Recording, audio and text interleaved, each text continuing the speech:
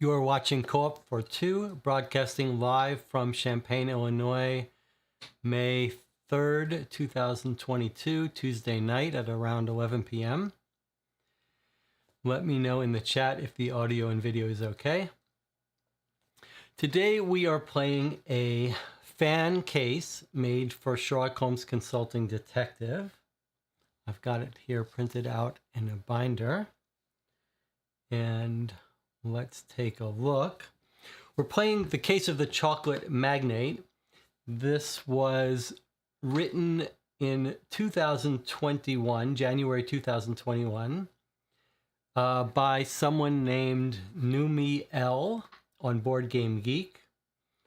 Otherwise goes by the Board Game Geek username Fru Peacock, I believe. I think this is a woman, only because the person is from Sweden, and Noomi is Noomi Rapace is the Swedish movie star who was in the Girl with the Dragon Tattoo series. Very good series, by the way. So I've messaged Noomi L on Board Game Geek. I don't know if he will drop by, say hello, or watch this at some point. This is actually the second case that this person has released on Board Game Geek. The first one was in 2020 and called Death of a Magician, I believe. Death of a Magician, yeah. In 2020. So this is the second case. And we're going to take a look at it. I'm excited to play a fan case. I think we'll be doing more of these on the channel. And it seems like a useful thing to do. It's interesting. We've been playing through Bureau of Investigation, which we will continue on Friday with case 3. And Gregory Privat, the author of Bureau of Investigation, said, you know, this is one of the downsides of these kinds of games is you can't really play them yourself because you know the answer. And so the only way you can sort of play the game, enjoy it, is to hear from others or watch others playing it. So I feel like, you know, we can do a little, we can help the authors of these games see them being played and maybe get some enjoyment out of their game in that way. Okay, so if you want to play along with us, you can download this from Board Game Geek file section. It's under the Thames Murders, Sherlock Holmes Consulting Detective Thames Murders case box. It's the file section under there. What else? This will be full of spoilers, obviously. If you do think you want to play this game on your own and there's no reason not to, you should turn away, not watch this until you play through it yourself. Then you can come back and watch it. What else do we need to say about it? Okay, so this, we're going to, as hard as it is to write these games and have them published by a real publisher where you can organize play tests and whatever, imagine how difficult it is to get everything right, to get the balance of mystery right. If you're just writing it yourself, you have no large playtesting groups, and you're posting it on Board Game Geek, and you're basically getting a tiny bit of feedback. So we're going to be very gentle when we play these fan-made cases. In fact, we're going to view them, we'll view this almost like a playtest. We don't expect some amazing case. In fact, one of the people who watches the channel, I think Duke of Zill, was saying, you know, keep your expectations low. He's played a bunch of fan cases, or whoever it was that replied to me on our guild section was saying, look, I've never played one that's as good as the real cases. So we're not expecting it to be as good as the official published cases, but we're going to see what we can see what's interesting about it, and we'll talk about it when we're finished, our feelings of it, but we're going to be gentle. What else should we talk about? I'm going to give you a little update on my ScaleBot Arduino project before we start. Anything else to talk about. I've got a new binder here and little separators. I posted a little comment to I made a video called Remedial Detective School for Narrative Mystery Gamers, something like Narrative Mystery Detective Gamers, and I've been posting little comments on that as I think of new clues or ideas. And one of them is to get a binder with these nice little dividers and a 3-ring hole punch. I think this is the right way to play these games with a 3-ring binder. All right, so before we start, I'm going to give you a little update on the Arduino scale progress. So I'm going to bring it over here and plug it in.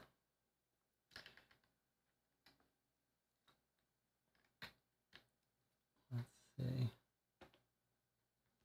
I need I'm gonna get coffee here just to test it.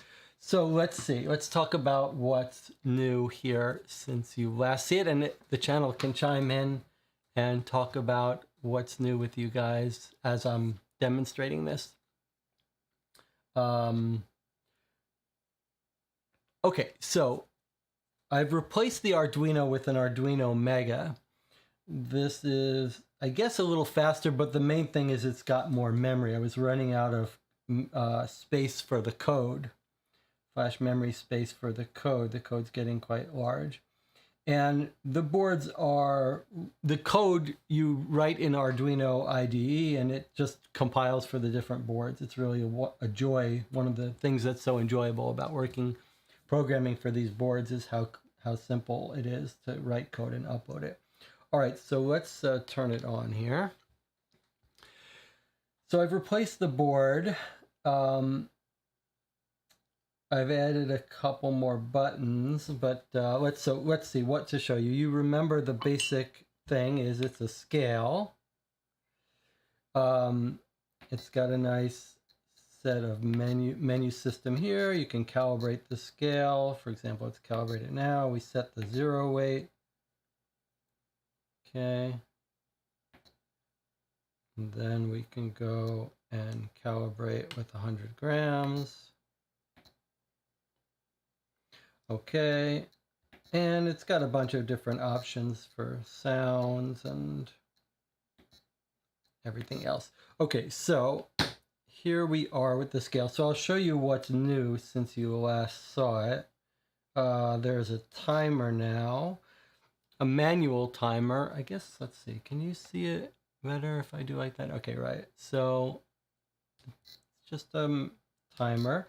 So if you're making espresso, you weigh the beans and you want to time, I mean, not if not if you're just making espresso. If you're making espresso to drink, you don't need any of this. But if you're making espresso to find something to occupy your mind with, to draw out the process, to make it more mentally engaging, you time the shot. And if you're people who are making espresso talk about, you want to pour a certain number of grams in a certain amount of time. If it goes through too fast, it's under extracted. It means you want to grind your beans finer. If it takes too long for the water to come through, it takes too long to pour the shot, that means you ground them too finely. And making espresso is largely about getting that grind right so that you pour the water in a given amount of time. It extracts from the coffee the flavors you want and not the flavors you don't. Okay, so that's the idea. So the timer, the manual timer, is just part of adding features that would make this like any other scale. This is what, if you got a coffee scale, it would be able to have a timer on it, and there's a tare function. Like most scales, you tare it to 0, etc. Okay, so, but here's the new thing that I've been working on, is this new button, the workflow button. So let's see what this is supposed to do. So you push this button once to go into workflow mode. All right, it's telling you to weigh your beans. This is the first thing you do. You'd put your cup on, your bean cup, and now it should tear that off at 0. So you see what it's done. It measured the weight of this cup, and once it's stabilized, it tore it off. That's what that little asterisk means. And now it's ready for me to add my beans. So now we're going to add some beans. And if I make a single shot, it would be, let's say 11 grams. 10 grams, that's fine. Okay, so now I can take the cup off. It's moved to the next step, which is pour the shot. You can see that 10.1 is telling me it's registered. It figured out that there were 10 grams in the cup when I removed it. So now it's waiting for me to put my coffee cup on the scale. This would be under the espresso machine, so I'm going to put it on there. It's measured it out. As soon as it stabilized, it zeroed out to 0. So now it knows the cup's under the espresso machine, and now it's waiting for the liquid to start pouring. And this is the tricky part. I'm going to try to get it right. What it's going to try to do is detect when the liquid, when the espresso is dripping from the machine, and once it sees a stable increase, like it's dripping, it's going to start the timer. Okay, so it started the timer. It knows the espresso is pouring. And then at some point it's going to stop. Timer's still running, but it's going to backdate the timer once it figures out it stopped. Okay, so it's figured out the espresso has stopped dripping from the machine. It backdated the timer to when it actually stopped. So this pour gave us 20 grams after 9.6 seconds. And then it's showing us our ratio. So the ratio is the amount of bean weight to the espresso weight. And now it's waiting for us to add water or milk if we wanted to. So if I did, so let's say I'm adding water here. I'm just adding weight for water. Okay. So the total weight of the liquid in the cup now is 40 grams. I'm just going to push this button to lock it in. Okay, so I've finished it. I can take this off. Nothing's going to happen now. So it's told me that the ratio of beans to espresso is 1 to 2. So 10 grams of beans to 20 grams of espresso, and then I added 20 more grams of water or milk. That's the second 2, and that's the total weight. So total weight is 40 grams of liquid in the cup, 10 grams of coffee, and so that's the recipe that I just made, 1 to 2 to 2.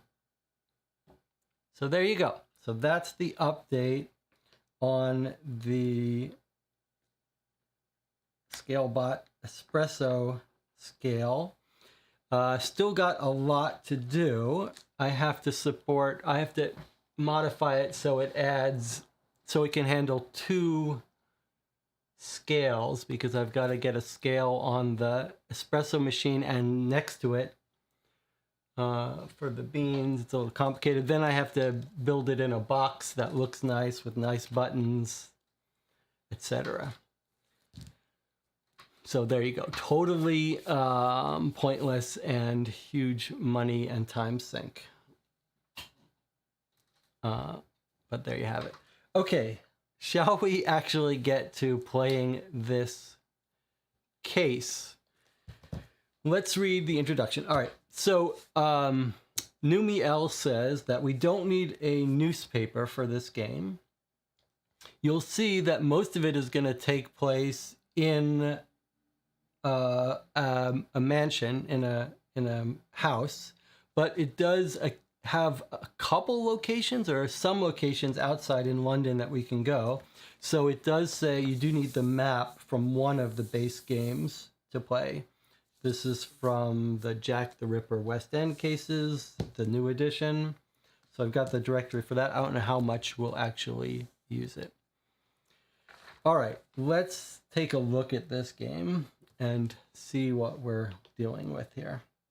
So Noomi said in the Board Game Geek post that this is a famous painting, La Maison Hantée from 1896, but she has, I'm assuming it's a she, has done some illustrations in it and then some other background art from a collection of art that someone uploaded in the Sherlock Holmes Consulting Detective section for people who want to make cases. I've printed out larger copies of the maps that you're going to see as we read this introduction, and I've organized it into sections here. All right, let's read the introduction here.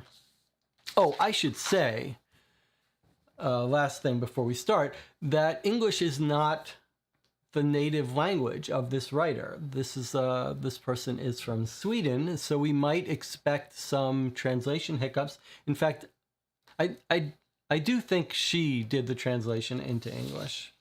Okay, so anyway, that's just, might expect a little bit of translation issues. If Noomi is in the channel, you could say hello. All right, 20 October 1890. A gloomy morning is upon the differently shaped and quaint house peaks of London, falling over the roof shingles of also the more well-established households. This morning at 9 a.m., you find yourself at the doorstep of one of London's more grandiose mansions, belonging to the Bailey family. Their fame and fortune developed through luxury goods in the form of chocolate, and the brand Bailey's Goods was known among all of London society as well as the working class. Now, standing beneath the grand arch entryway, you cannot help feeling that Holmes must have made a mistake sending you off to investigate instead of him. During the early hours of dusk, a corpse was discovered in the study of Lord Bailey, and the corpse in question appears to be the esteemed Lord Bailey himself, supposedly stabbed in the back. You have only been given a very short prior briefing by Holmes, who was contacted by Scotland Yard immediately upon the corpse's discovery for help with the investigation due to the high-profile murder. Because of this, you have been granted access to the mansion of the Bailey family to try to uncover as many clues as you can as to what exactly has befallen the late Lord Bailey. You therefore have start with access to the house maps A through C. That's the cellar, the first floor, and the second floor. You may also, of course, choose to visit sites in town. That's our London map here. Furthermore, in this mystery, we make use of topics and items gained throughout your investigation. Present your topics and items to the right people to unlock new conversations and clues. For this case only, no daily newspaper is relevant. Start by reading B1.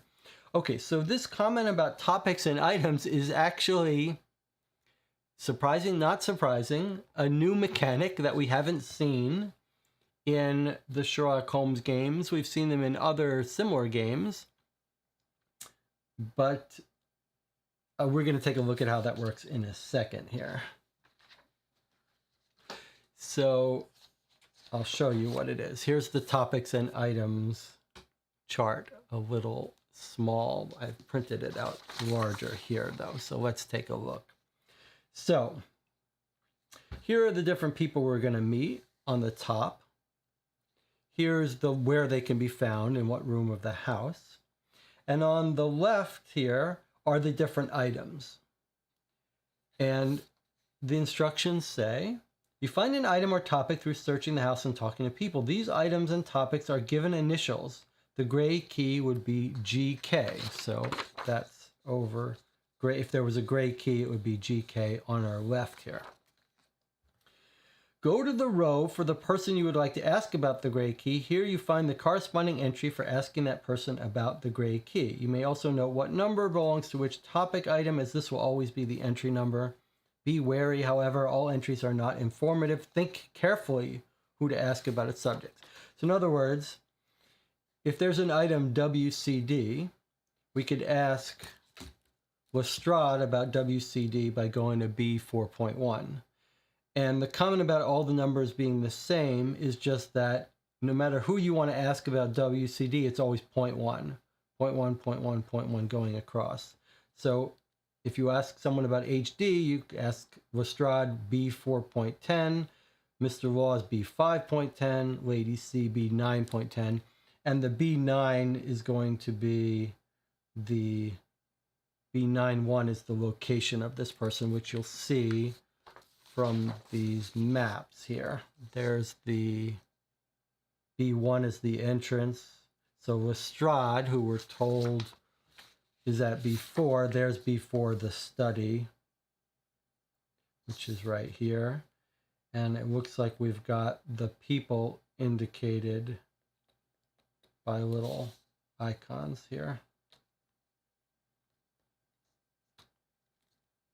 a little hard to see. In fact, if it's hard to see on the blown-up maps, you can see it's quite hard to see on the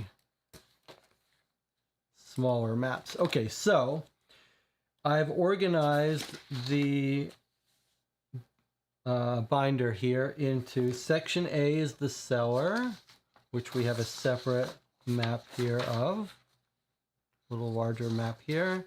And then B is going to be the main floor. I'm not sure why I didn't print out. Well, here's the main floor, and then the second floor, attic. Why do I not have... I see I didn't put this in the right place.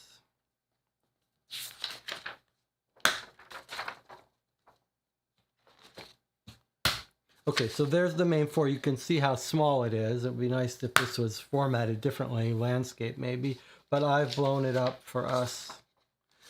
All right, so we can go to each of these places, we can talk to the people in those places, and we can ask them about certain things, certain items or topics that we'll find. So it's actually quite an ambitious little project here, not so little. No idea how long this will take us to play. And don't know what to expect. So it says start by reading B1, the first 4 entrants. So I think what we'll do though is, I know it's only been 20 minutes, we'll catch up with the channel, we'll take a little break, and then we'll come back and get started to play. You can leave now and you won't have read any spoilers. If this seems interesting to you, you can go play it yourself and come back and watch our playthrough and review afterwards. Anything else to talk about before we get started? Anyone see any good movies?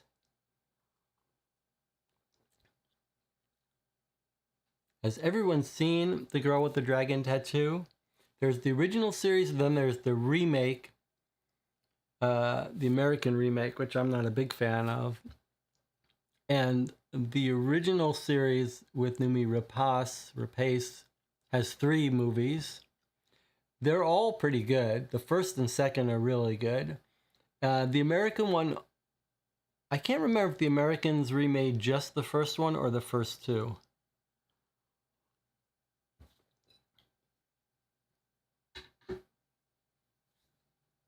I'm very excited to play this just because... no expectations, but just I think we need to start playing more of these fan cases. I think they're worth playing, and it's fun to see. Jonathan Warner says, I've read the book but not seen the film adaptations. Oh, well, I would recommend them. They're good. Anna Maria says, I'm excited to play this. Seems interesting. I've been talking to Zachary Brown. I've mentioned that I've started sketching out notes for a 13-game campaign sort of follow-up to Gumshoe. And Zachary Brown, who's a bit of a writer, seems excited about the project, and he's joined me. So we are going to start working on this game. Just still the odds of it ever coming to light is maybe 10%, but we're going to work on a little sample case and see how it goes. So eventually we may be playing, actually I can't play it because I know it, but we'll see how that develops. Anything else?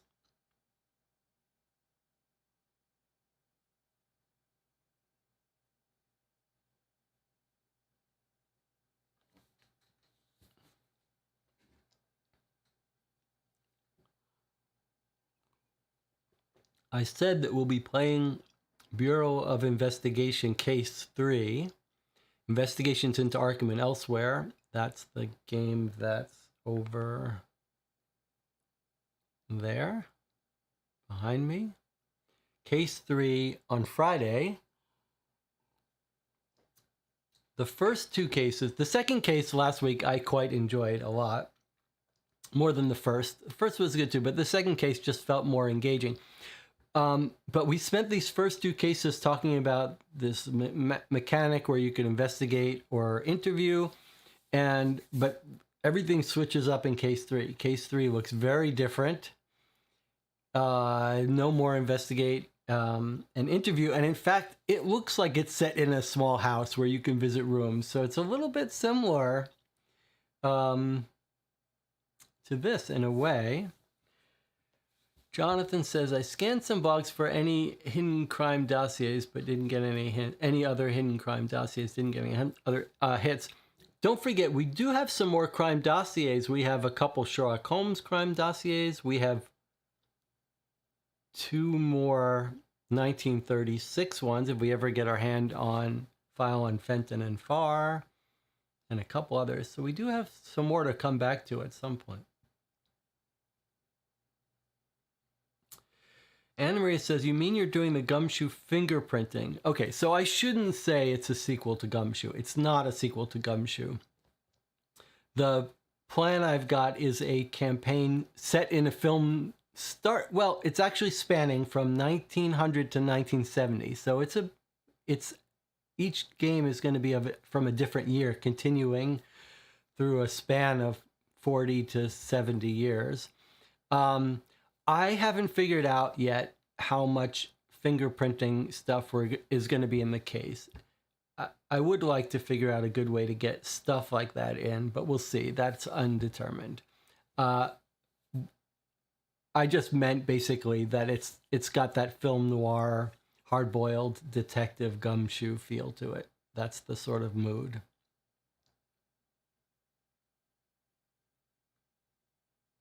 So the Chocolate Magnate was found dead. All right, let's stop here. We'll take a break. We'll take a 5-minute break. Everyone get your tea, everything. Leave if you're going to play. Come back and we'll start getting into it. So I'll see you in 5 minutes.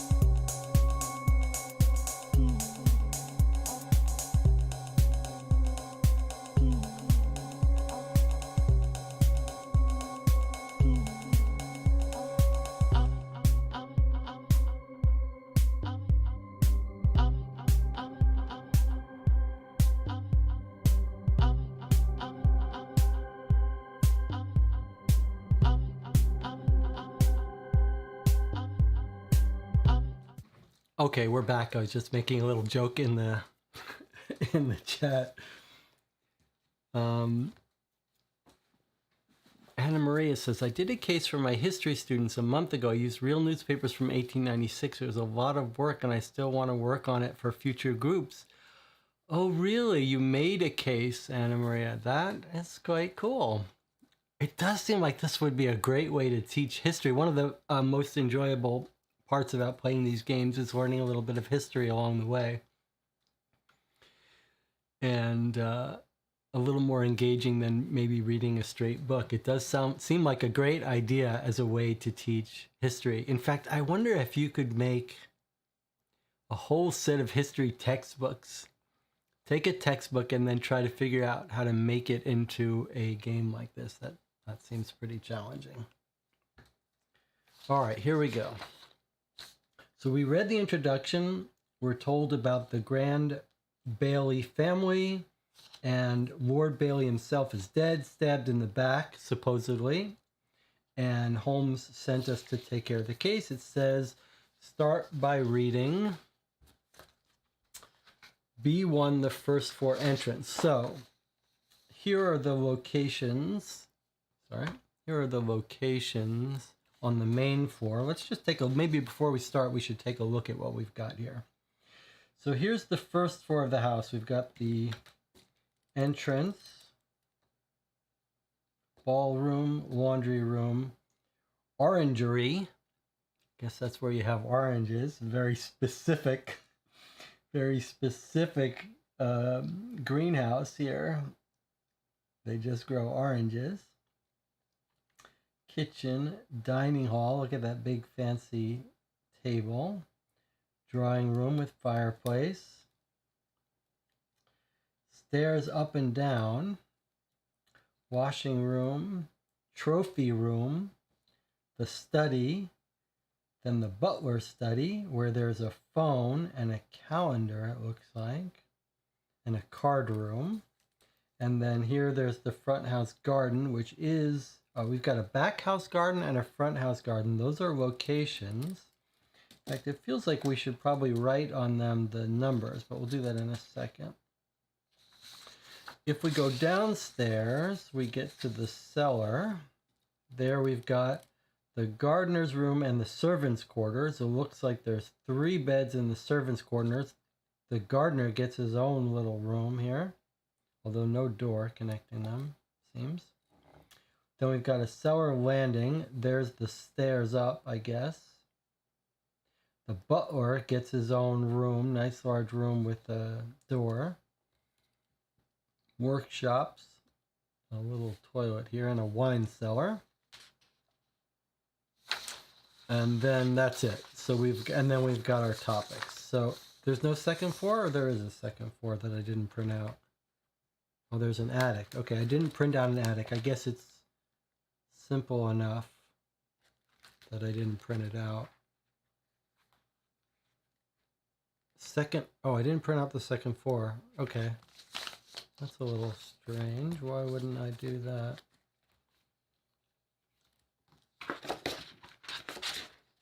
All right, well, when we go to the next break, I'll print out the second floor. I guess I only printed out the ones that were too small to read. All right. Start by reading B1, first 4 entrants. So we're going to go here, which is B1. Okay, let's read exactly what it tells us to read, which is B1. I've got my stuff here. So we're going there.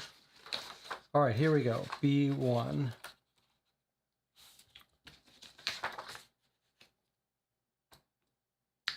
We'll get our footing on this once we start. Okay, main for B1. The Bailey Mansion entrance is lavishly decorated as one might expect from a family of their standing. Let's see, this is probably the way we want it, right? The otherwise impeccably clean entry hall has been disturbed by numerous policemen from Scotland Yard, whose dirty footprints are clearly visible against the polished floor. You take care not to behave like them and wipe your shoes from all the mud. The entrance does not provide much more information for you at this moment. Policemen from Scotland Yard greet you in the doorway and points left towards the study where the body was found. Okay, body was found in the study. So the only thing we got here is that there's definitely mud outside that would get tracked in if someone was coming in from a window, something like that, etc. Okay, so, and it's the body, they're pointing us towards the study, which is here. We went in the entrance. So the study, which we're shown on our map, is B4. So I'm just going to mark this B4. Let's go to the study. Apparently 2 people are here. Let's see what B4 says.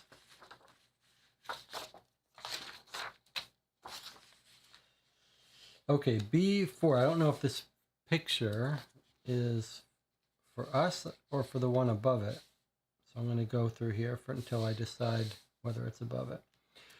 Okay, B4 is the study, and Lestrade is here, but it looks like there are 2 people here, so let's just read this. B4 study and Lestrade. You move into the main study where multiple medical examiners are in the act of moving the body. Oops. Where's my other thing? You watch as the personnel in stained protective clothing carefully move the stiff body from the floor. The dead man is a shell of his former self. The face has sunk in, and his still open eyes look glassy and faded compared to the various portraits of the magnate on display on the walls. Magnate is, I looked it up. I tried to look up the etymology. I couldn't find anything good. It's just like a important person, a big important person. The dead man is a shell of his former self. The face is sunk in, still open eyes look glassy and faded compared to the various portraits of the magnate on display on the walls. The magnate wears a black and white expensive outfit, and his fingers are fitted with gold rings. A knife is sticking out of his back. As the medical personnel leave the scene, it's almost impossible to tell there was a dead magnate on the floor mere minutes prior. You turn to Lestrade, who is pacing back and forth. Yes, good of Holmes to send someone to help us out. Of course, I specifically asked for him and no one else due to the delicate matter, but I should have known he would never turn up before lunch. The body of Sir Bailey is, as you see, already on the way back to Meek's, and Murray has left a little while ago to get back to his lab. He seems to have found something interesting, so you might want to pay him a visit sometime during the day. So that would be a place in London, one of our informants that are useful in this case.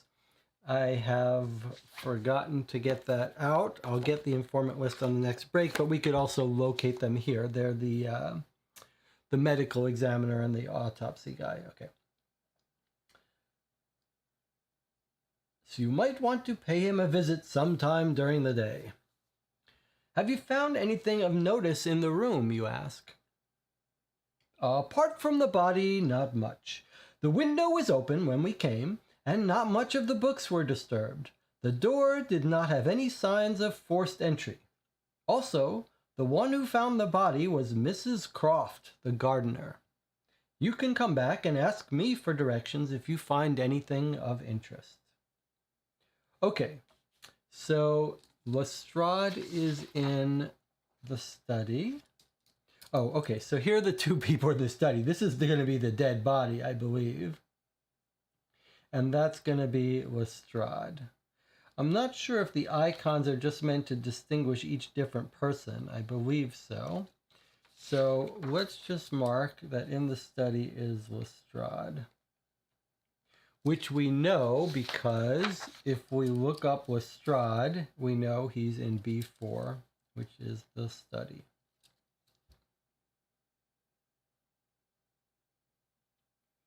All right, so In fact, we have no reason to walk around the rest of the house. I mean, we can walk around the rest of the house just to talk to people, but who did we hear about? Mrs. Croft, the gardener, and he's telling us Meeks and Murray are two of our informants that are in fact, if we look up the medical exam, Sir Jasper Meeks is the medical examiner. He's in 38 EC. I'll just write this here. 38 EC is Meeks, medical examiner. And then Murray, let's see if he's in our directory here. H.R. Murray is 22 Southwest.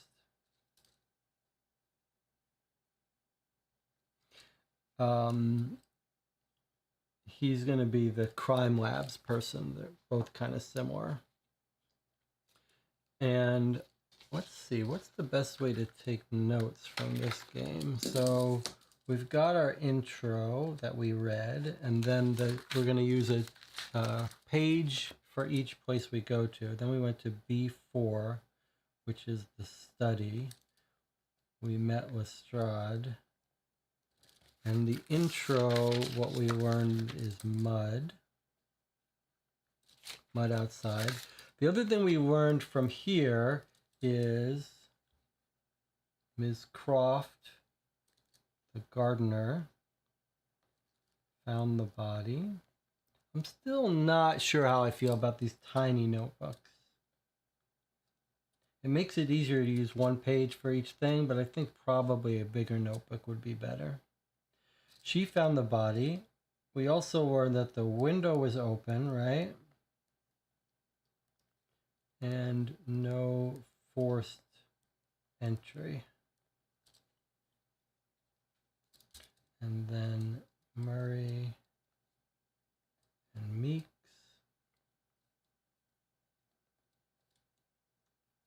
Murray's 22 Southwest. I don't know if we should be keeping such good notes for a game until we play it for a while. I can see how it would be painful to watch and maybe overkill.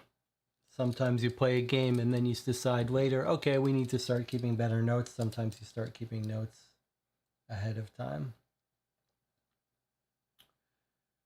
Okay. The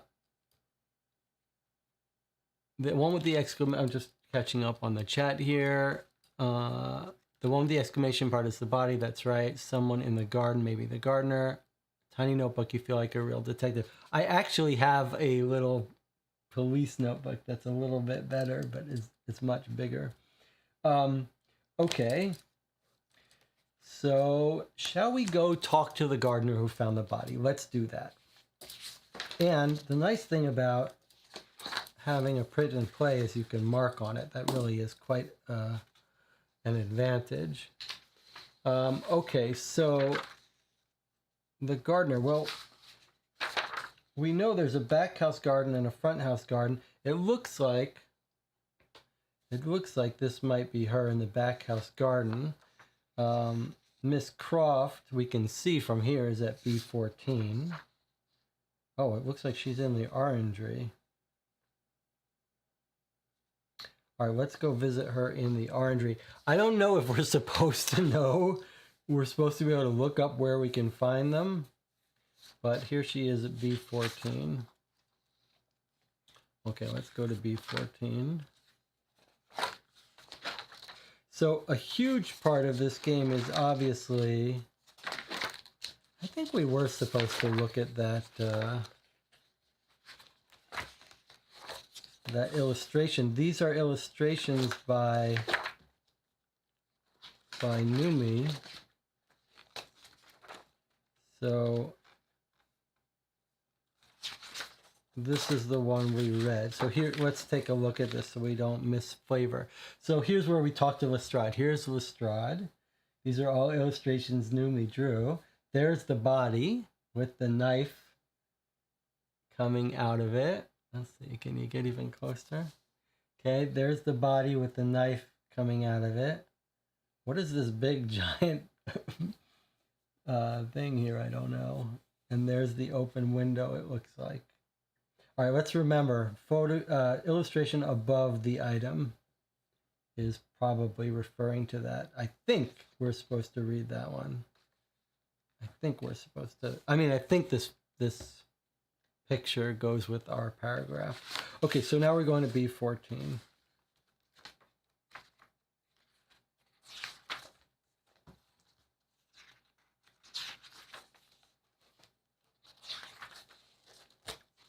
Okay, so here we are, B14. Here's Mrs. Croft in the orangery. Orangery. Do you who do you know who has an orangery?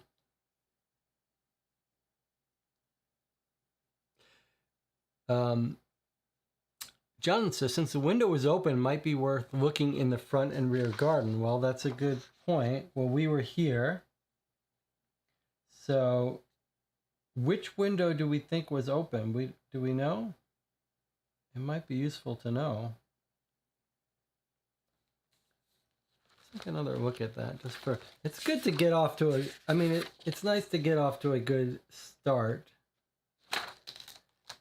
He says, and he's got golden rings, so no one was robbing him. Okay, the window was open when we came. Doesn't say which window. And I'm not sure from that illustration that we knew. So one of the windows was open, presumably maybe like one here, but it could be here or... So front garden and back garden is what Jonathan was saying we should... Anna says, I would spell the author's name Naomi. What do you mean? What do you mean you would spell the author's name Naomi? It's their name. They spell it Noomi. Why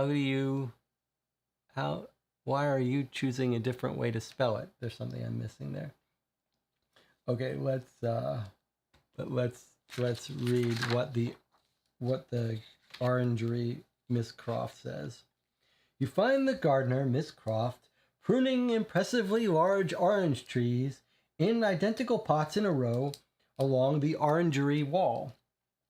The orangery falls in a peachy pink light through the large colored glass panels lining the windows. Good morning, Mrs. Croft.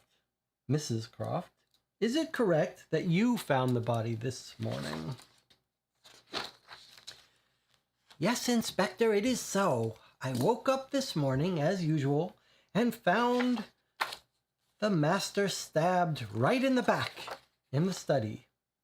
It was a startling sight. Were you alone in the house at the time? I don't think a house like this, but you're ever alone. She says, no, the whole household was upstairs asleep, but the rest of the staff had been on leave for a few days and were due to come back this morning. They arrived shortly after. The family arrived back from a trip yesterday evening, so most of the staff's away on vacation, but the family is all there. Makes us think it's all of the family, so one of the family members. Well, have you been on leave? She says, no, I have a responsibility toward my babies here in the mansion. She motions toward the array of fruit-bearing trees and annual plants. But I haven't spent all my time here, no need. I've been coming by early morning, tending the garden and leaving before lunch. Have you seen anything unusual during the time when the household has been away? Oh, nothing much. The master told me that he came by for a few hours right after I left 2 or 3 days ago. Just fetching a few things, he said. I never noticed he was gone before I came the next day. He came by for a few hours after I left 2 or 3 days ago, and we're told that the face was sunken. Do we think he's been dead for a while? But the family's been back for a day, so probably not. Just fetching a few things, he said. I'm not 100% sure I understand the timeline. The household's been away, the servants, and the family arrived back from a trip yesterday evening. So presumably sometime between yesterday evening and this morning he was killed, and then discovered early in the morning by Miss Croft when she got home. All right, so that was B14 at the Orangery, Miss Croft. Okay, I'm just going to write her in here, Mrs. Croft. And this was B14. Okay, I'm engaged. I want to find out what's going on. Whoops. Okay, and nothing to speak of in Orangery. Only that the household servants were mostly away. All right, I think we should proceed in order, which means going to the medical examiner and finding out about the body and all that. So let us do that.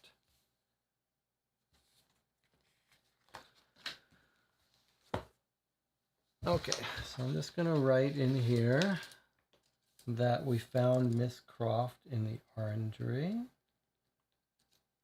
And now we're going to go visit Meeks and Jasper. Okay, so Jasper, Meeks, and Murray. Meeks and Murray. Okay, so 22 Southwest. So if you care about the map here, 22 Southwest, you'd think we would know where all these places are by now. But here, down here, is one of the medical examiners, and the other one is up 38 EC, up here somewhere in the hospital.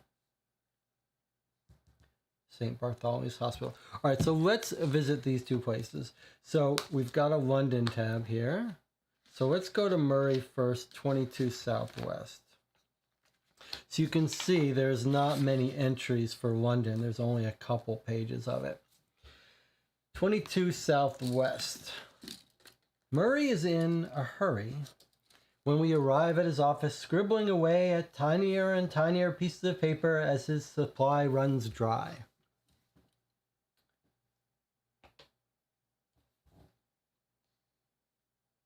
You ask him about his supposed theory regarding the corpse of Lord Bailey. Yes, you must get back at once and search the house for any traces of blood. You see, I have managed to calculate that the body must have been moved prior to his death. The amount of blood at the scene of the crime does not match the amount of which a severed abdominal aorta would cause. I am positive that the body was moved. The only question is why. So he says, severed aorta, abdominal aorta, would cause a lot more death. So, a lot more blood. So the body must have been moved after stabbing. Oops. Okay, so we're just going to make a note. Every clue we go to gets its own page. Murray says body. That's why his face was sunken. Because he's lost a lot of blood, I guess. Okay, and then the next place we wanted to go was 38 EC.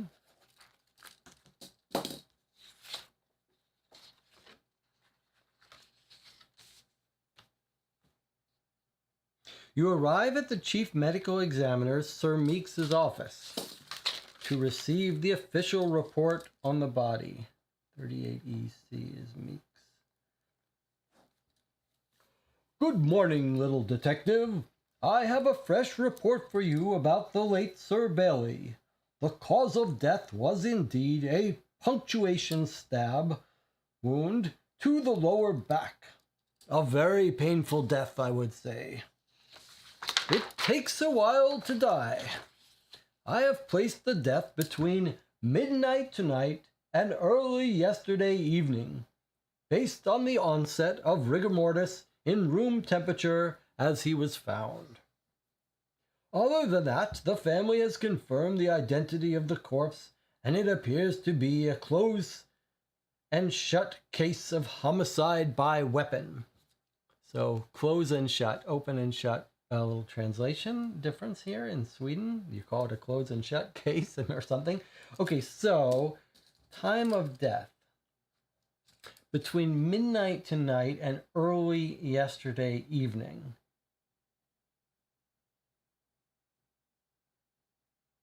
I think that means he's saying yesterday evening, between the early evening and midnight, I believe.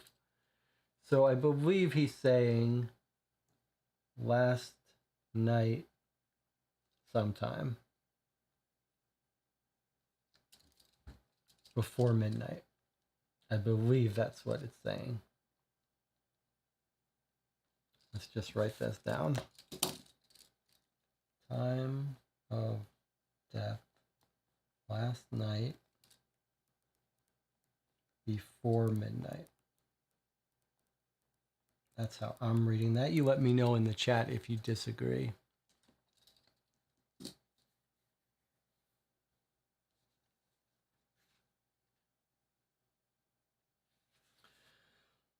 All right. Now, let us go back for a second and think about something. So we're told these stand for abbreviations of objects and topics.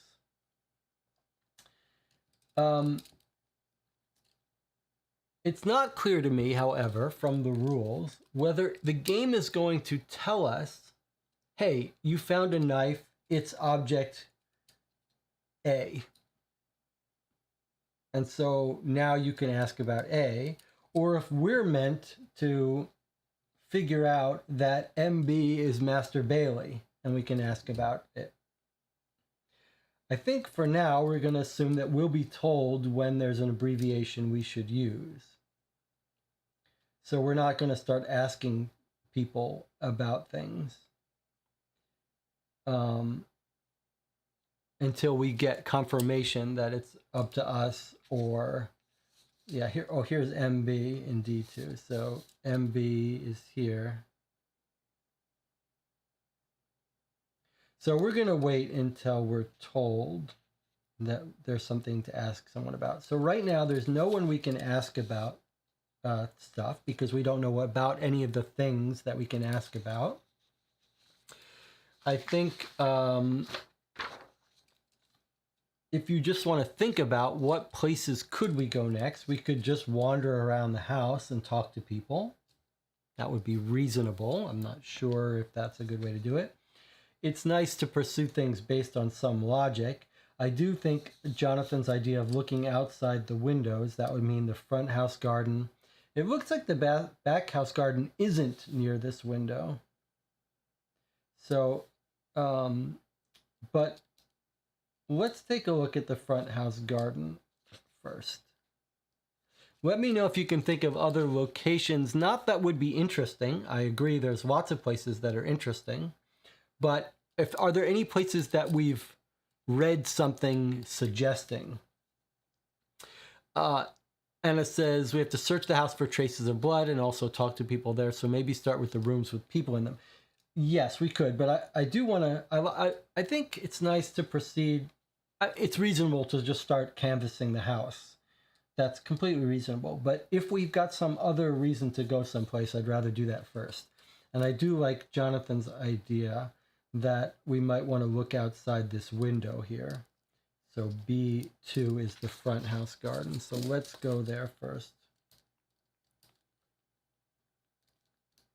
Front house garden, B2.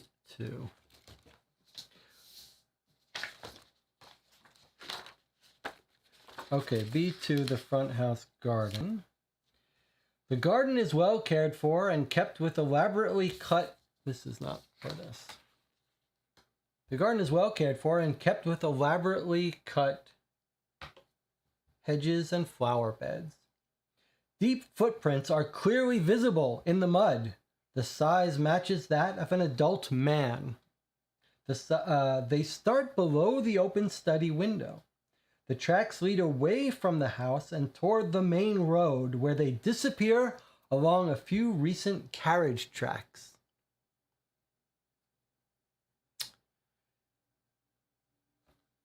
Okay, so we've got man footprints lead to carriage tracks and road. Okay, let's go to our map here. So I believe we've got confirmation now that it was one of the windows on the south, which has footprints now going to carriage tracks on the road.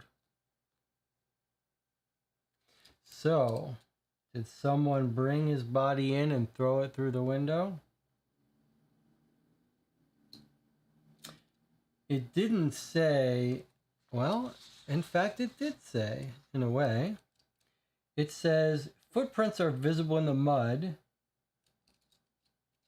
Man's footprints, right? It's man. They're deep, maybe suggesting you were carrying a body, but it says the tracks lead away.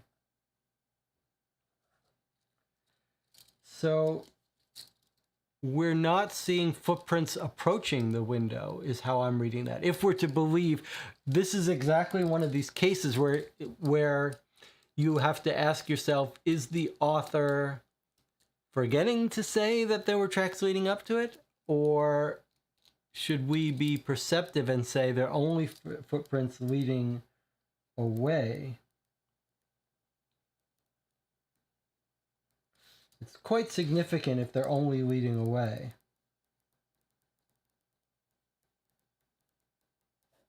Rather than leading to and from.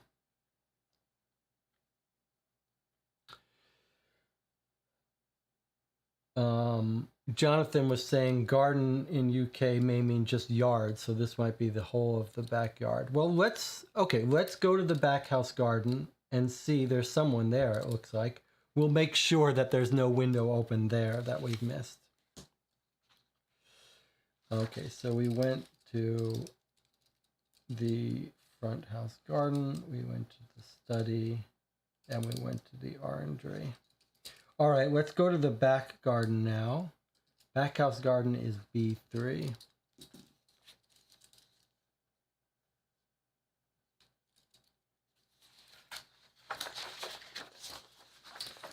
Okay, so we found someone in the back house garden. It's Lord Cantlemere. There he is. We went to the entrance. There's Lord Cantlemere. I'll just remind you that these were all drawn by the author of this case. They're quite appropriate for their time.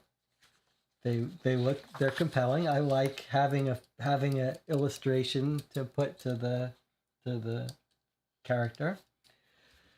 You find a man in a well-fitting black expensive trouser suit combination, sitting on a white garden chair. He eyes you tiredly. Good morning, Inspector. Lord Cantlemere at your service. Though I must admit, I'm unsure if I will be able to help you with anything. That's for me to decide. How come you are here? Me and my wife are old friends of Eva and Callum. So we came to aid Eva in these troubling times. I'm mainly accompanying my Rose, but the dull atmosphere inside was too much for me. Do you know if Lord Bailey had any enemies? He certainly is a character, but I wouldn't go so far as to say he has enemies. Were you close? Oh, not really. I've always been more of a friend of Eva, his wife. Okay, so Eva is going to be Lord Bailey's wife. And here, this is Lord Cantlemere. And me and my wife, and his wife is Rose. So Lord Cantlemere and his wife Rose, and Eva and Callum. Callum may be the first name of Lord Bailey. So let's write down B3 back house garden. And we've got Lord Cantlemere. And then his wife is Rose. And then Lord Bailey, he's a friend of Eva. Lord Bailey might be Callum. And wife is Eva.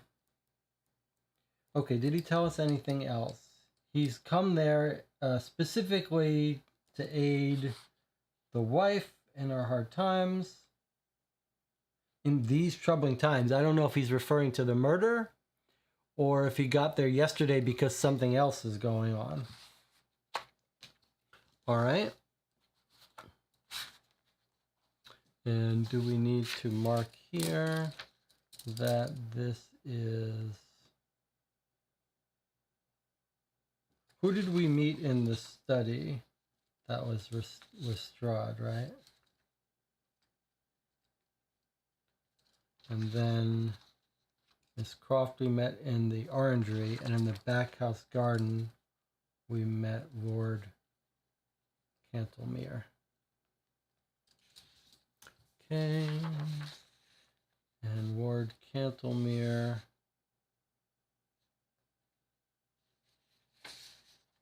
Back house garden is B3, Lord Cantlemere. Back garden. Okay.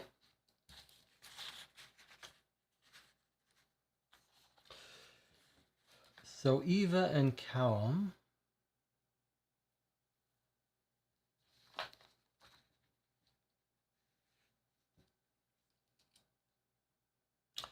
Lady Bailey has got to be the wife, I'm assuming.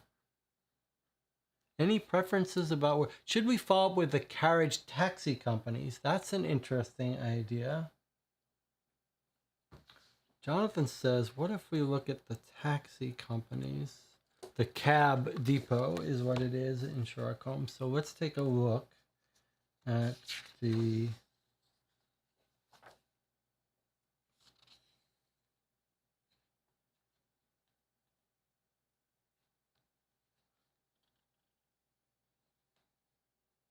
I'm trying to remember, where do we find... The stables is what it is. Central Carriage Company 5WC. I need, in the informants, one of them is at 5WC. Let's see if there's 5WC in our London section. And see if we've got any information about cab. Okay, Jonathan was smart. Here we are in West Central. We stopped at the cab depot. Okay, so the cab depot, Central Cab, says, at the Central Carriages, you ask for recent trips going to and from Bailey Mansion or thereabout. You get a lot of different trips, which the different cab drivers remember, which include From the mansion to King's Cross Station on the evening of the 15th. An older woman smells like onions. From Piccadilly Station to the mansion, 18th in the late morning, a middle-aged man, worn clothing together with lavishly dressed man. From the mansion to Piccadilly Station, 19th, the early morning, a well-off middle-aged gentleman. From Piccadilly Station to the mansion, on the 19th, the early morning, family of 4, 2 men and 2 women. From the mansion to Chester Street, at night, an older man with a knapsack. From Piccadilly Station to the mansion, the 20th, the morning, an older woman wearing a Christian necklace. And from 221B Baker Street to the mansion on the 20th, the morning, a young man, ill-fitting trousers. That's us. Okay. So it's on so this was a great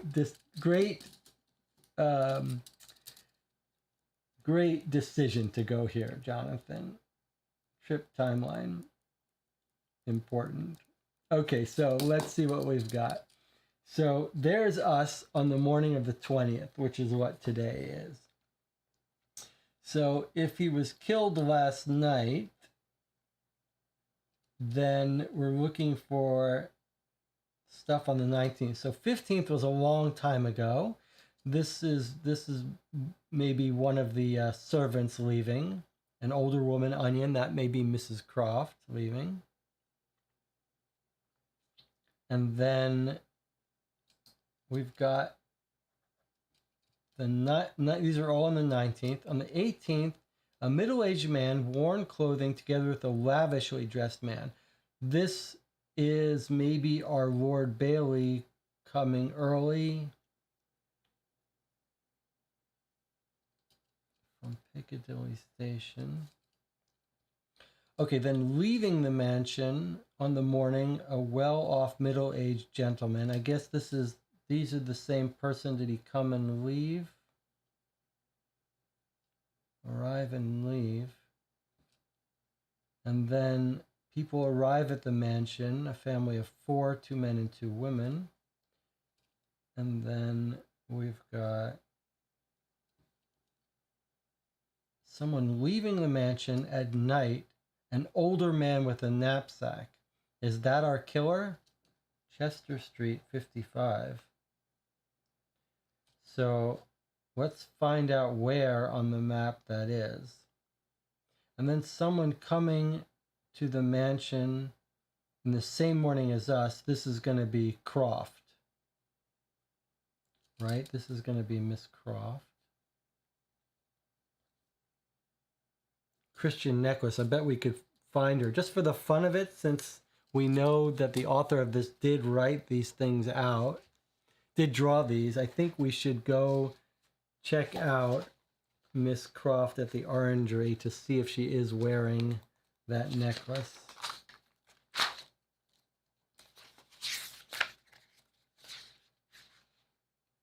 No, I don't see her necklace, but I still think that's her. Or maybe not. Maybe it's someone else. So, Chester Street, 55. So if you remember in Sherlock Holmes Consulting Detective, John says, I do like these cab schedule clues. So do I. And this one looks like it might blow this whole case wide open. So occasionally in Sherlock Holmes Consulting Detective, you see this kind of clue, which is real kind of fun, maybe unreasonably fun, which is it doesn't tell us what neighborhood, but it tells us the street. So 55 Chester Street. So what you would do in this case is look at all your 55s and see if they're on Chester Street. So that this is how we find what neighborhood this is. So 55 here in the southeast is not a Chester Street. Let's look in EC. In EC, 55 doesn't look like Chester Street. Let's look in WC. WC is 55 is not Chester Street. Northwest, where the rich people hang out. I think. Let's see, where's 55? Here's 55 by Portman Street, Park Lane, and Oxford Street. No, but down here, southwest, 55 Chapel and Chester. So, 55 Chester Street is southwest. So 55 southwest is the location. We might want to mark this because we're going to no doubt have to come back to this one. On the 19th at nighttime, older man with a knapsack. This could be our person leaving from that window. So let's go to 55 Southwest and see if we can find who this is. Northwest. WC. 55 Southwest. Here we go.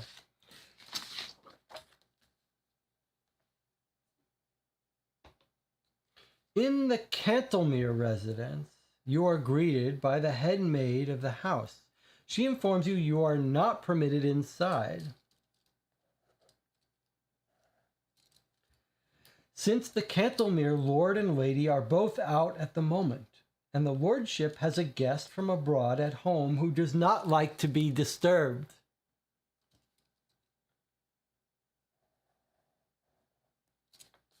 This guest supposedly arrived by carriage this morning. Very interesting. So we have someone leaving at night, and apparently it's Cantlemere House.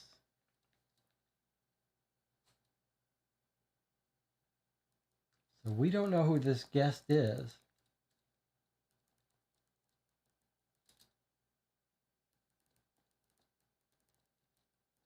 But they won't let us visit them. Oh, look at this. Almost missed this. You gain topic number 8, guest of Cantlemere, GC. Okay. So the game is going to tell us when we get these items, these people we can ask about.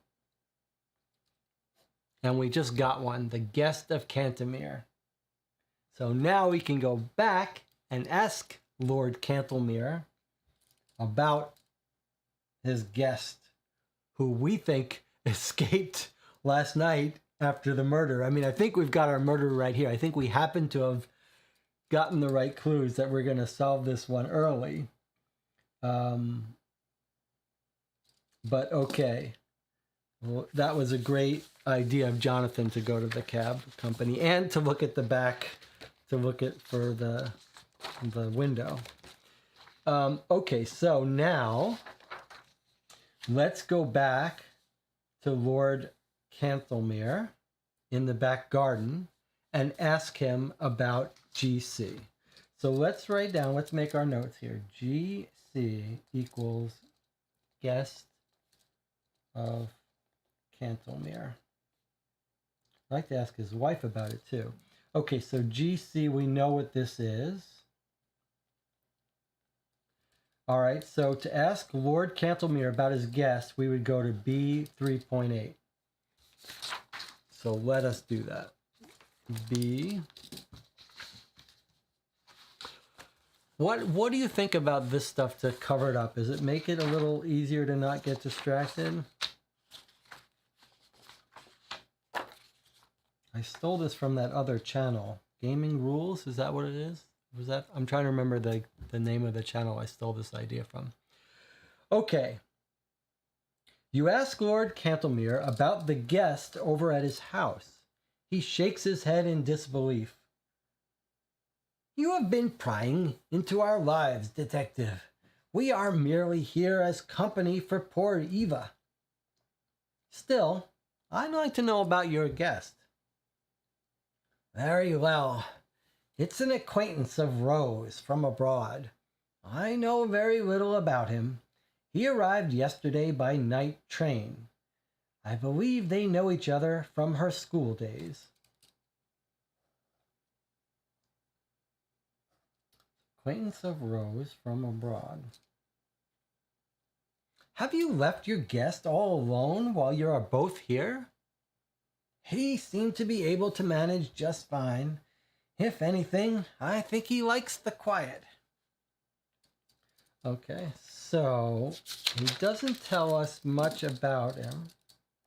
Let's see, how should we write this? We're asking Lord Cantlemere about GC, the guest of Cantlemere's. Okay, so he says the guest is from abroad. We were told that before. But is an old friend of Rose. Rose is his wife, right? Old friend of a Rose from school. I just want to make sure I've got, yeah. Eva is Lord Cantlemere's wife, and Rose is Eva is Lord Bailey's wife. So we're gonna start doing things. We've got Lord Bailey,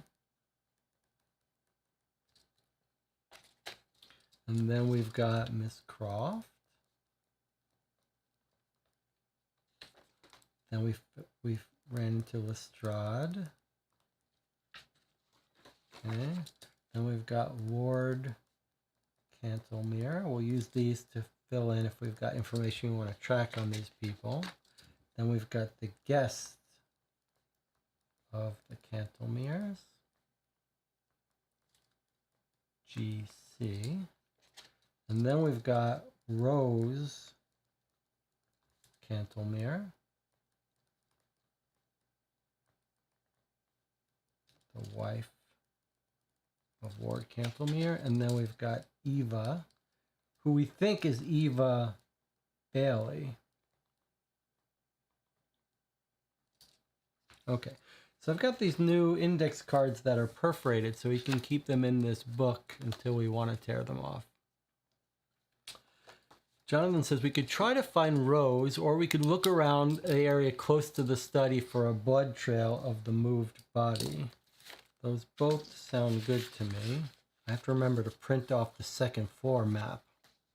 Let's take a look at the second floor map here because we didn't look at this yet, or the attic. I need to print a copy of this.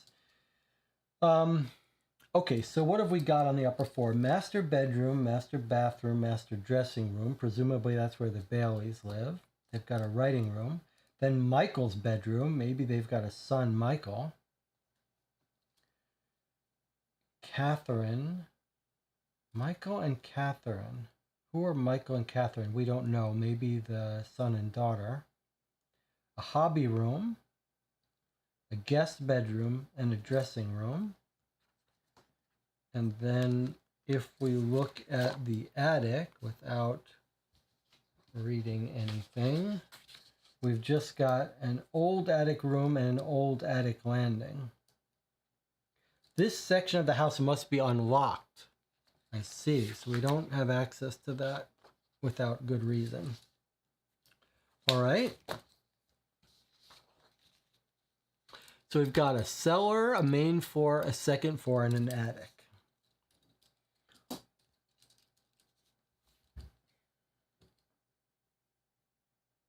And in the back of the house garden, we met Lord Cantlemere, talked to him about his guest. I would like to talk to the wife and his wife and Lord Bailey's wife, since she's come up a couple times. We can use this to tell us where they are. Let's just pretend that Lestrade has prepared this for us. So here's Lady Cantlemere. It's going to be Rose. Let's go talk to her. It did say 2 men and 2 women returned by coach, so it makes sense for the parents and 2 children. Yes. We're going to be returning to that cab guide very soon. In fact, this is a good time to take a break. Let's take a break. I'm going to print out the 2 maps of the floors above, and I'll get a little page flag to keep track of that cab history. And I will see you in 8 minutes.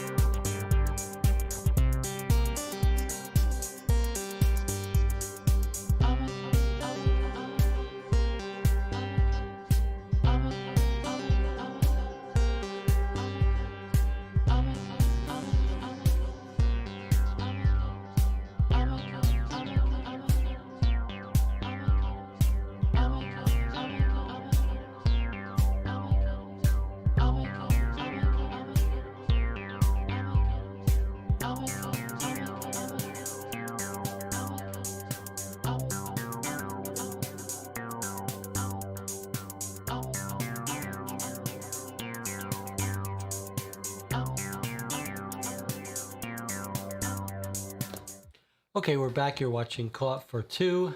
We are playing the case of the murdered Chocolate Magnate, and it's pretty engaging.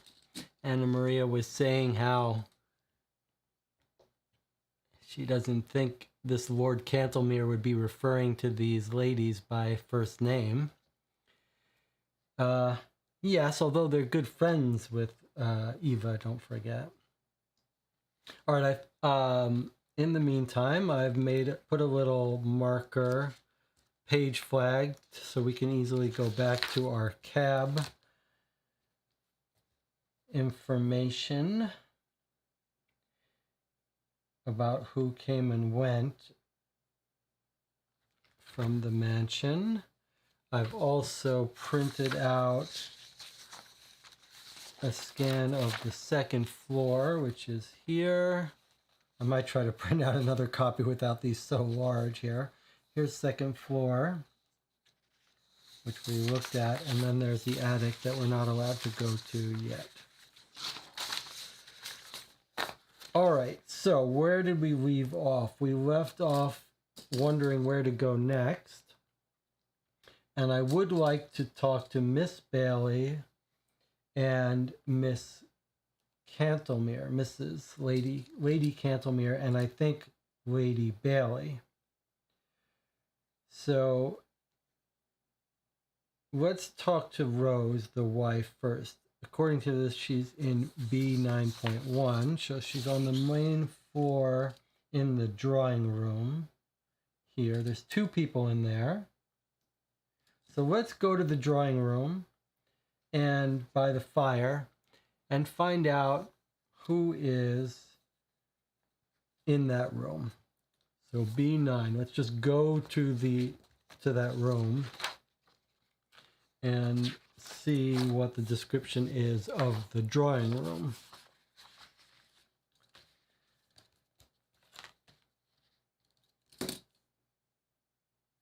The drawing room is of an older, more rustic taste than most of the other rooms in the house.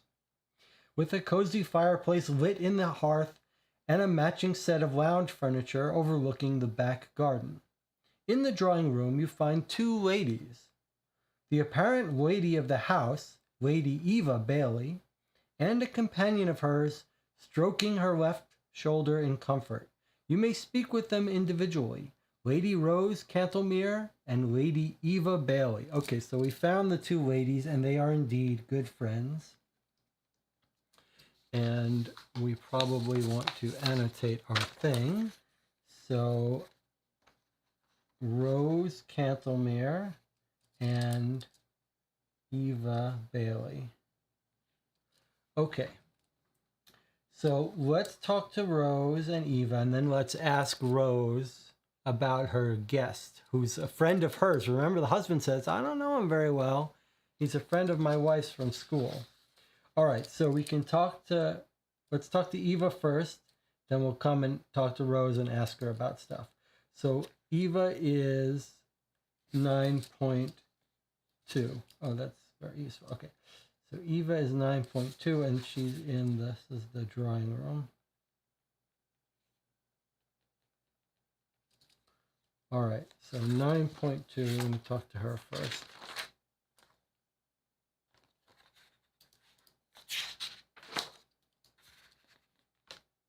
All right.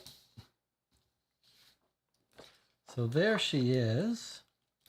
There's Lady Bailey, Lady Eva Bailey, the wife of the murdered chocolate magnate, the widow of the murdered chocolate magnate.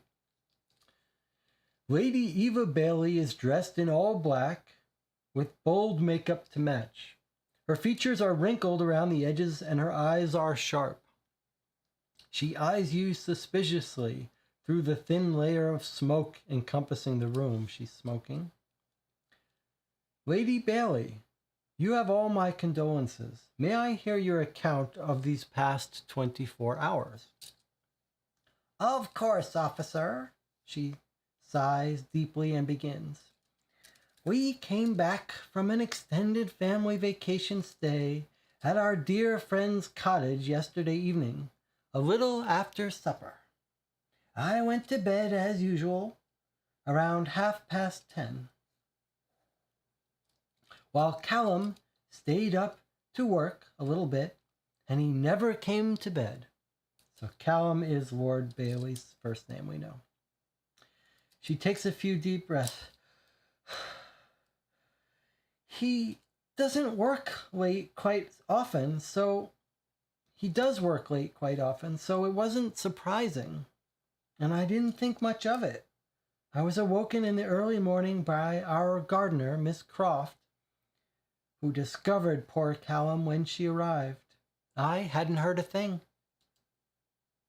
And these friends are, she says, we came back from an extended family vacation at our dear friend's cottage. Okay, so we say, what friends were you that you were with? Lord and Lady Cantlemere, who have both been kind enough to come assist me for emotional support in these troubling times. They just arrived. So she visited their house. They visited their house, the Lord Bailey and his wife. Then they came back, and then the friends came to stay with them. So they're very close. They just arrived. We visited their cottage near Bath last week. Michael and Catherine were with us as well, and the rest of the house staff were allowed a break. Okay, so the four of them, mother, father, Lord Bailey, Eva Bailey, Catherine and Michael, the son and daughter, they stay with the Cantlemeres for a week. They let the family go, then they come back. Husband died, so she calls the Cantlemeres to come comfort her. Is there anything missing from the house? Not that I'm aware of. Do you know if your husband had any enemies? Not many. Possibly his older brother, Duckett, who harbors a grudge for past grievances. It's a family matter, so I will just briefly say that he was not happy about how their family inheritance was split between the siblings. But I cannot imagine that he would be capable of something like this. I really have no idea who might have harmed him. Lastly, have you noticed anything odd about the behavior of your husband prior to his passing? He did appear to be a bit more secretive about some aspects of his business of late. He often stayed up until late at night working. I'm sorry, detective, but apart from this, I cannot help you much. Okay. So we went to B9, which was the drawing room. I want to mark my notes. B9 was the drawing room. Not much there. And then we went to B9.2, which was Eva Bailey.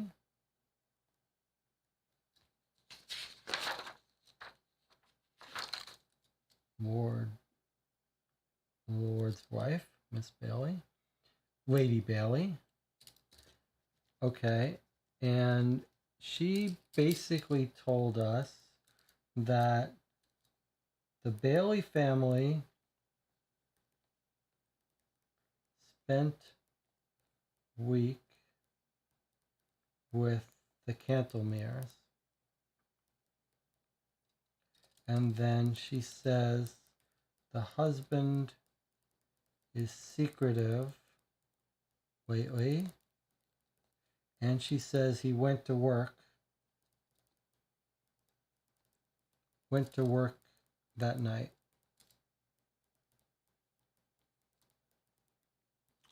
Stayed up working.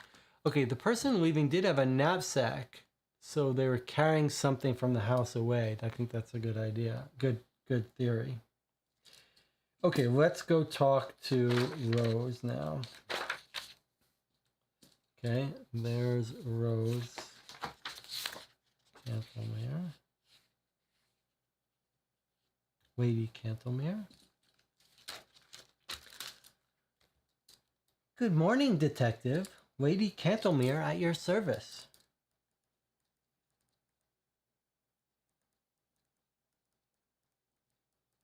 Just writing my notes here.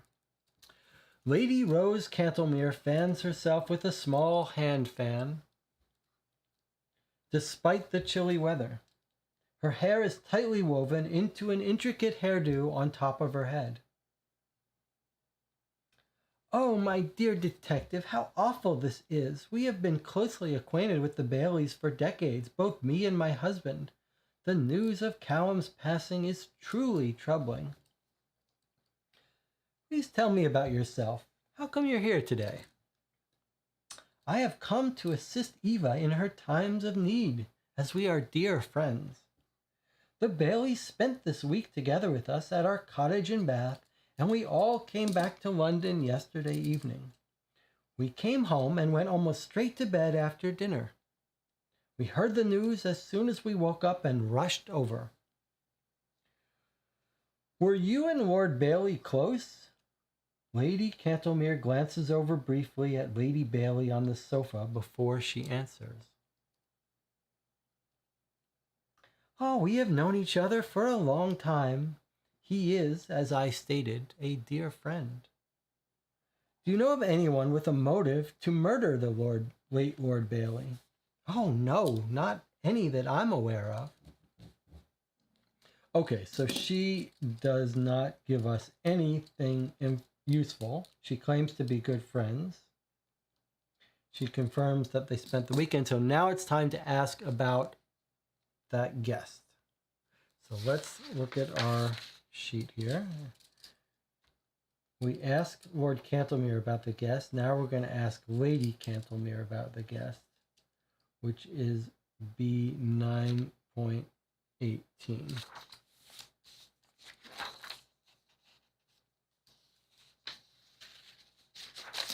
Okay.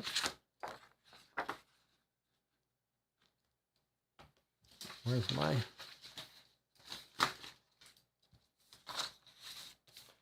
Be nice if there was another system for... Where's my other one? Okay. You ask Lady Cantlemere about who the guest at their residence is. Our guest? He's not relevant for this murder, Detective. But very well. Our guest is a friend of my husband's, a lord from Scotland. He came a few days ago and intends to stay for a while, mostly to get away from his family. He does not want to be disturbed, so we let him have his peace and quiet. All right. So let's record that.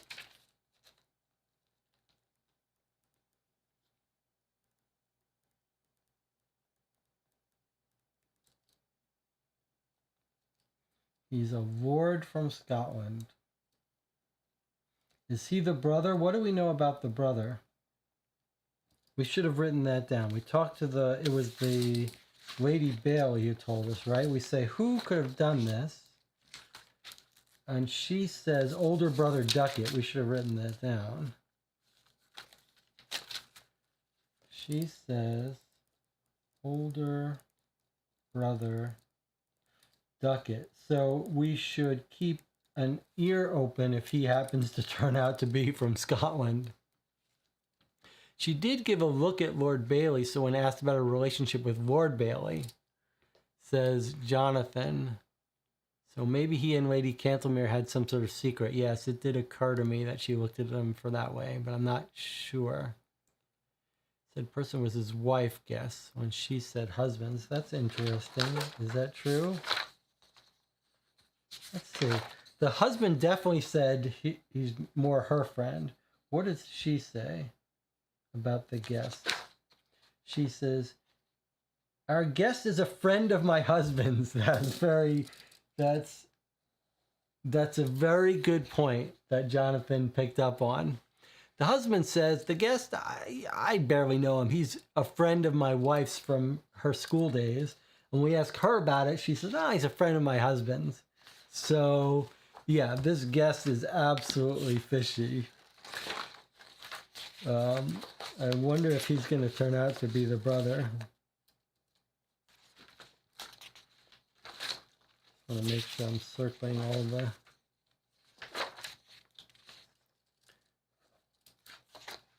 We talked to her and we talked to Lady Bailey. Okay. We asked her about the guest. No reason to ask Mrs. Bailey about the guest because presumably she doesn't know anything about it. We can revisit those assumptions later if we need to. All right, while the chat gives some thought to where we should go next, I'm going to try to find my other thing. There it is.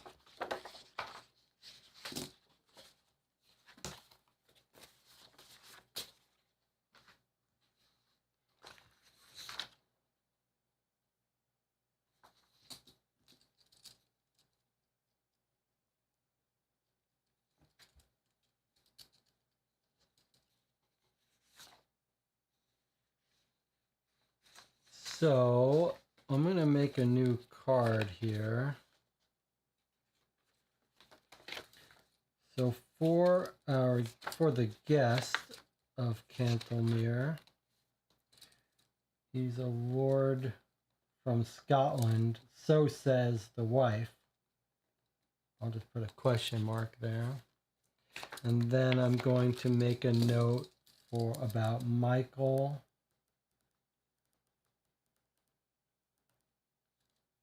Michael Bailey, who's the son, and Catherine Bailey,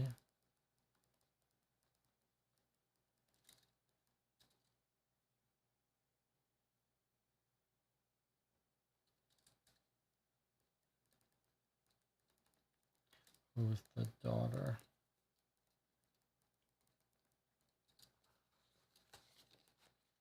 All right, let's see. Where shall we go next? I mean, I'm inclined to go... Jonathan wanted to look around for blood. I'm inclined to go meet the rest of the people. So why don't we compromise? The butler study seems like a good candidate. There's a person there. Maybe he was dragged in from blood. So let's go to the butler study, which is B5. And let's see who we find there to talk to.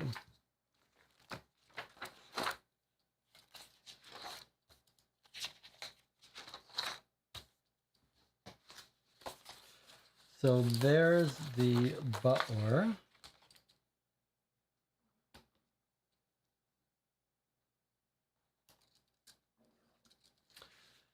Butler study, Mr. Laws, the butler. So let's write down B5, butler's study, Mr. Laws. In the butler's study, you find the butler of the household, Mr. Laws. He appears skittish. He's got a phone in his room. Good morning, Mr. Laws. When did you arrive this morning? Can you account for your whereabouts these last few days? Yes, hello, detective. He fumbles with his thumbs. I arrived not long before you and found out about this tragedy that has befallen the master. I've been mostly at my favorite bar in town, the Ivy Plant. I slept at my sister Mandy's place in town most days when the masters were away. He reluctantly agrees to let you go through the legal documents collected in the administrative office after questioning. There are business deals struck and signed with Epps Chocolate, the Harrods department stores, and multiple smaller, less impressive lines of business. Many official bank papers are strewn about, some stamped with Bank of England sigil, and you find some very curt letters from the family barrister, Mr. Nast. Okay, so maybe we visit Mr. Nast's office to find out about his financial bank history. We could try to check his alibi, but we don't there's no real reason to suspect him. He's a little skittish, but it's not clear why. So I'm just going to write down his alibi with sister. And then he says, Mr. Nast, family barrister. So let's look up in the directory this person to see if we can talk to him. Bank of England, I guess we should write that down also. Bank of England, in case we want to talk to them directly. All right, let's see if there's a barrister. We've got a Flavius Nast in the white pages at 51 WC. Let's see under solicitors.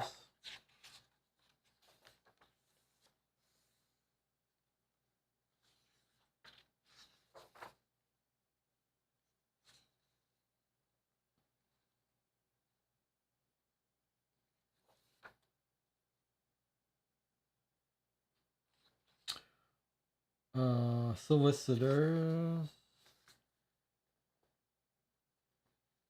There's no solicitor named Nast. Bank of England is 23 EC though. 23 EC. So I'm going to put Bank of England 23 EC. And the only Mr. Nast I see is 51 WC in the white pages. I'm not sure whether to expect there to be an entry for them. There is going to be entries for Harrods, but I don't think that's going to be relevant for us. Let's quickly check these to see if there are entries for them. So I'm going to quickly look if there's an entry for Nast at 51 WC. No, there's no entry for Nast lawyer. What about Bank of England? There is an entry for Bank of England, so let's read that. The Bank of England is highly reluctant to give you any information whatever, referring to their customer confidentiality. They do, however, happen to slip up and mention the failed bank loan application submitted by the Lord Bailey a couple of months back. Oh, has he got financial troubles?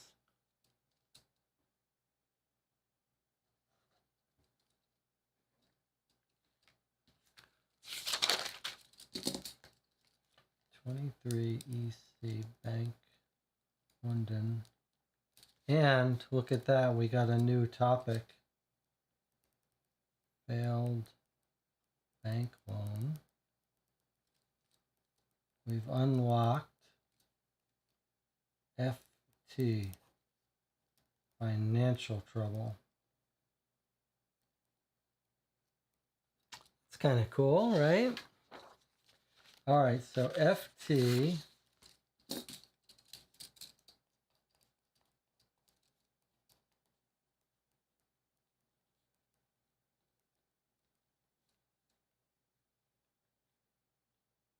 So Bailey is having some financial trouble. It's time to ask the wife about that, yeah? So let's go ask Lady Bailey about the financial trouble, B9.29. See what she has to say.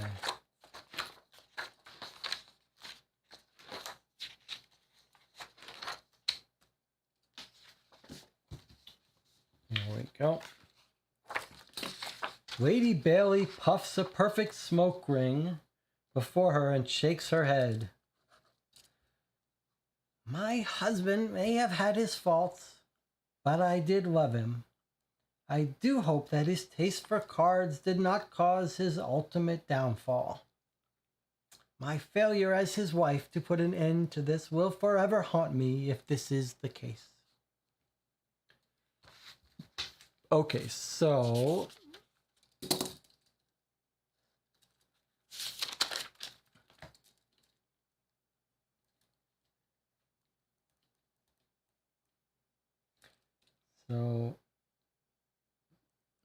Ms. Bailey about finances. She says that he lost money in cards, question mark. Okay.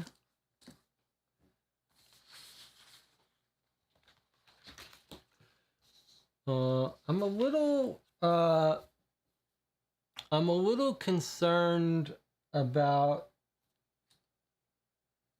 not being able to track down the lawyer. I worry that I was too hasty there. So I want to look that up again. We talked to the butler. Actually, we didn't. Let's go back to the butler and revisit this for a second. So we went to the butler's study, right? We found Mr. Laws, the butler. Okay, so let's just put this in here. Mrs. Laws, he's the butler. Went to B5. Right, okay. Okay, he says, bank papers with the Bank of England, we found that. Very curt letters from the family barrister, Mr. Nast.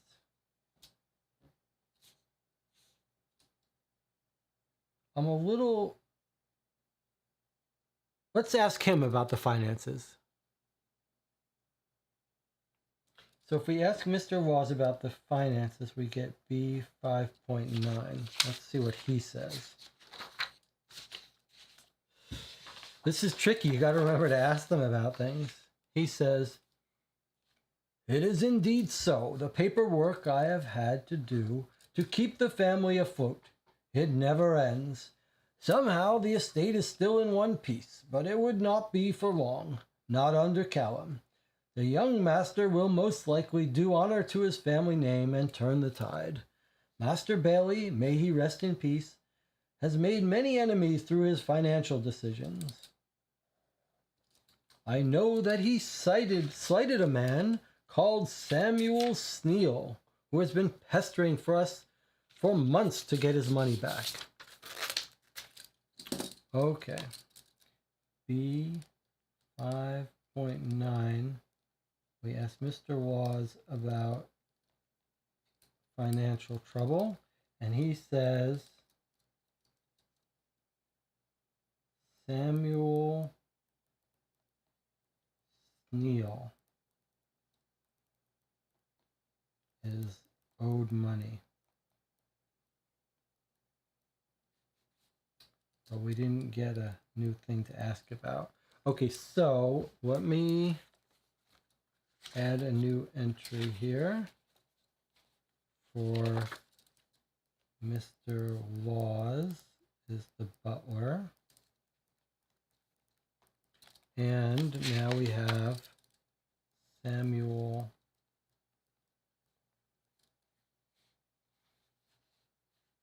Sneal.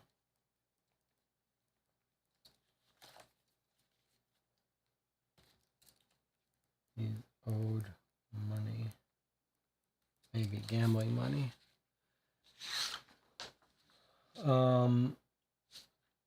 Let's see if this person is in our directory.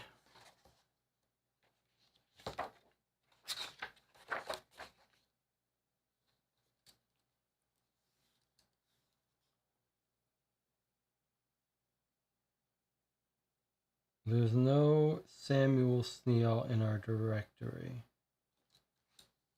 Okay, so we can't visit him. I'm going to, let's look in the chat. Back to the coach schedule. We have 2 men arrive at the mansion, right, and then 1 leave. Are we sure Lord Bailey is our body? Could this be a fake death and Lord Bailey is hiding out at the Cantomeres? That's a very interesting question. We know the body was confirmed to be Mr. Bailey by the medical examiner. Let's write that down. That doesn't disprove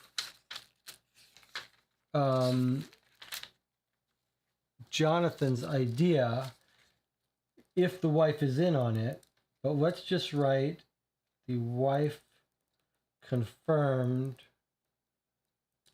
ID of body. I think that's a very interesting idea, Jonathan, but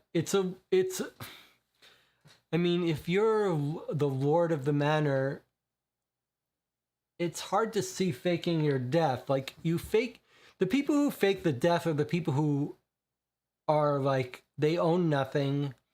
They're going to go create a new life for themselves in another country to escape the law. But in this case, what's the theory? He's faked his own death. He'd have to leave the country and come up with a new identity.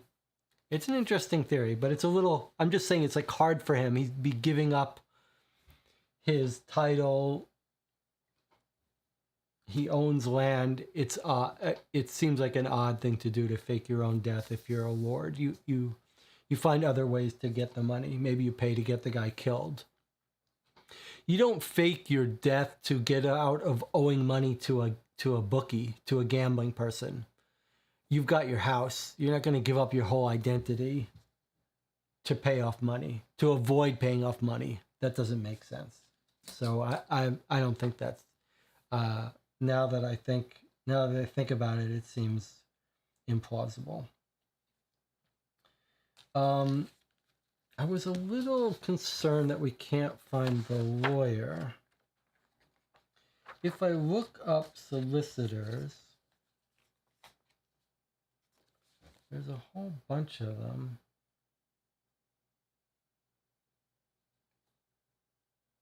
All right, let's just tear off a card here. And I'm going to do our normal thing about having a card for unresolved stuff. So I'm going to make a card for the body was moved. This is going to be our unanswered questions.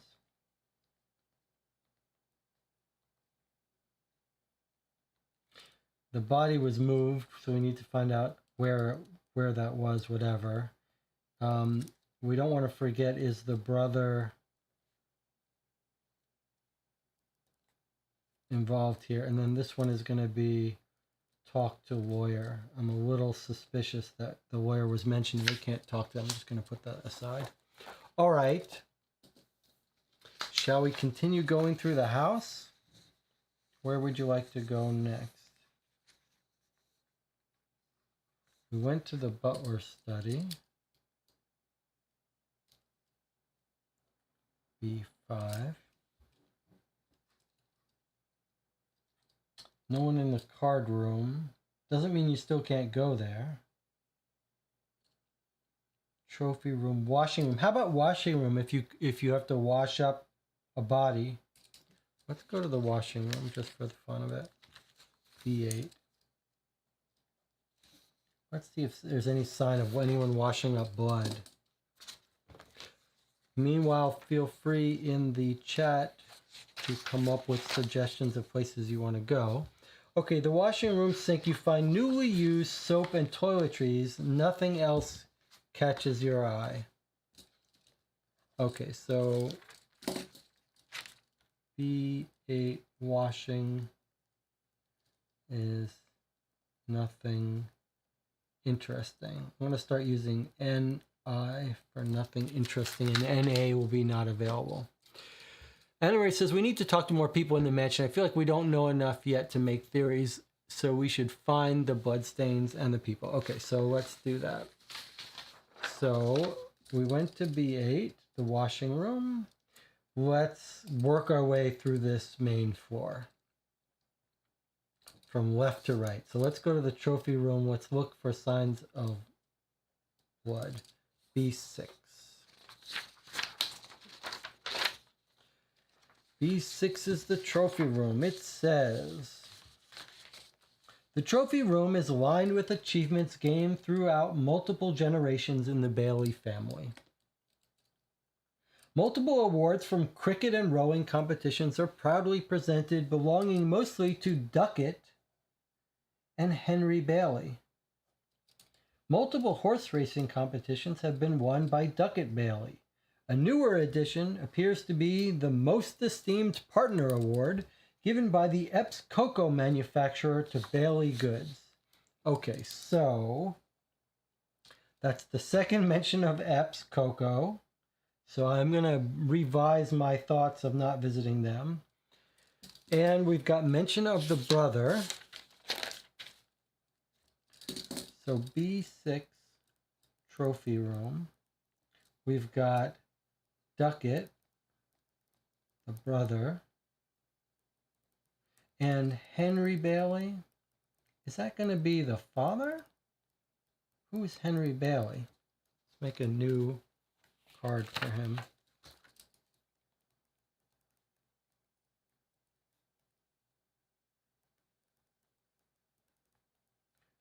We don't know who Henry Bailey is. Horse racing competition.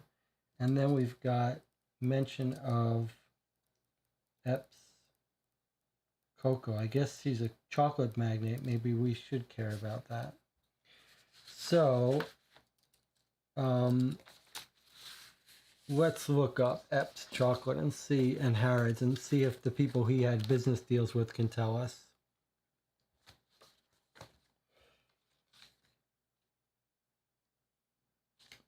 So Epps Cocoa is 76 Northwest.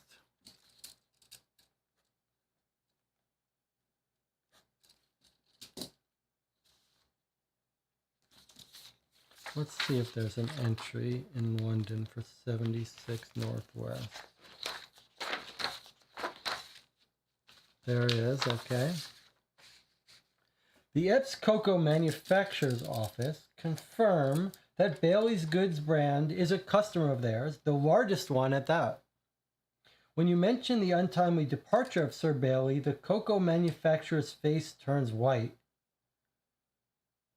This is not good at all. What's the matter? The Bailey family owes us months of shipment costs.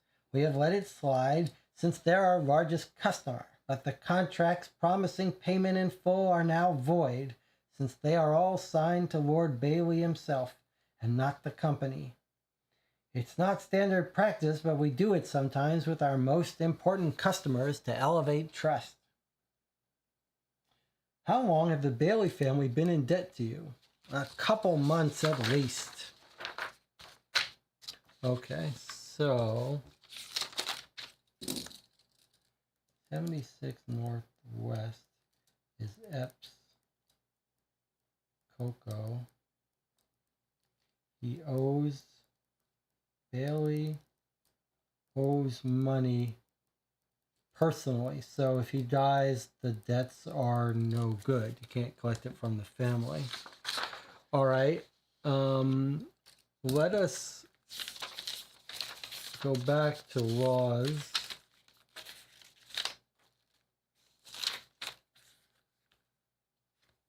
Because we're told about Epps, but we're also told that he's got work with Harrods. This was all at B5. Let's look at that again. So he says the business deals are with Harrods and Epps Cocoa. So I'm going to look up Harrods now that we got some information. Harrods is a big department store in England. You could find it in the department stores here.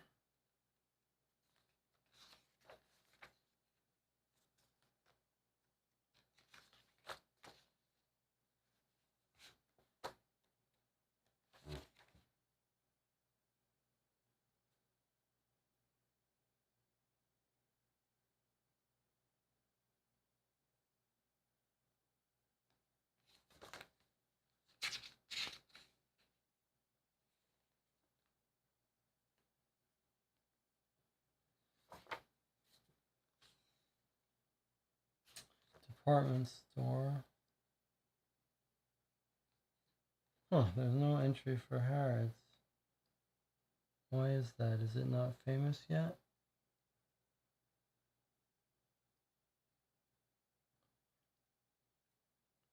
There's cocoa manufacturers.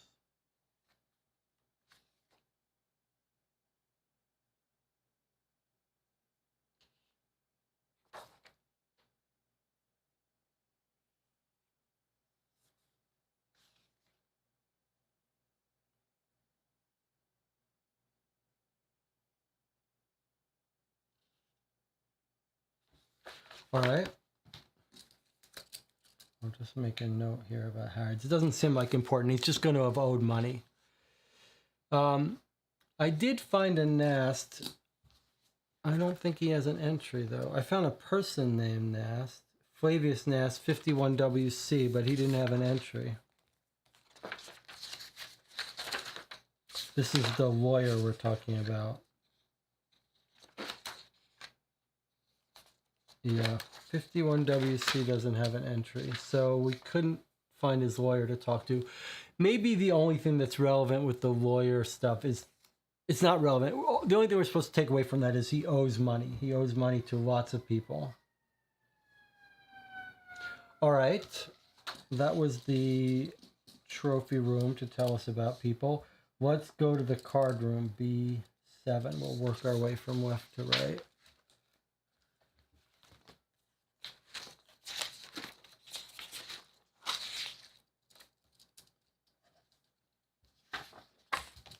B7, the card room. The card room has wallpaper in soft green and a sturdy mahogany table. On the table are two well-worn packets of ordinary playing cards. A large stack of poker markers can be found in a box in a hidden compartment of the table. In the box, you also find a small card with the Bagatelle Club logo on it. Aha! Hidden compartment, we see poker markers. In other words, people he owes money to, I guess. And a card with Bagatelle. B7 card room. We find poker markers. I guess money he owes. And the Bagatelle Card Club. Okay. If we look up sports, there's no Bagatelle there. What about clubs? Bagatelle Card Club, 14 Northwest. 14 Northwest.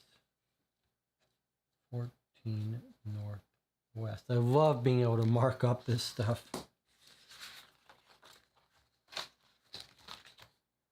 Okay, so let's go to London and find 14 Northwest. There's something else we need to be aware of. Let me just go back to B7. It would be easy to miss something saying at the bottom, if you don't read, that says you gained this evidence. So let's make sure we don't miss it. Okay, here we go. 14 Northwest. The Bagatelle Card Club is an esteemed establishment where you are greeted curtly by an older, properly dressed gentleman. Let me just write this down. Sir Bailey, you say? Yes, he did used to frequent our establishment. He has for years now, although his outstanding debt has reached a capacity where he is not welcome anymore until it is prepaid. Will you recover your losses now that he's passed? Jonathan's theory about him faking his death is looking a little better to me. We will see. It depends on whether his amassed capital can match. According to his status as lord, his estate and establishment is not permitted to be sold off to cover for debt, according to the Queen's order. Doesn't it make it, I mean, if you're his heirs, you would kill him.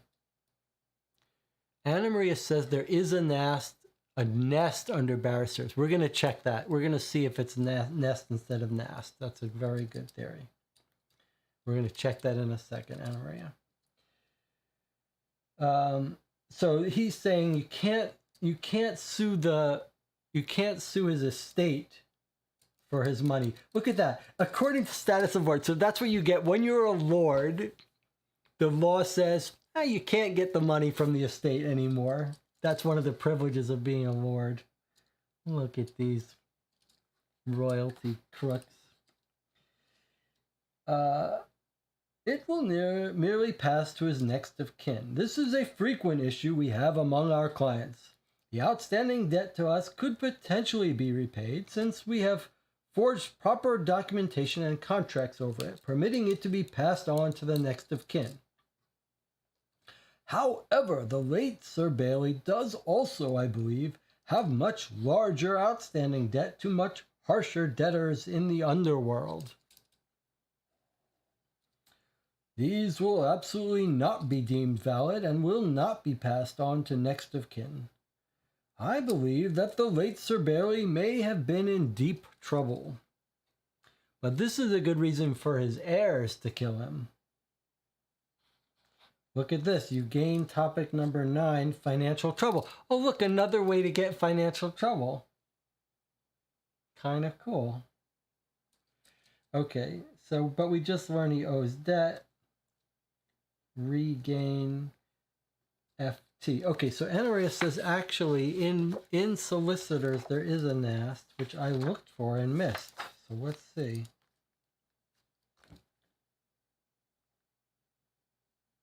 I don't see it. Is it?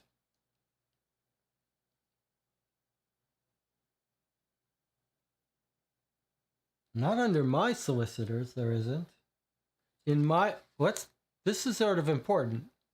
Oh, under barristers. Barristers versus solicitors? Holy cow.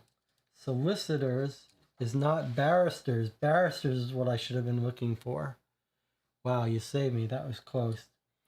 Oh, Flavius Nast. That's the person I looked up, though. But his office is at 29 EC. So he was in the directory at 51 WC. That's his home address. But his office address is at 29 EC. Okay, so, but that's it. This is actually a very interesting case. So it was a case where our gut told us we should be able to talk to the lawyer. I looked it up. I looked up his home address. There was no entry for it. I looked up solicitors, which I shouldn't have been. I should have been looking at barristers. But I did make a note, right, that I really thought we should be able to talk to the lawyer. And that's some of the things that happens in this game. Like your gut tells you I must be doing something wrong, and we stuck with it, and Anna Marie came through and said, hey, you missed looking up barristers. So now let us go, in fact, talk to that barrister at 29 EC.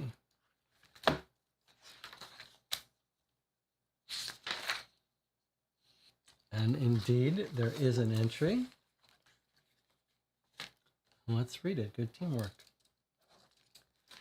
Flavius Nast curtly greets you in his office. Yes, good morning, detective. I must presume this visit has to do with my client found dead this morning. That's correct.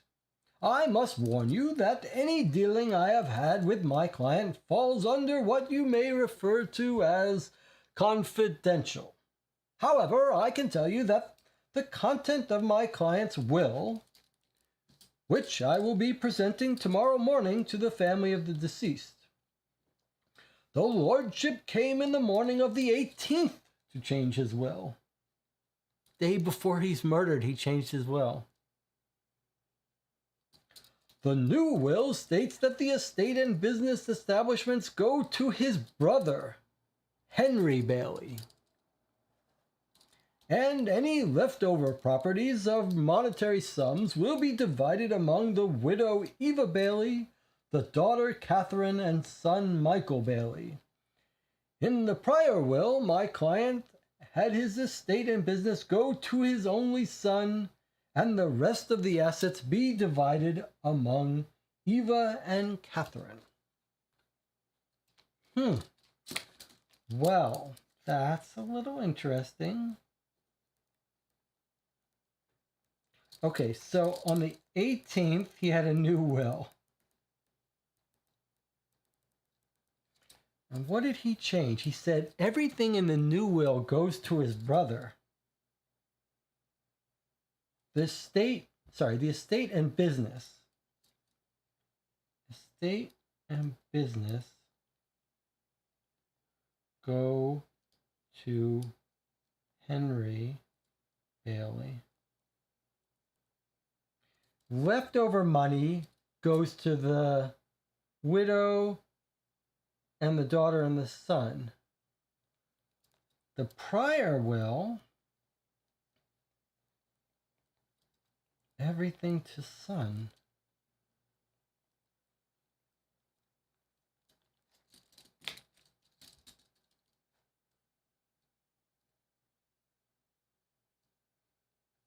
In the prior will, estate and business go to the son. Well, that's interesting. Another brother, yeah. So let's go in our notes and mark off who Henry was. So Henry Bailey is another brother.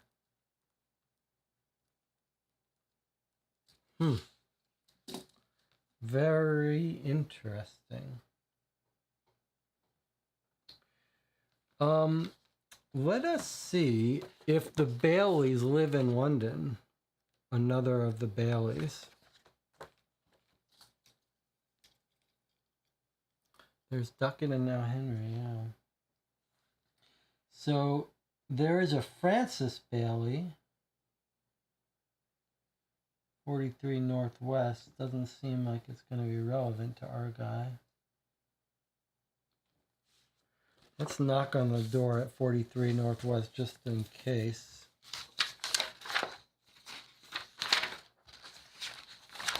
(43 Northwest). No. Okay. Wow. Okay. So that's interesting. What does that do for our theory, for the theory about him faking his own death? Doesn't seem right then, right? Because why then he would give his money to his son? Why change your will? And the person who changed the will did it in person with his longtime lawyer. So it's not like someone pretended to be him and changed his will. He actually changed it in person with his lawyer. That means it really was him. Has Lord Bailey murdered his brother to assume his identity? Is what Jonathan says. I gotta say, Jonathan, that's pretty... That feels right to me.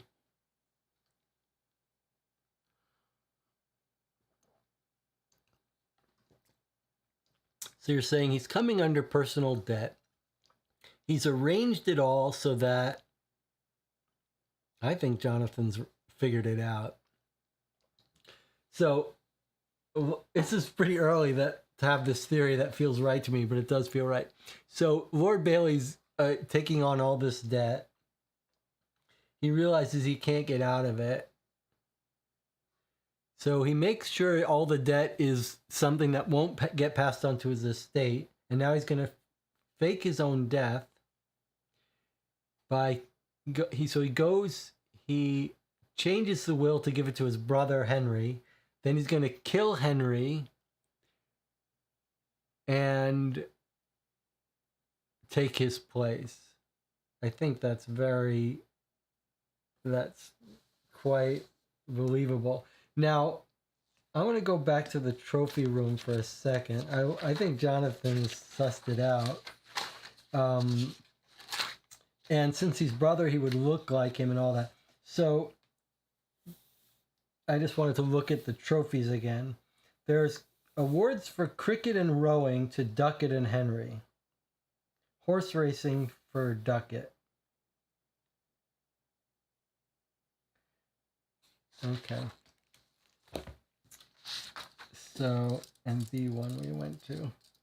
Okay, I'm liking this, but now to do this,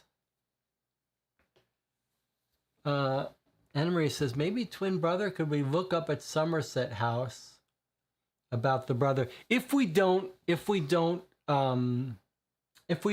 from someone else that they were twins, maybe we can look it up. But everyone would have to be in on this now, right? Because Jonathan, unlike the previous theory of faking your own death where you leave, this new idea is that he's going to fake his own death and then stay in place. That means everyone has to be on it. The wife, the son, and the daughter. They all have to have had a talk.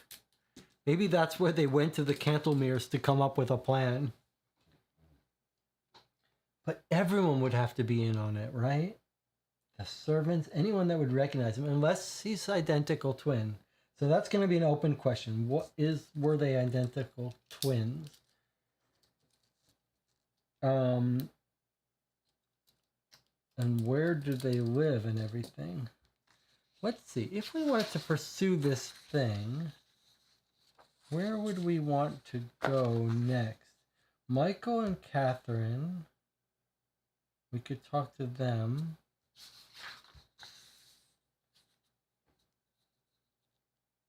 We still need to find where the body was drained of its blood. And is that why you drain the blood, to make it harder to recognize?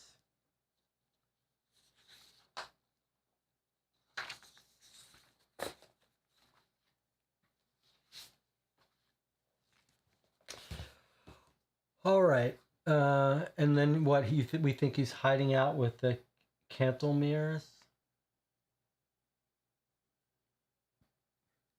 Where shall we go next? Where should we go next? All right, I'm going to write down, Anna Marie, I'm going to write down Somerset House, so we don't forget to go there. That's the office of records that we might find information on him. So we'll put a note to visit that before we get to the end. You let me know if you really want to go there. Otherwise, I think we should continue our canvassing of this house here. All right, let's try the laundry room where there's someone there. The laundry room is B13. Let's do that.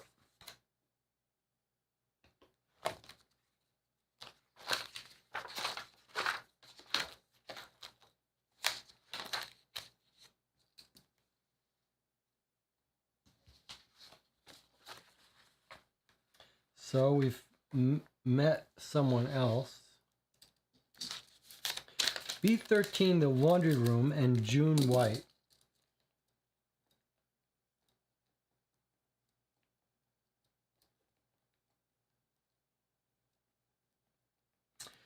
In the laundry room, you find the maid of the manor, Miss June White, currently cleaning the family clothing. She wipes sweat off her forehead and motions you inside, and there she is. Hello, miss. When did you arrive at work this morning? I came in around 8 and found out what had happened. It's truly awful. I cannot imagine who would do this to the master. And where have you been these past few days? The Baileys have been out for holiday since the 15th. So I have been mostly keeping up with my various hobbies and acquaintances. The whole day yesterday was spent with Miss Tell, a friend of mine who works for the Cantlemeres. Oh, they are really tight with these Cantlemeres.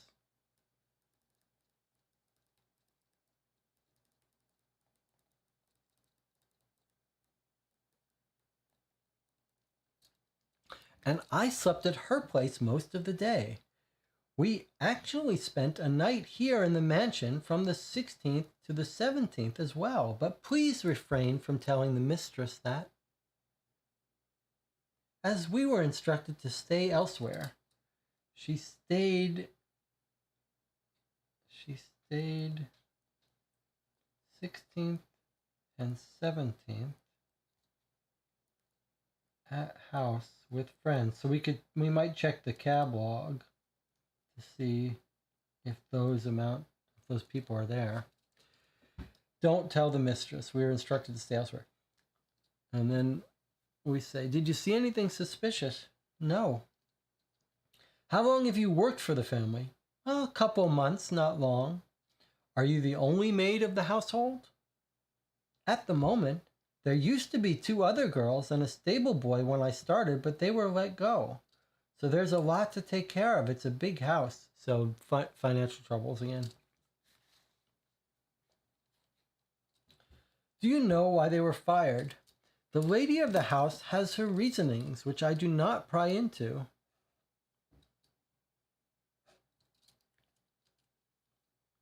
Do you know if the late Sir Bailey had any enemies? I'm not sure, Detective. I don't eavesdrop on the masters of the house when I can avoid it. Knowledge often brings misfortune. Okay, so she mentions a Miss Tell. She says they stayed there on the night of the 16th to the 17th. Let's look at our cab records again. 15th is an older woman on the 18th, so however they got here, they didn't go by cab.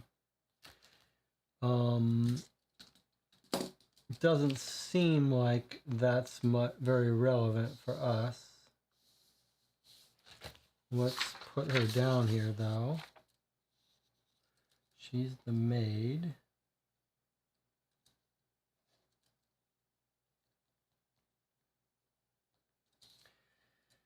We haven't asked the Cantlemeres about Mr. Bailey's financial trouble, I'll just point out, which we may want to do.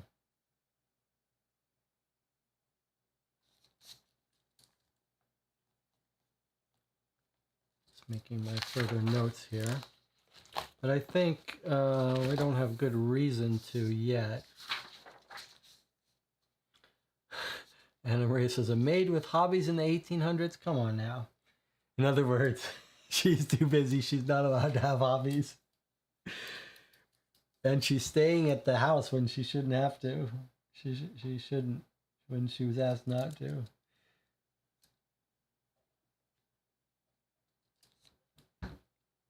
Okay. Well, we might as well finish canvassing this place. Let's go to the kitchen and see who's there. Someone is there. B12.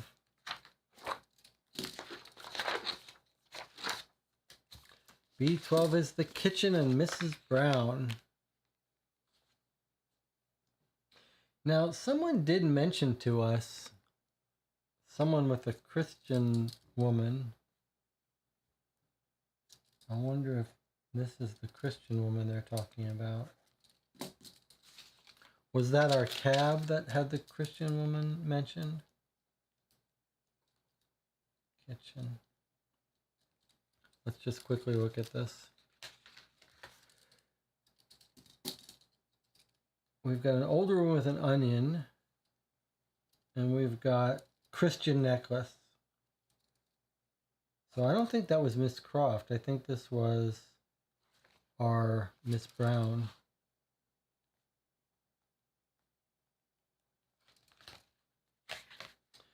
Miss Brown in the kitchen. The cook, Miss Brown, is preparing for afternoon tea as if nothing was out of the ordinary.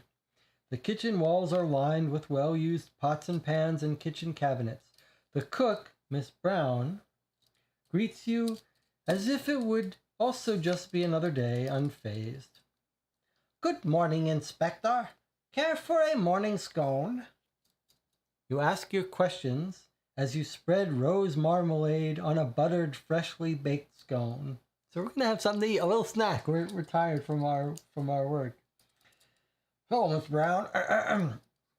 Have you ever worked for the Have you worked for the family for long? Ever since I was a lassie myself, as has Miss Croft.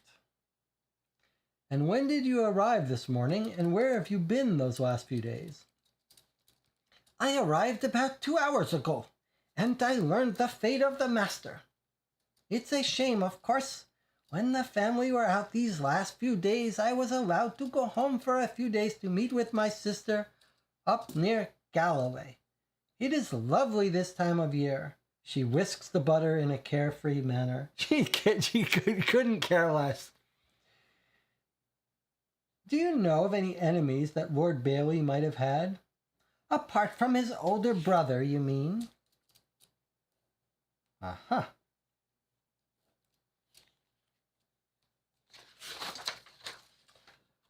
What's this about his brother? Well, Ducat, the poor sod. He was meant to inherit the whole family business and his estate, and the estate he was. But some things are never meant to be, Inspector, so it was not.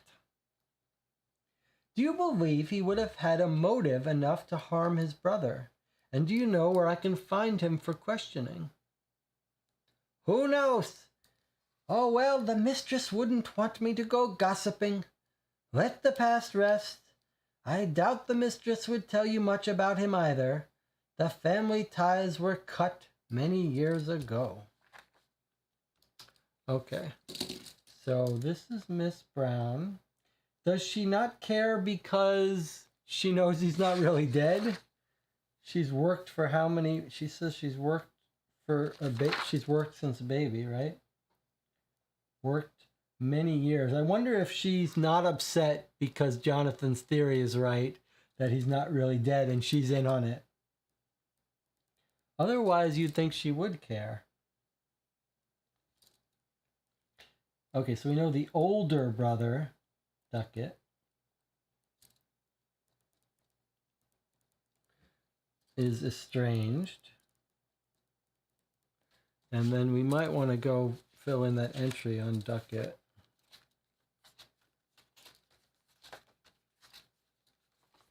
Did I make a page for him?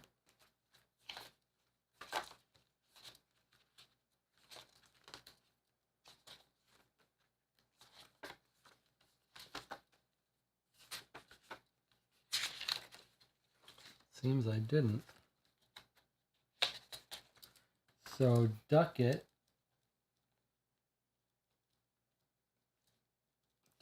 Bailey is the older estranged brother who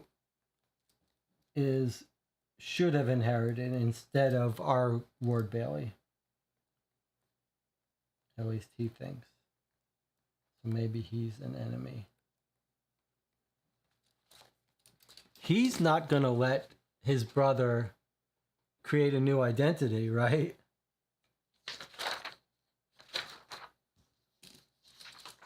He's not going to let his brother get away with this. So she's the cook. Okay, B12 is the kitchen. All right. I guess we should take our little break after our another 1 hour mark. So we'll take a break. I'll see you in 8 minutes.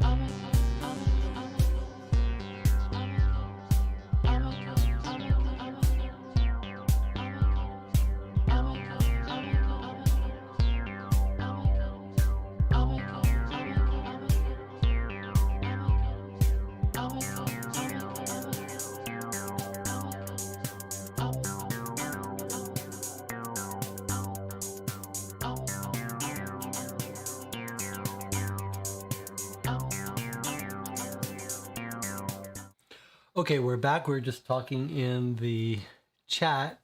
Jonathan was saying, I'm curious if the time of death could be off. We have no reason to need the time of death to be off currently, but it is an interesting idea. And then Jonathan was saying, it does seem like something fishy was going on while they were gone, since they didn't want the staff to be present. That does feel like it rings true to me. Like they went away for a week. They told the staff to go. But they didn't tell all the staff to go. Like, didn't one stay? And then we were also told that the maid snuck back in and spent the night in the house during that week and didn't see anything. So that argues against the idea that they were doing something fishy in the house. And Anna Maria, though, confirms Jonathan, or adds credence to Jonathan's theory by reminding us the medical examiner did mark the time of death, but remarked to us based on room temperature. So yes, that does lead weight. But right now, we haven't been given any reason why we should care about the time of death. If we do find that someone was missing for a week ahead of time or couldn't have been there at the time, then maybe we'll have reason to want to backdate the death. But right now, there's no real good reason to need it done. So right now, it's irrelevant to us. Okay, let's continue going through these rooms. On the ground floor, the main floor, we still have just 2 rooms we haven't been to, the dining hall and the ballroom. So let's go there first. Let's go to the dining room B10.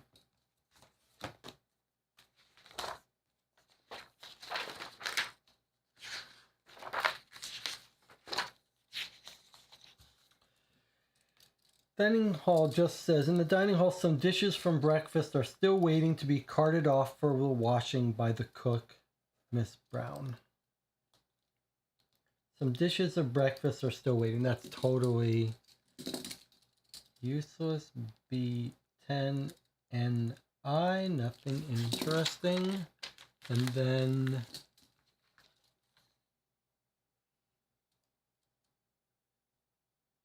that was B10. Next is B11, the ballroom.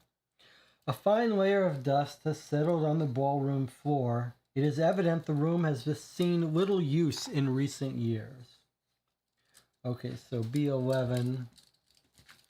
Let's put this on the same page.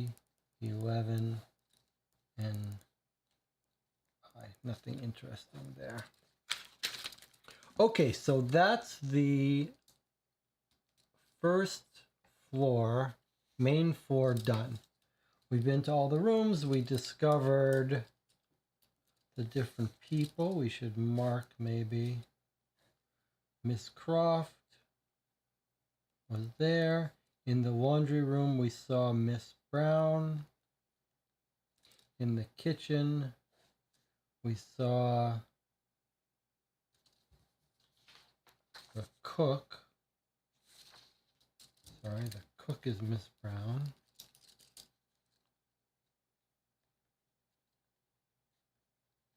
Who was our laundry room person?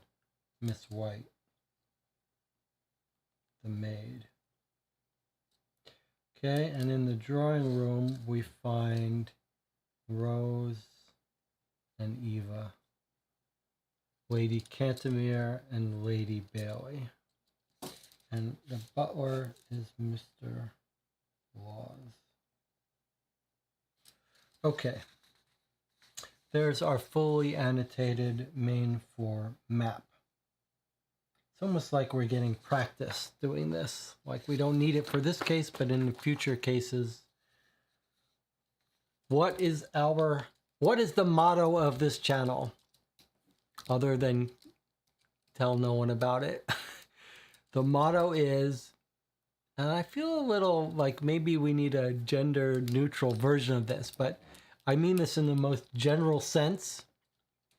Our motto is, the man does not solve the case, the notes solve the case. So we are practicing keeping good notes. That's right. So the notes make the case. All right, Jonathan says, I'm going off the coach schedule. I think at one point 2 men get out of the mansion, only one takes a carriage back. Let's look at our list again. Maybe we can annotate it. On the evening of the 15th, an older woman, onion smelling, comes in from the mansion to King's Cross. So she leaves to King's Cross. Okay, then Arriving at the mansion on the 18th is a middle-aged man, worn clothing, together with a lavishly dressed man. And then the next day, the well-off middle-aged gentleman leaves. Middle-aged man with worn clothing and a lavishly dressed man. And then it looks like they might reverse clothing, like the middle-aged man leaves, but now he's well off. So that's interesting. And then on the morning of the 19th, the family comes back. Family of 4. That's, we think, the Lord Bailey, his wife, and his son and daughter. Then someone leaves that night, an older man with a knapsack. An older man. Okay.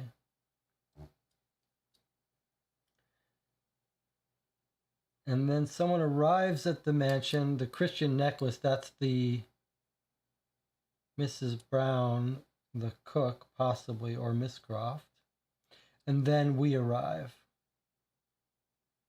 So yeah, 2 men arrive on the 18th, 1 leaves on the 19th, then the family comes back.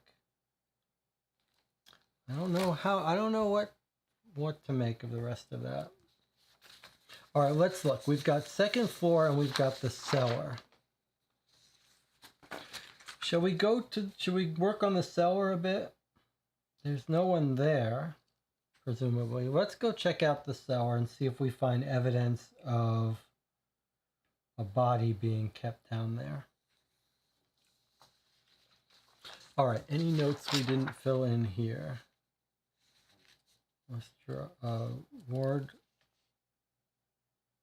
Lord Cantemir. He's the friend, right? In Lestrade. Okay, let's go to the cellar.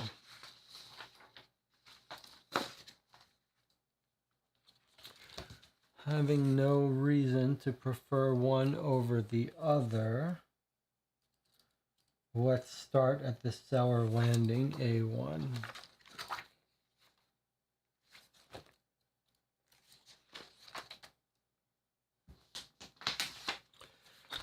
The cellar landing has obviously been thoroughly cleaned recently. Specks of something rust-colored trail the floor. That seems like our body blood.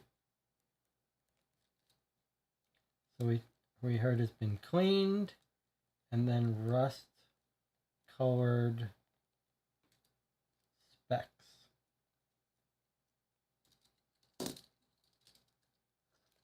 Interesting. That was the cellar landing. A1.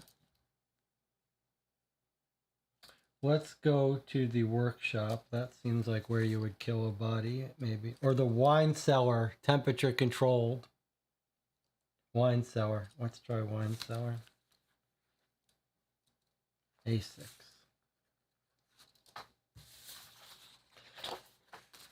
The slender iron gates to the wine cellar are firmly shut before you.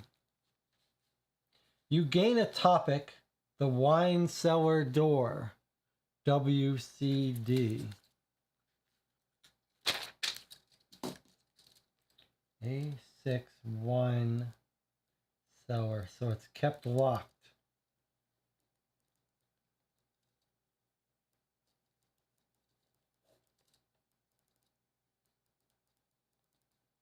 So we can ask people about, if you have the wine cellar key, proceed to A7.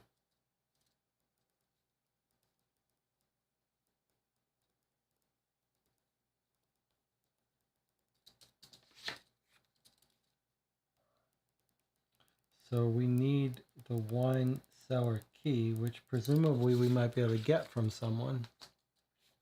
Okay, so this is going to be Jonathan and Anna Maria have been on point this game. I think this does seem like maybe where a body was kept.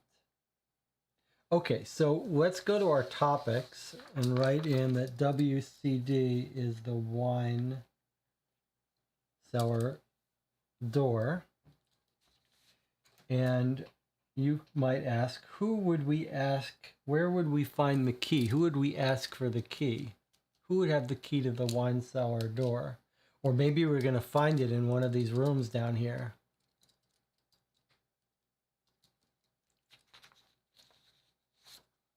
All right, let's continue here. We're going to make a note. We're going to make a note not to forget to come back. So actually A6 is the door.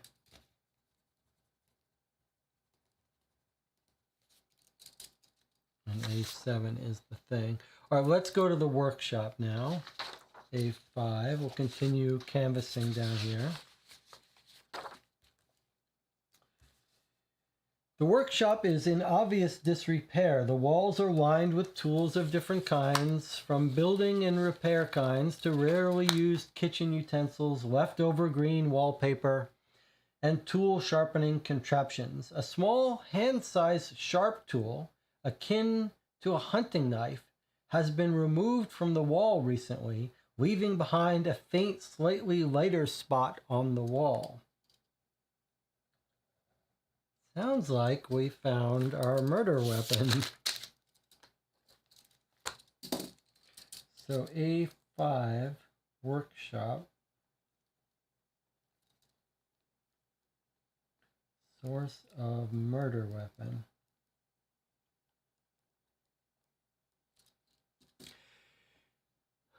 Butler is in charge of the wine. Then that would be a good person to go talk to. Okay, so that was A5. Okay. Butler's room. Let's go to his room and see if the key's there. If not, we'll knock on his door and try to get it. So A4, Butler's room. The butler's room is sparsely gloomy. A little notebook in completely unreadable handwriting lays on a small wardrobe. You notice some empty bottles of expensive whiskey stashed away hidden under the bed. Most of them are empty. You gain item 4, empty bottles. So is that how we're going to leverage the butler to give us the key? By threatening to tell about his empty bottles? So this is the butler's room. Gain EB. Empty bottles.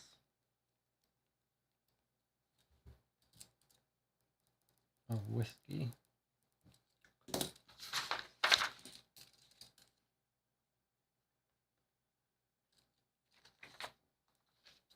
Oh, I should be writing here. WCD equals wine cellar door.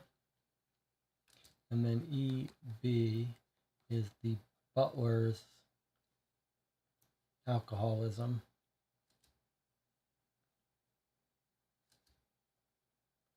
Or maybe he's stealing whiskey. Either way, he's not going to want us to tell about it.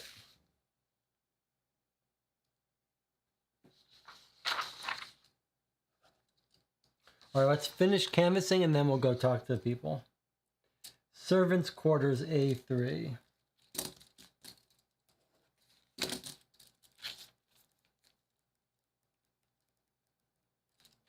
Okay, who lives in A3? The servants' quarters don't appear to have been used a lot in the recent days because they sent all the servants away. The beds are neatly made. On one bedside table, a novel rests, almost completely loose in the spine. It involves a young, scandalous pair deep in romance and crime. It's full of crude notes in the margin. On the second bed is a knapsack, open with its contents of clothes strewn across the bed sheet. 2 tickets for the train are time-stamped on the 15th of October at 6 p.m. from London's King Cross to Dumfries, and the other one arriving on the 20th of October at 6 a.m. from Dumfries to Piccadilly Station. So this is the woman who told us, right?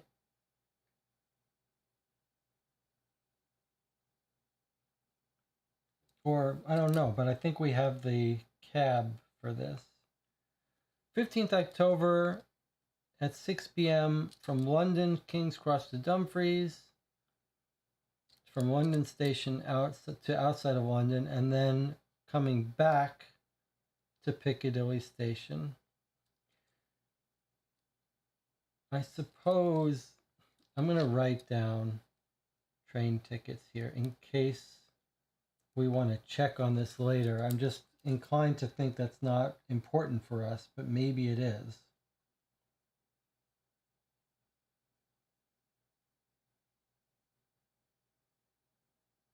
Is this our two people? Let me think. 15th of October. They're leaving on the 15th of October. The only ticket we have at 15th is the older woman. So at 15th, that's not relevant to us. Oh, but wait. 20th. Arriving on the 20th, coming back. That's our older woman. Here's our older woman leaving on the 15th. Right? Older woman on the 15th leaving. And then coming back on the 20th from Piccadilly Station. And here we have, nope, they're at London's King's Cross. So it's just people coming back. Oh no, yeah, Piccadilly. Okay, so here she is coming back. So this one we know is the same as this cab ride. All right, let's put that aside for now. A2, the gardener's room. Let's read that.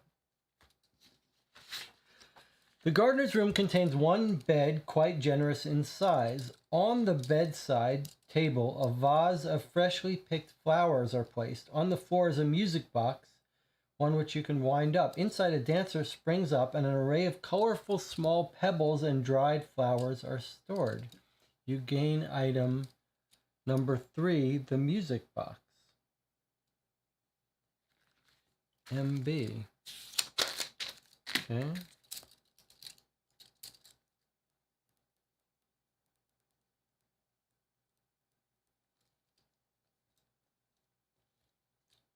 MB, the music box.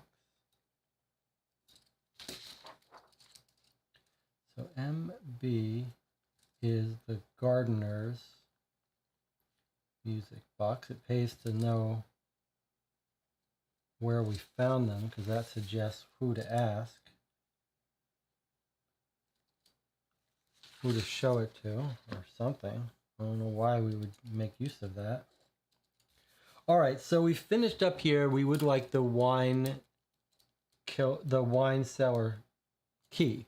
So let's do this. Let's go ask the butler about the wine cellar door, and then if he gives us a hard time, we'll ask him about those empty bottles. I mean, we're probably going to ask him about the empty bottles regardless, but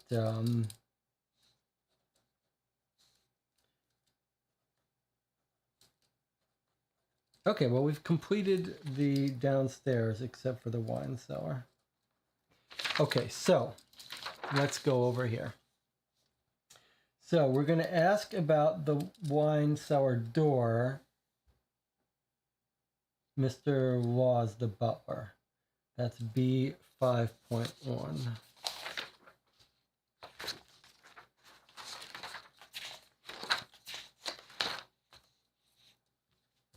Okay. The butler gets a constipated look at the mentioning of the gated wine cellar. Oh yes, the master decided some months ago to put a gate down there. Who knows why? That's it. He doesn't want to say anything more to us about that.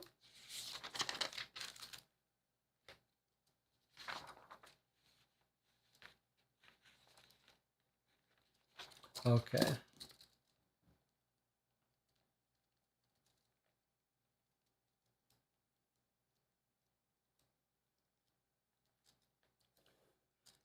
Nothing interesting. Although, I guess there's something interesting. He says some months back, so fairly recently, he decided to lock it, right? I guess that's of noteworthy.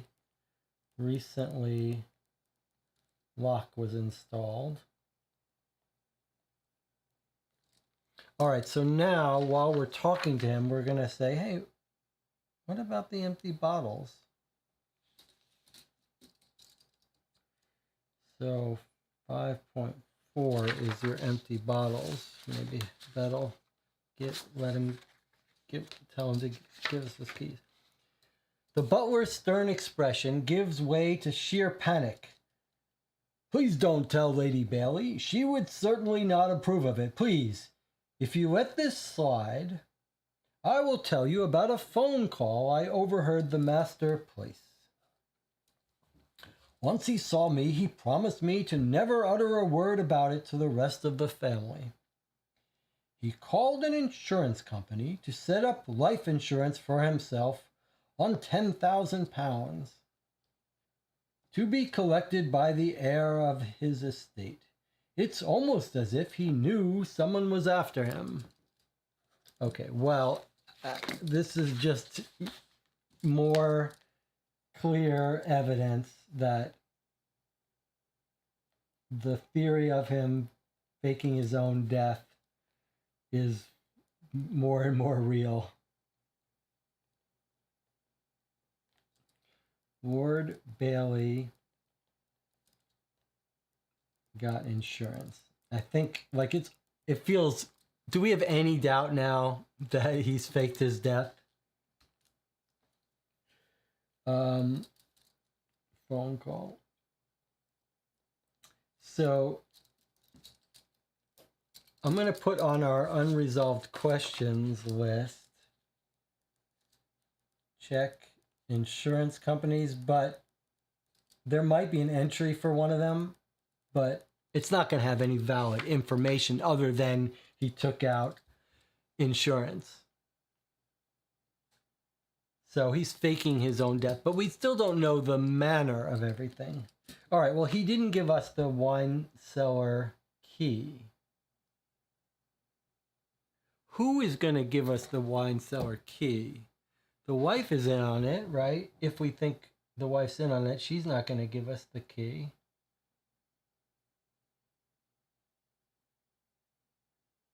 Are we sure the butler is the one? Let's ask the maid about it. Let's see what the maid, she does the laundry. Let's see what she says about, or the cook. The cook would have access to wine, perhaps. All right, let's ask the cook about the wine. Also, he said don't tell the lady about it. Do you want to see what happens if we ask the lady of the house about the empty bottles that he so doesn't want us to? Let's ask the maid about the wine cellar door, B13.1. I'm tempted for fun to talk to the lady of the house about it. Okay, so we've asked the cook about the wine cellar key, the wine cellar door, and she says, the wine cellar key, I believe the cook and the gardener have one at the moment.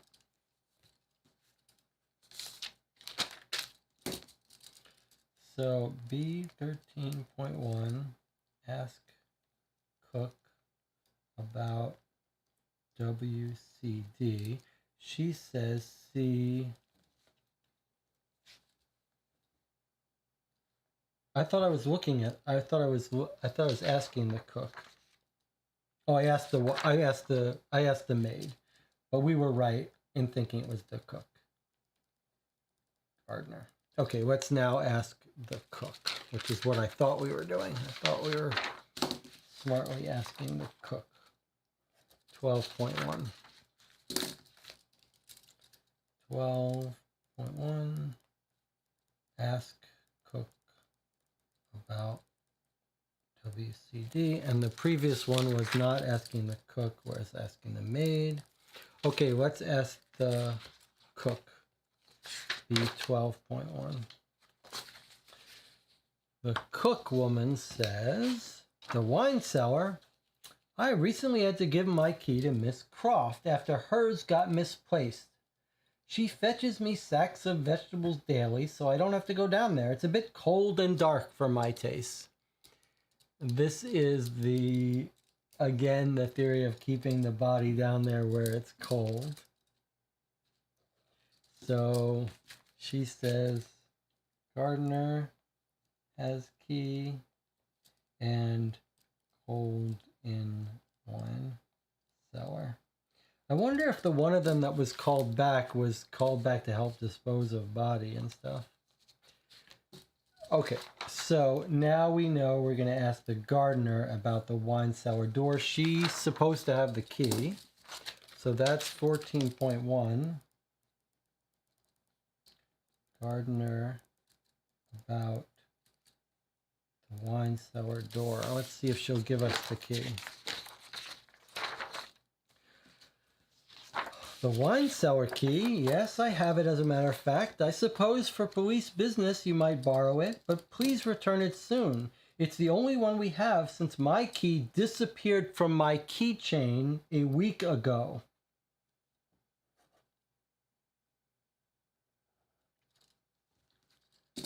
Okay, so first thing is we gain wine cellar key,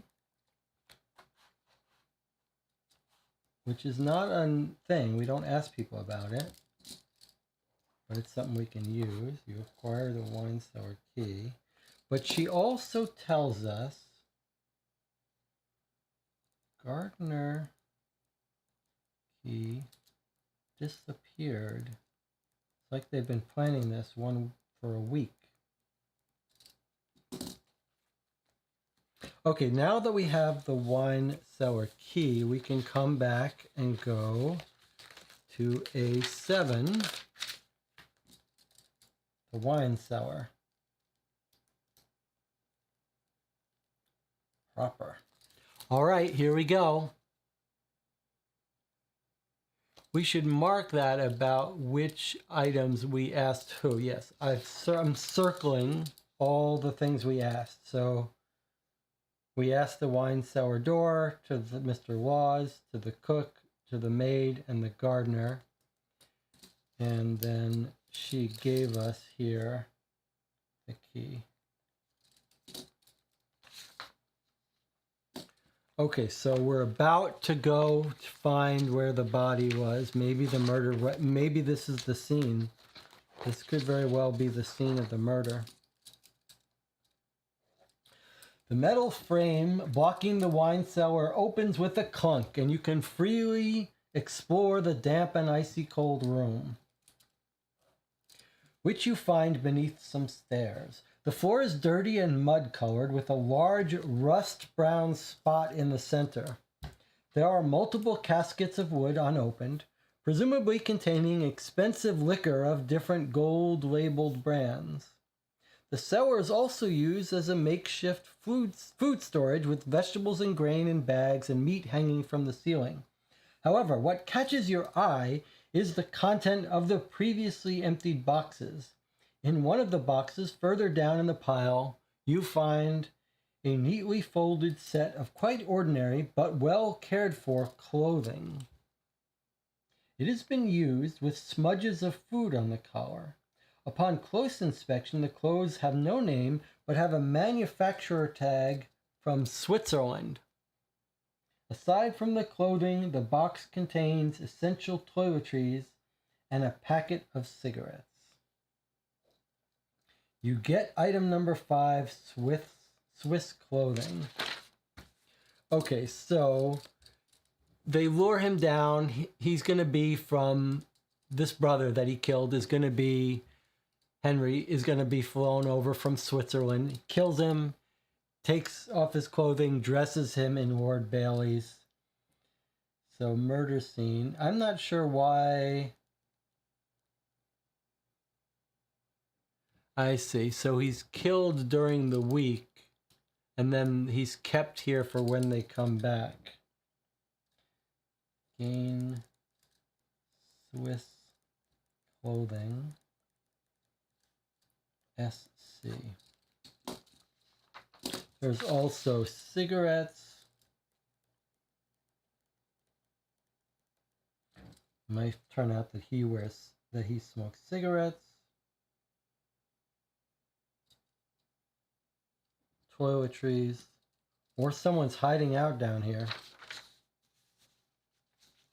Okay, so SC, Swiss clothing from wine cellar.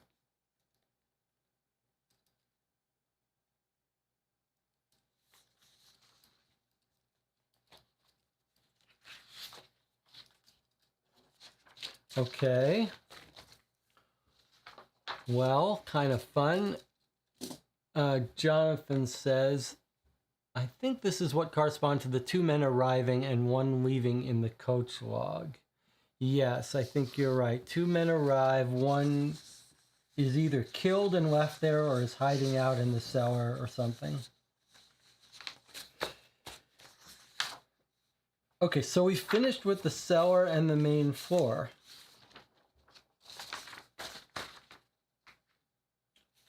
All that's left is the second floor and the attic, and of course asking people about things. I think for fun, let's see what happens when we show the bottles to the lady of the house that the butler asked us not to. So if we show Eva the bottles, we get B9.24.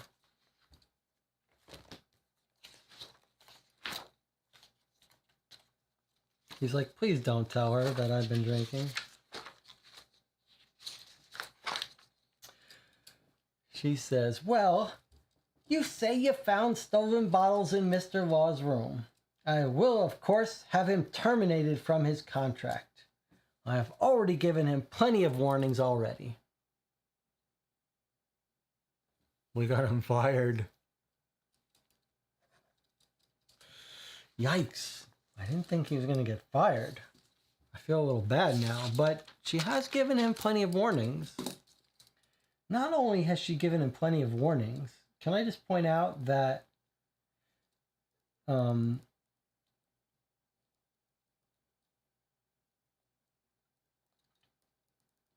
it's not only, I don't feel bad for him. It's not just that, but when we confront him with the bottles, that's when he tells us about the phone call. Like, we're the police. You should have told us that already. It's not let's make a deal here. You should have told us. So now you got fired. You got what you deserved. All right.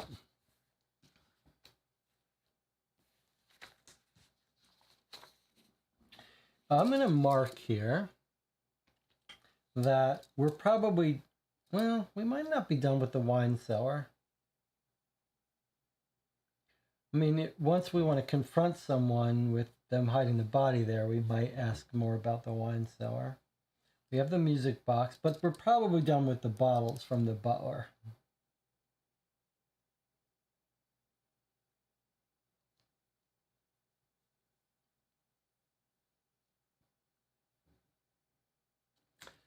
Lestrade was weird.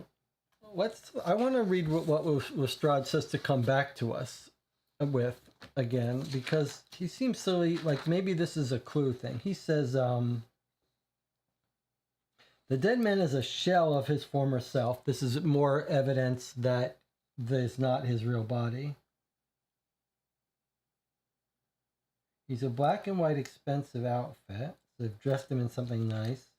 Fingers are fitted with gold rings. So he says, you can come back and ask me for directions if you find anything of interest. So I think Lestrade is like a hint. I think it's saying go to Lestrade if lost. So like if we find an item and we don't know who to talk to about it, it feels like we can go to Lestrade and he can be like, you should go talk to this person about it. Okay, let's ask the gardener about the music box since it was in her room. Yeah, I mean, I don't know why we should care about it, but sure, let's do it. So the gardener about the music box is 14.3. Let's see what she says.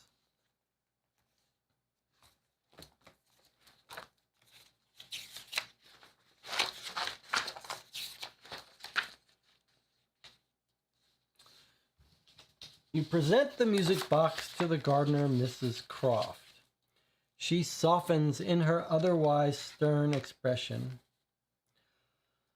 Oh, I must have forgotten to take it back up with me. So silly of me. She must have missed it. Who is she? Mrs. Croft searches through her multiple layers of pockets before handing you a small, worn copper key. Take this and find the hidden attic door up on the second floor landing.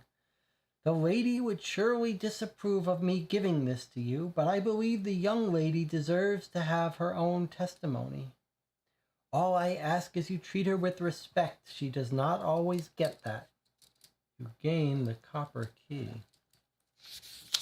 So that was a little weird. Like we brought her music box from her own room, and she's like, "Oh, thank you, I forgot it." Give music box to gardener, and she seems to be thinking it's for someone else. It's for this woman. Gain copper attic key. Well, I guess we can go to the attic now.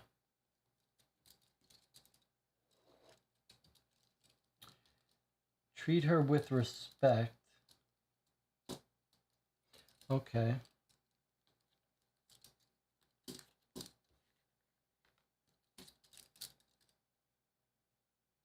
I guess we should go up to the attic now, huh? So probably we're done with the music box. She's taken it from us, or she's told us to bring it upstairs. It's hard to imagine who else we would show that to. And she gave us the key to the attic. This section of the house must be unlocked. And there's someone in here.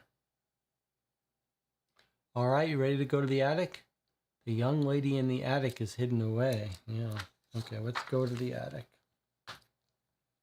Let's see what happens when we go into the attic. This section of the house must be unlocked. Okay, so this is a little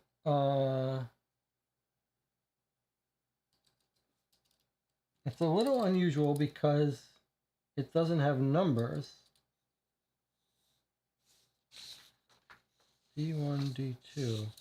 I think this should be D1 and this should be D2. I'm not sure if I cut it off when I edited it, when I screenshotted to print out big. Oh, here it is. No, it's not. So this looks like a little bit of a bug in that there are no labels for place. Oh, here's the legend. I see. I just didn't print that out. So D1 is the old attic landing. Here's D1. And here's the old attic room, D2. So that's wrong. Okay, so this is D2 and this is D1. Okay. So it's not a bug. Here's the legend. Okay, so let's go to the old landing first. The old attic landing is sparsely decorated, but contains a comfortable chair in the corner and a few crudely drawn images of plants in oil and pastel crayons taped to the walls. There's a small separate toilet room containing a washing basin and a little potty. Okay. All right, D2 is the rest of it. So let's see. That's all. Oh no, there's one. Okay. So look who's here. A lady of the house, a little whatever you call her. And there she's done some drawings on the wall. She's got some freckles. The old attic room, Mary Bailey, a child we did not know about. Very interesting. You knock on the locked door leading to the attic room and hear approaching footsteps. Mary Bailey.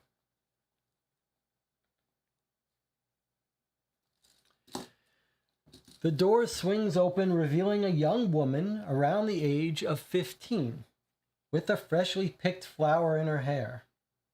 That's the gardener taking care of her. "Who are you?" she exclaims. "Did Mama send you?"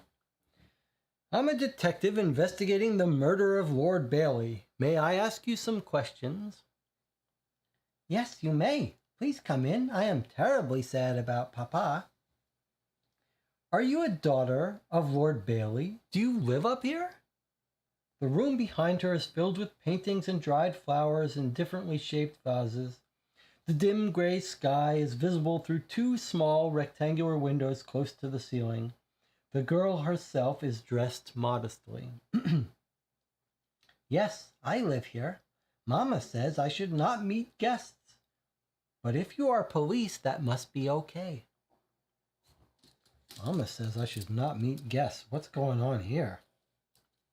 "Have you been here during the last few days when your family went away on their trips?"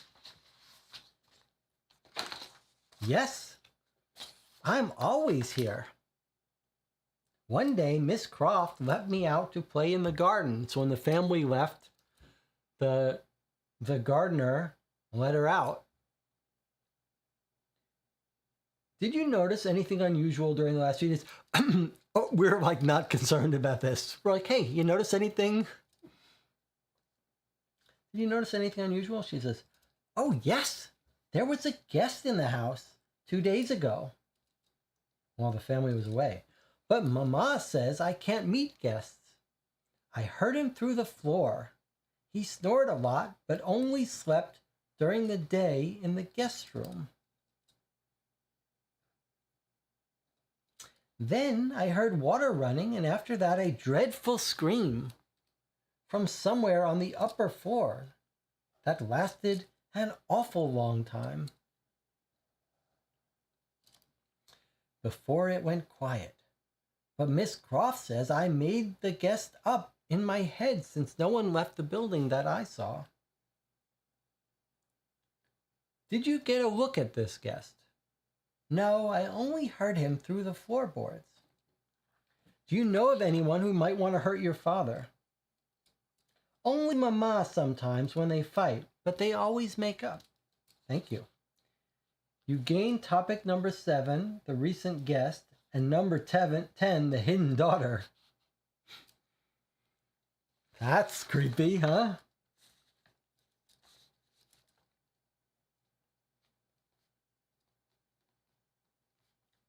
Well,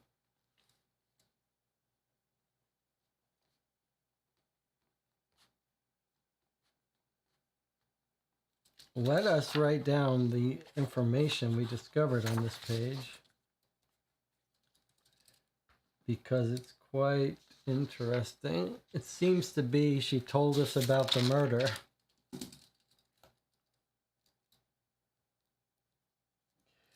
Okay, so we've got, this is the Mary Riley's lair. Okay, so she says, hidden guest 2 days ago when the family was gone. 2 days ago. He only slept during the day. So he slept during the day because he had jet lag.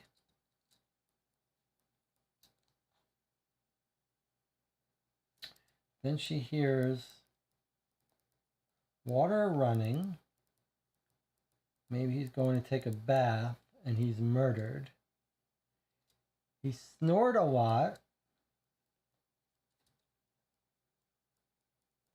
He snored in the guest room. He slept in the guest room through the floor. So let's look. There she is. She's here. Here's the second floor. I don't know. Maybe she's above the guest room.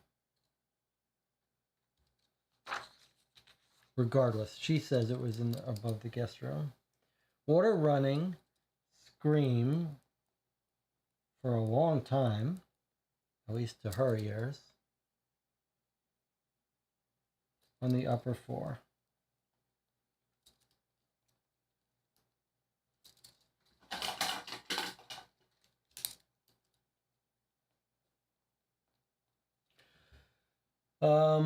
And never left. So there he was, killed on the upper floor 2 days ago. We now know time of death. I mean, we know when he was really killed.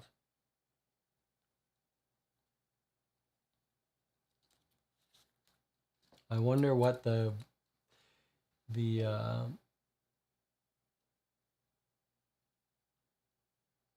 I wonder what the mother's gonna say about this hidden daughter.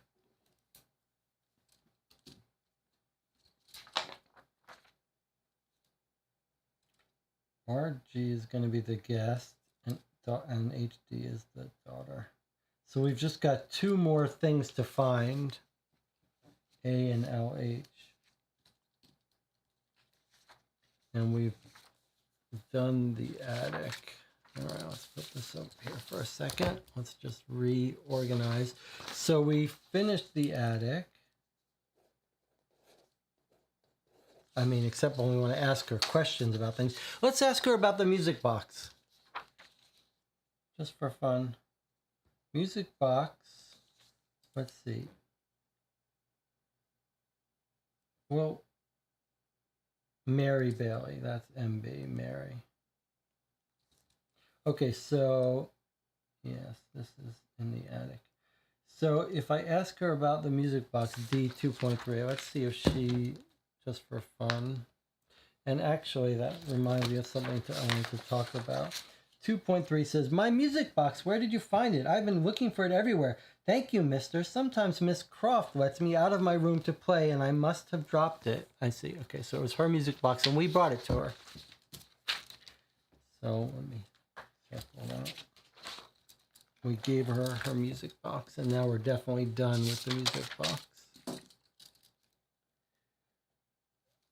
Give Mary music box.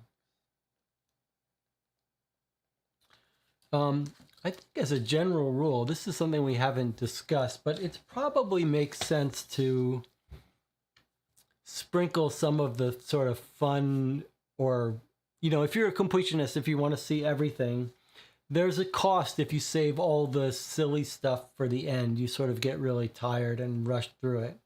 And it may pay to when you're down, have a little bit of downtime, to sprinkle them out and spread them out.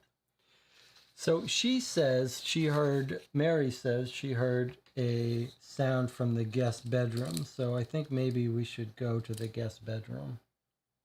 I still want to ask the mother about the kid, or the hidden daughter. But let's go to the guest bedroom. The second floor, let me remind you, is the only part of the house that we haven't been to yet. So this is the remaining house for us.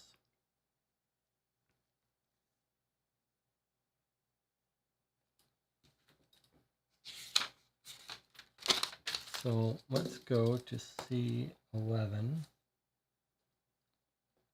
Let's see if there's any sign of a murder in this room.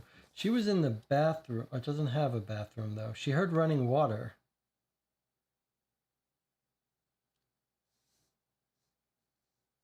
How did she know he was sleeping in the guest bedroom?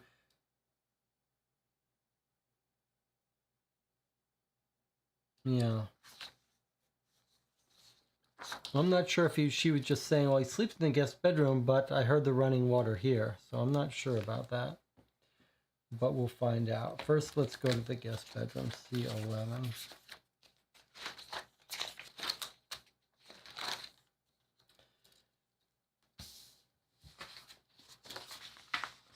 The guest bedroom lies largely undisturbed in the corner of the house.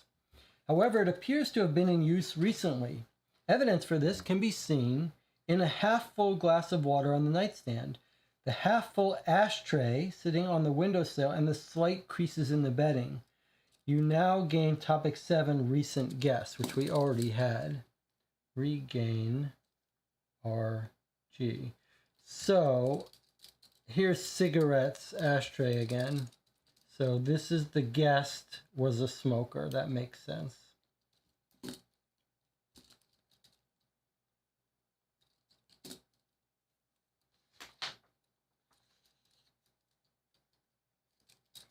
All right. Now, would he have been killed in the running water? Master bathroom? Let's try that. Master bathroom C5.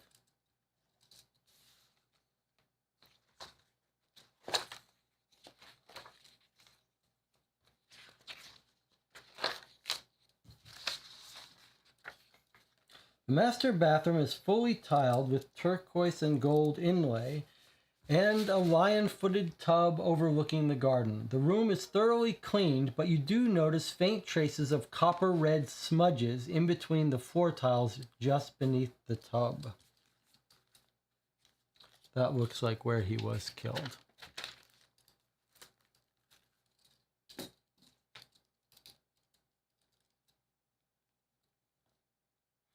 Jonathan is saying the video is a bit choppy. Try reloading the page. See if that helps. Let me know if it continues. According to the YouTube, it's streaming okay. Traces of blood. So he's probably killed there in the master bathroom where she heard the scream. Well, let's continue around the master bathroom and see if we can't find more signs of stuff. Dressing room C4. Okay, here's C4, the master dressing room.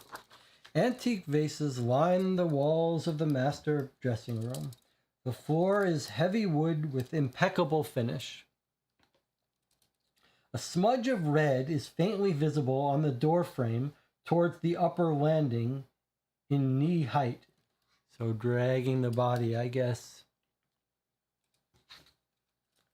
Just gonna put this on this same page.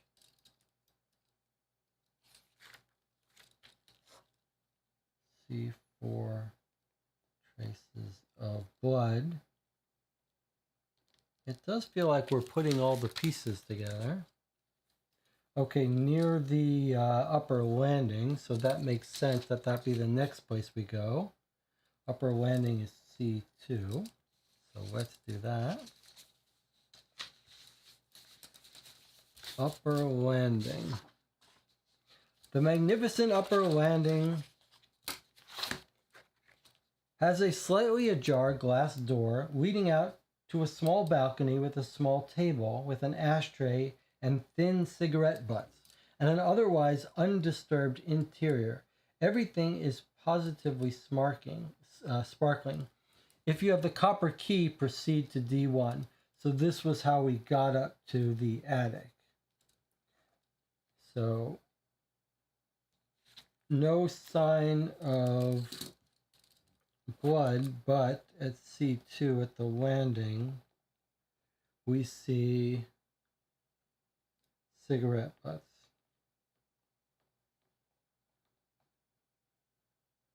Thin cigarette butts. Foreign cigarettes from Switzerland, presumably. Okay, we went to C4. All right. Well, I guess we continue. We might as well continue going on the upper floor, right? Killed on the second floor, dragged down to the cellar to be dragged up yesterday with new clothes and rings, and yeah, I think that all makes sense. So killed while they're away, and then back to replace the body. Still not entirely clear why they had to kill him while they were away. And you kill him while the daughter is in the house. That's weird. Let's go to the master bedroom, C3.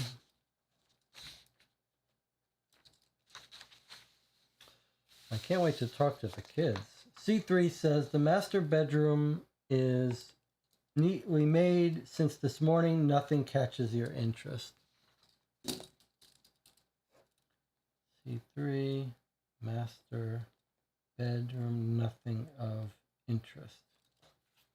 Okay. Let's go to the hobby room, which is C9. There's someone in here. Let's see who it is. C9 is the hobby room, Michael Bailey. There's Michael Bailey. Michael is the son. He was going to inherit everything in the previous will. The only son of the chocolate magnate, Michael, plays the violin deep in melancholy when you arrive. He puts it down gently and beckons you forward. Good morning to you, detective. Good morning. I'm deeply sorry for your loss. Can I ask you a few questions regarding your father? Oh, of course. Did your father have any enemies? Michael hesitates but continues. I believe my father did have some shady dealings. He, however, covered his tracks well, and I have yet to uncover any specific names. And where have you been these past few days? Our family has just been on an extended stay with me, Catherine, Mama, and Papa to Bath. We stayed with the Cantlemere couple and a few of their servants. Did your father behave oddly in any way during these days? Well, he did leave Bath at one point, though I cannot remember exactly when. He came back a day later. The only odd thing other than that was a fight that broke out between Mama, Papa, and the Lord and Lady Cantlemere. There was some tension the whole trip, but it was culminated in this fight, which was on the 17th. I only heard Lord Cantlemere pleading with Lady Cantlemere about something, and Lady Cantlemere screaming at Mama. However, I did not hear more, nor do I believe it to be important. I took a brisk walk, and when I came back, the tension had subsided. You gain topic number 2, the argument. That's pretty cool.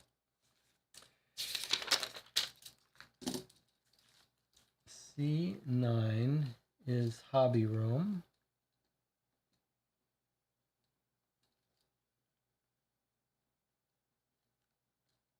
Michael Bailey. He said, it says gain A, the argument. Okay, he also says they had a fight. Okay, that's, I guess, our argument. But he also says fight on the 17th. He also said Ward Bailey left, came back a day later. So he left for one day.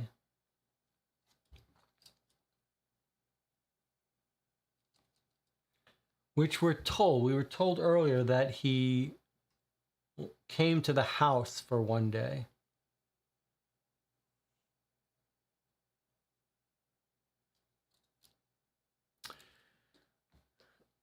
Anna Maria says, maybe the son and daughter didn't know. Michael should have been the heir, and now he's not. Also, Michael's an adult now. Why is he calling his parents Mama and Papa like a child? Well, with these rich lords and family, you don't know. Look, they've got a hidden daughter upstairs. They're royalty. They live a little differently than us. So let's go to our list. But now that sounds like he doesn't know, right? Like he's not being coy.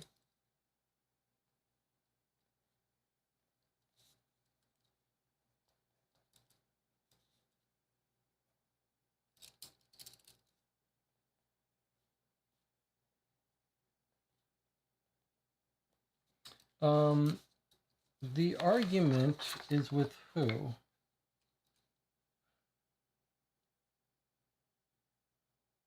Lord Cantlemere pleading with Lady Cantlemere about something, and Lady Cantlemere screaming at Mama.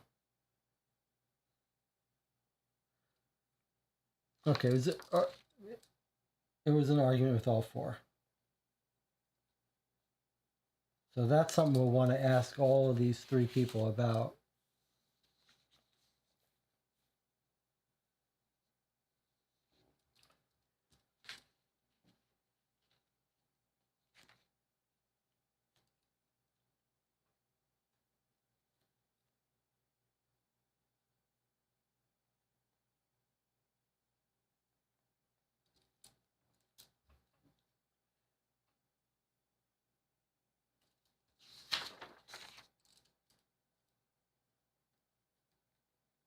So is Michael not in on it? Wouldn't you have to involve the son and daughter?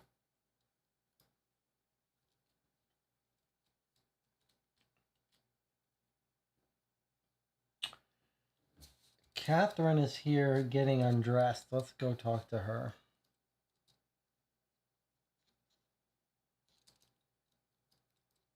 Dressing room, C10. We will knock on the door.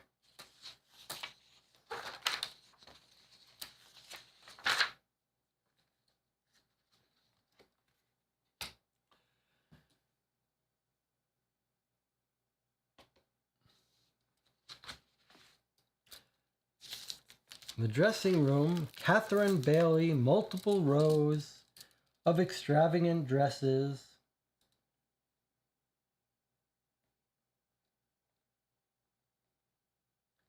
Line the walls of the dressing room. However, many appear to be of latter styles more suitable for the 1850s to 1880s fashion. Lady Catherine, the daughter of Lord Bailey, is stroking a roll of velvet dress fabric with a deeply concentrated look. She looks up with glassy eyes as you enter. Good morning, miss. I'm terribly sorry about your loss. Can you give me your whereabouts these last 24 hours? Oh, of course, she answers softly.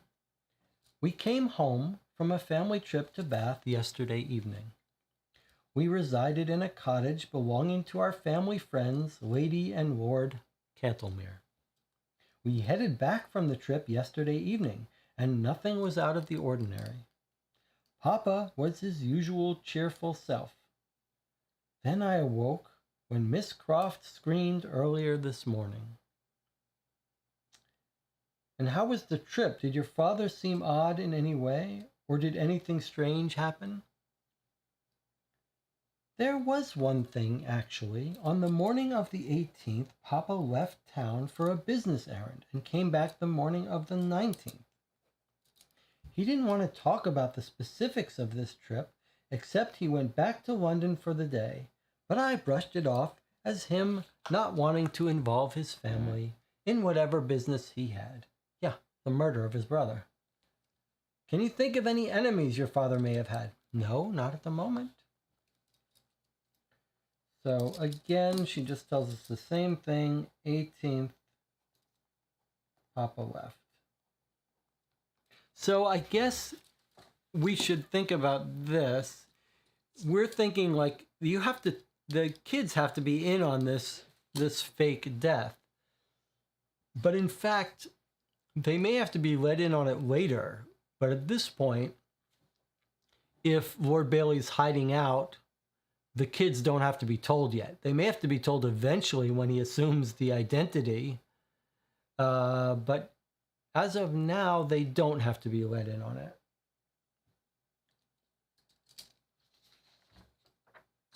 All right, so we went to the hobby room. So basically, we've got the writing room, Michael's bedroom, Catherine's bedroom. These are probably not of any importance to us. But let's visit them quickly anyway. And then we're in an interesting situation because we almost have visited every location, and then it's just a matter of asking people about things. But I see we've got something interesting here. Jonathan says maybe there's frames being dropped. It looks okay from here. I don't know what that means. That sounds like it's network connections. Let's just go to the chat for a second. Frames being dropped still can follow the stream very easily, just so Jesse knows it might be on my end. Yeah, occasionally I do see the video being choppy, but from here, from my end, it looks like it's right. So I just went into the writing room though, and we see something here. I thought there was going to be nothing here, but there actually is something here in the writing room. Let's read it. We're definitely going to be asking people about things, but we're almost have visited all the locations. Let's finish visiting and then we'll take a break here. The writing room is perfectly placed with serene scenery, overlooking the front garden. A couple of bookshelves reveal little less than helpful tips about booming businesses and floral arrangements. However, in one drawer of the small writing desk, you find amongst the stacks of letters one addressed to Lord Bailey from a Henry Michael Bailey, the brother. Sent from Switzerland with multiple post stamps. London is the only clearly distinguishable date. Stamped on the 15th of August. It reads the following. Dear beloved brother. Let's see if you can get you this to read. Dear beloved brother, I know that it has been a long time since we last spoke. I hope this letter finds you well. I've decided to let the past go. I cannot hold you or Duckett responsible anymore for the misgivings of our late mother and father. They may have disowned me, but I ask you to take me back into the family. I will let the past be past if you accept me with open arms, and I require nothing else. It would be good to see what the world has made of you since we last spoke. How is Duckett? Is he well? I could not get a hold of any current address for him. I long to see you both. If you permit, I will leave for London in 2 months. I have saved the necessary funds for a ticket. Switzerland may be my home, but England will always be my heart. Yours truly, your brother truly, Henry. You gain item number 6, letter from Henry, and that's our last item. So it's more evidence to confirm our theories. Writing room. We've got a letter from Henry confirming he's coming in this month, not flying in, but coming in this month right when he was killed. Letter from Henry, so gain LH. Anything interesting here? Henry Michael Bailey from Switzerland. Just confirms he's the Swiss person. So that was our theory, and now it's confirmed.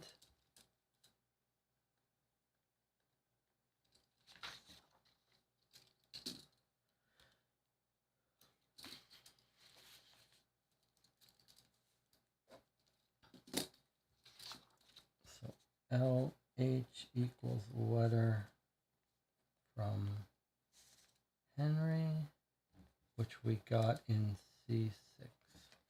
All right. Next up is Michael's bedroom, C7. Let's read that. Michael's bedroom. In Michael's room, you notice nothing much out of the ordinary. The bed is cleanly made. On the bedside table is a letter addressed to Michael Bailey from Duckett Bailey. It reads the following. He's got a letter from Duckett? How does he get the letter from Duckett?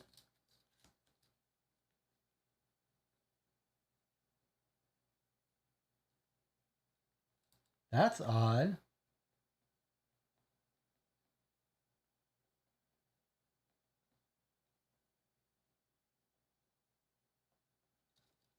I'd like to hear our theories for this.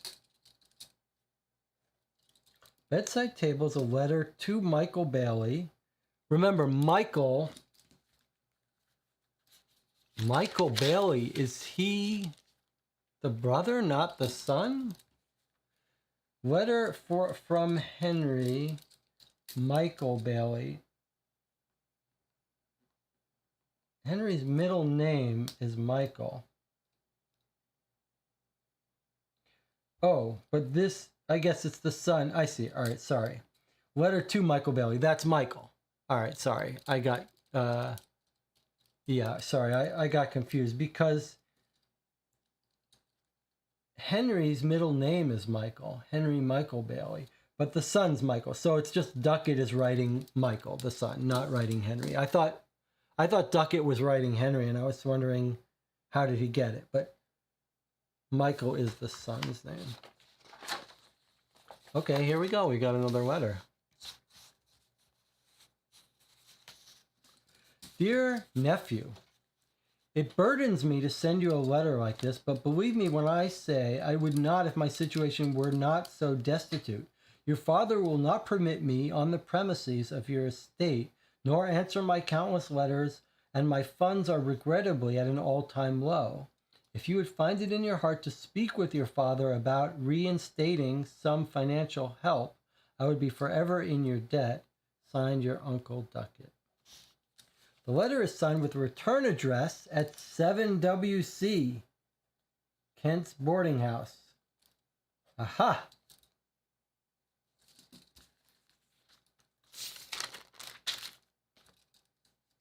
So Duckett is at 7WC.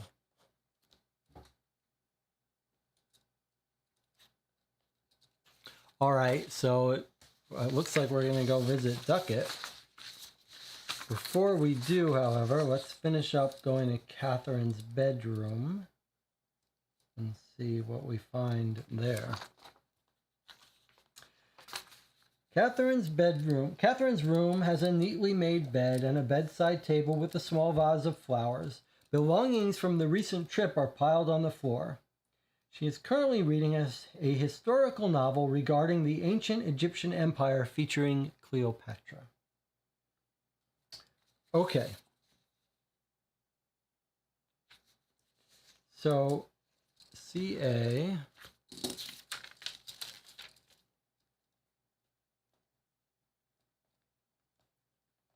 There's nothing interesting. Let's go visit Duckett at 7WC.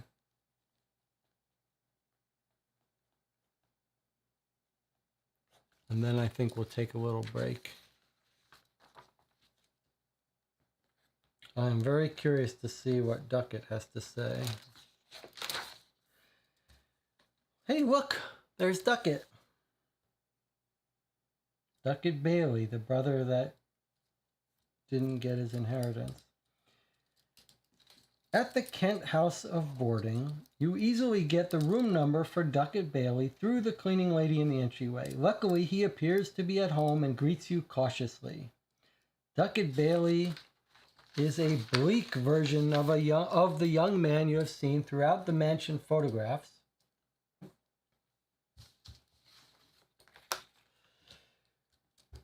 And paintings. He sits uncomfortably in a wheelchair.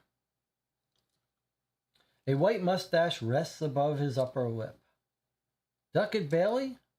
We're investigating the murder of your brother, Lord Callum Bailey. Could we ask you a few questions? Sure. Sit down. He motions you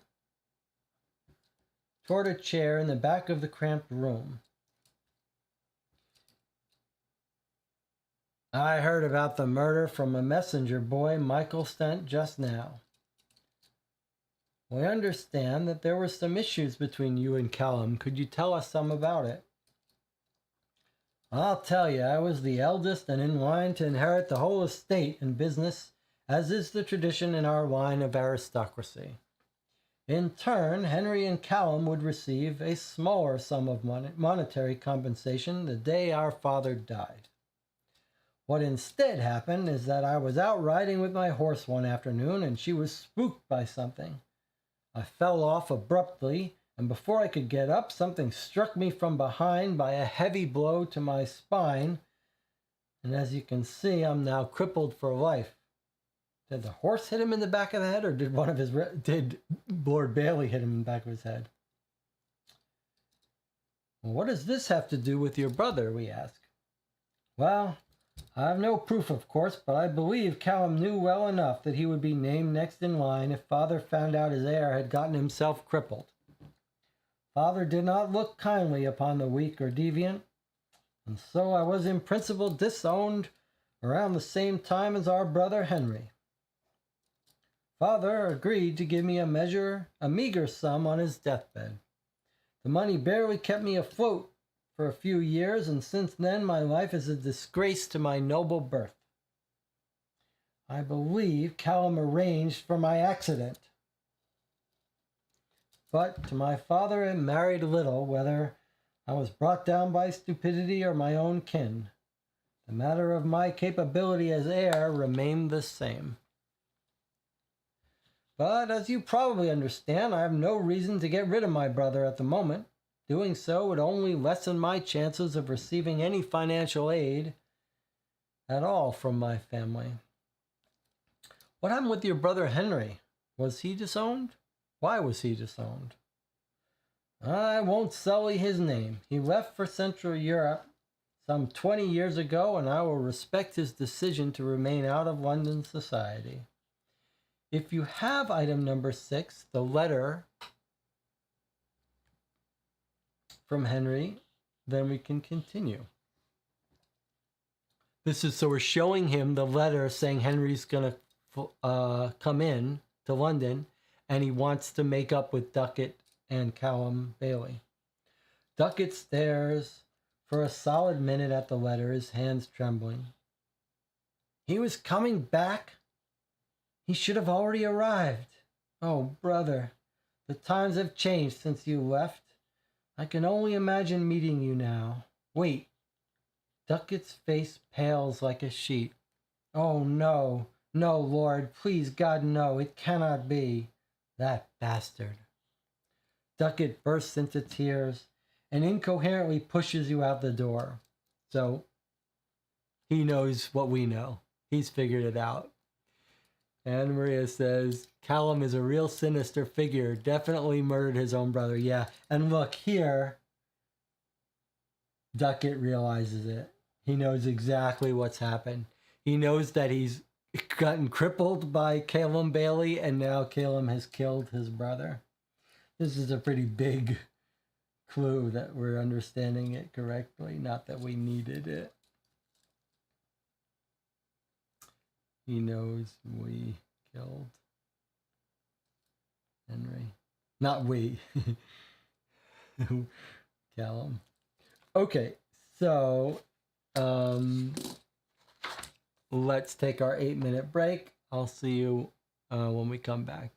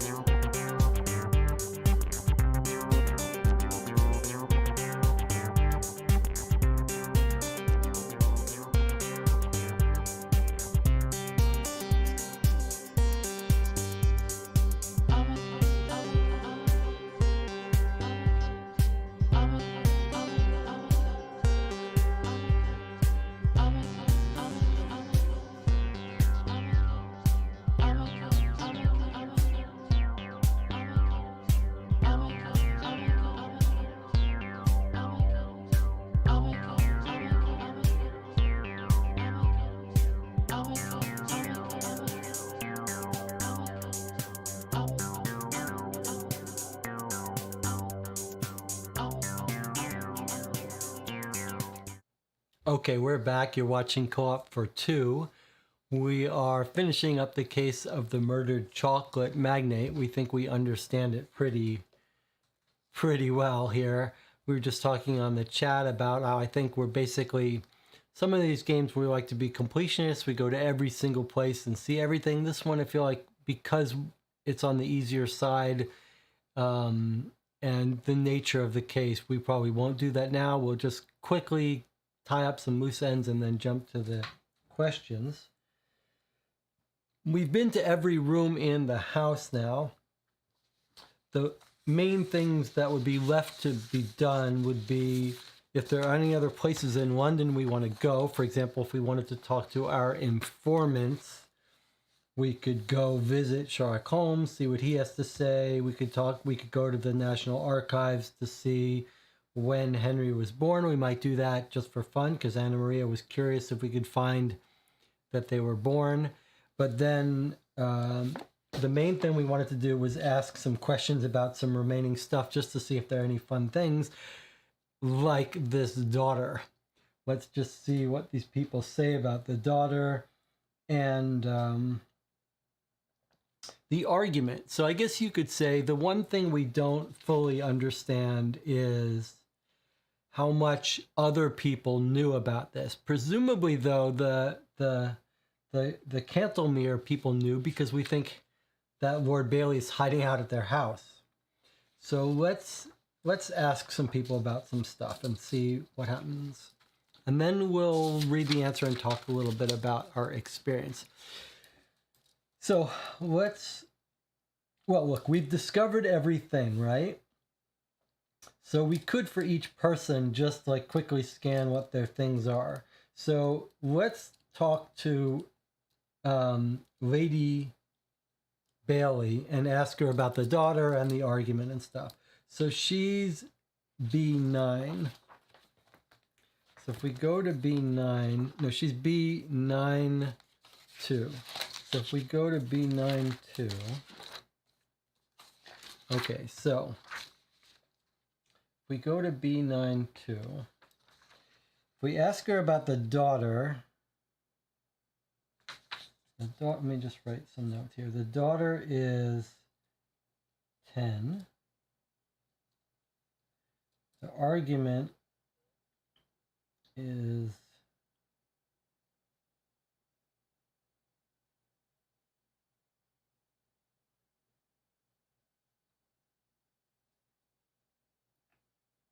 2. The recent guest is 7. Just looking at things we might ask about. Okay, so asking her about the daughter, she says, you question Lady Bailey about her obviously stashed away offspring. She does not seem surprised you have acquired this information, nor particularly eager to aid you in gaining more.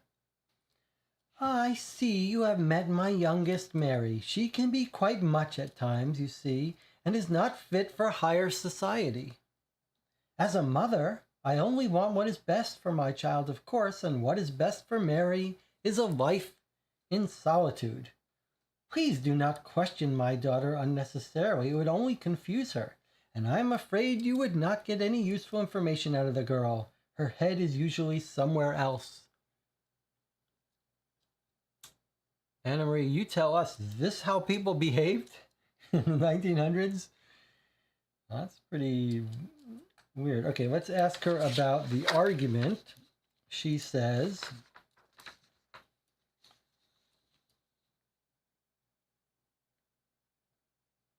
Michael misunderstood the situation by magnitudes and should not go about spreading rumors. We had a somewhat heated discussion is all. It was regarding some finances during the trip, nothing much.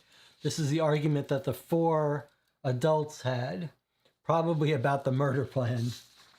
Okay, and then if we wanted to ask her about the recent guest in their house, you ask about the recent guest. The lady ponders the question for a while. The only thing that comes to mind would be if Miss White or Mr. Laws had any unexpected visitors and they withheld from me.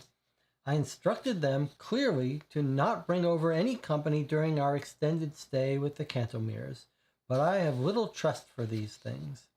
Maybe that's where the maid guess was meant to throw us on a wild goose chase into thinking that maybe that was her guest that was there instead of it being Ward Bailey. Okay, that's if we talk to the lady of the house. Now, let's ask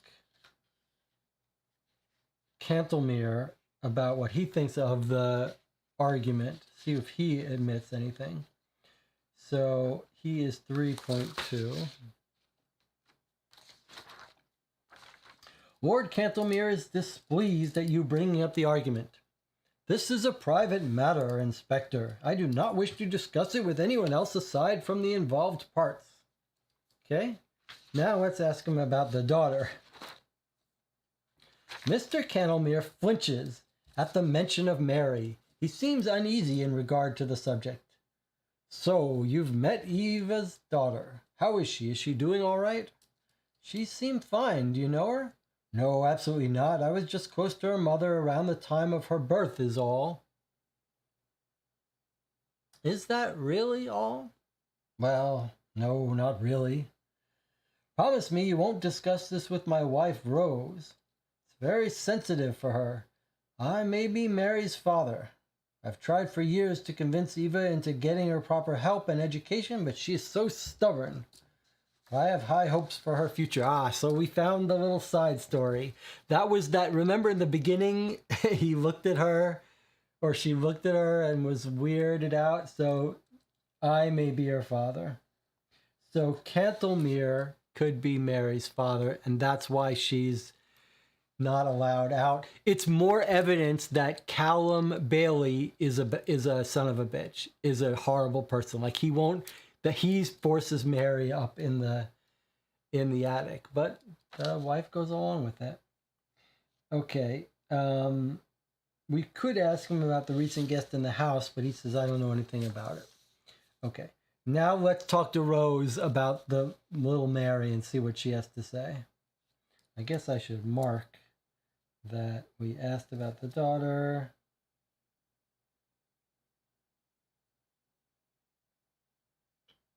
And we asked Eva about the daughter and the argument. I don't know why I'm keeping notes. All right, let's talk to Rose about the daughter, B9110.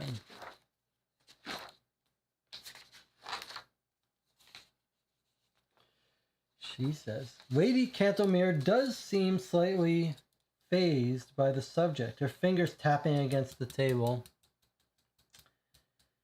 So you met Mary. Isn't she the most adorable child? Of course, I would never condemn my friend for her particular way of raising Mary. Had I birthed a child of similar mental capacity, I would surely have done the same.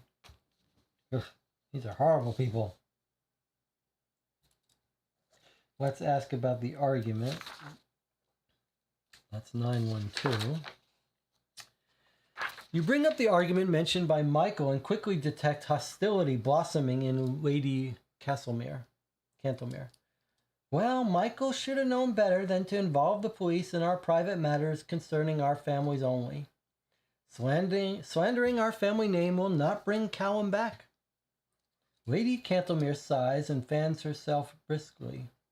She gracefully takes you aside, out of earshot of Eva. But if you don't hear it from me, I suppose you will hear about it from someone else, as the Bailey children seem to let their mouths run. However, you must understand I cannot disclose all the details of this very private matter.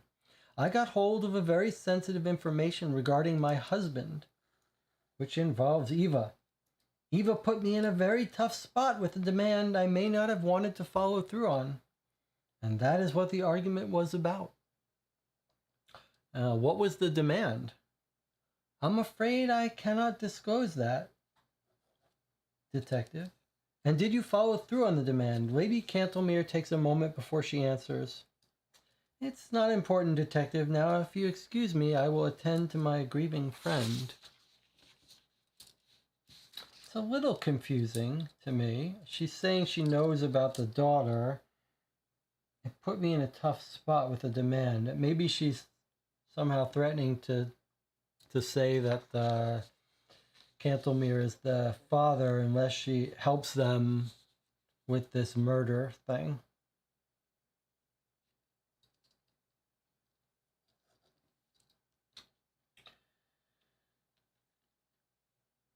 Okay.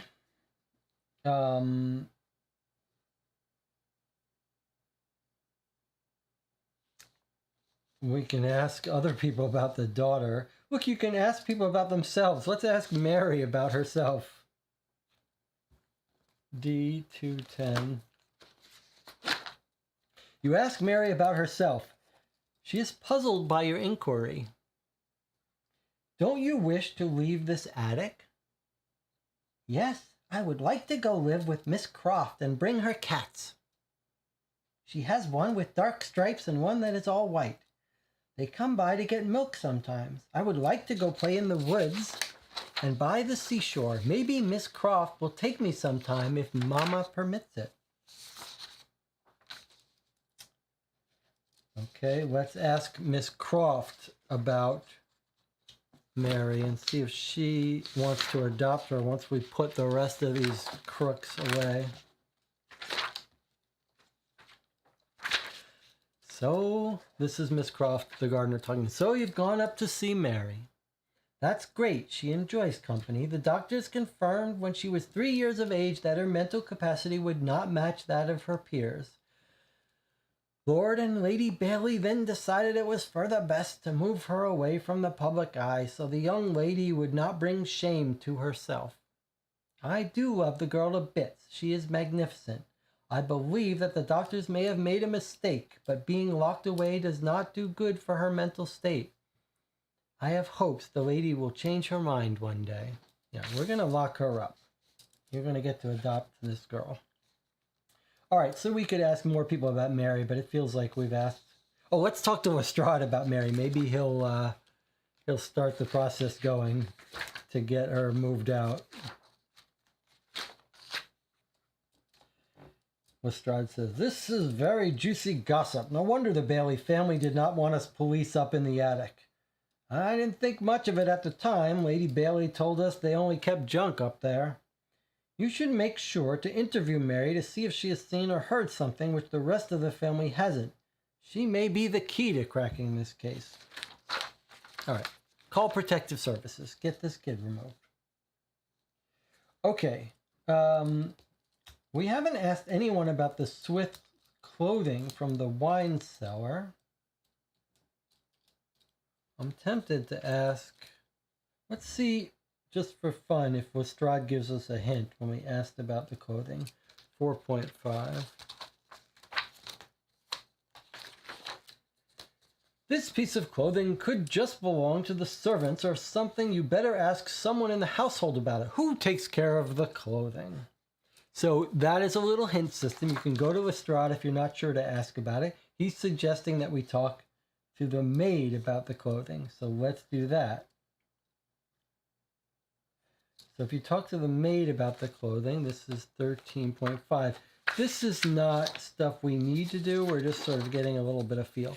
She says, "I haven't seen these clothes before. I would know. I launder everything the master and mistress owns. And I don't recognize it from any of us servants either. However, one interesting thing. When I arrived, I found a hat in the hat rack which must have been forgotten by some former guest of the household. The hat was, interestingly, by the same clothing manufacturer. The initials in the hat were HB. Henry Bailey." Okay, we're really, we really know everything that's going on. Okay, I'd like to go to Somerset House to see if Henry could reach Chelmsford. Okay, so let's do that. That was 17WC in London. I think we're about ready to solve it. Let's see if there are any records at Somerset about all this.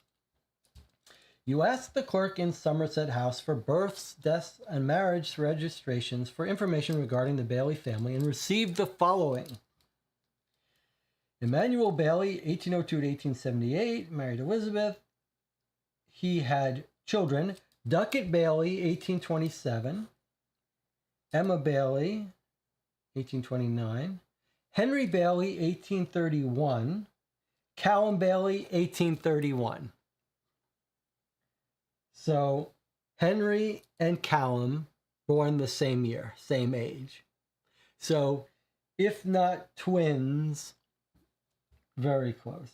And then it talks about the other children of Lord Callum Bailey, Mary Bailey. No registered children for this. Okay, so as Anna Maria suspected, whether it doesn't say they're twins, but it does say they were born the first year. Okay, anything else we want to check out before we go to the questions? Is there anything we don't know? We believe everyone's involved. We've asked everyone about Mary. We haven't asked the other workers about Mary.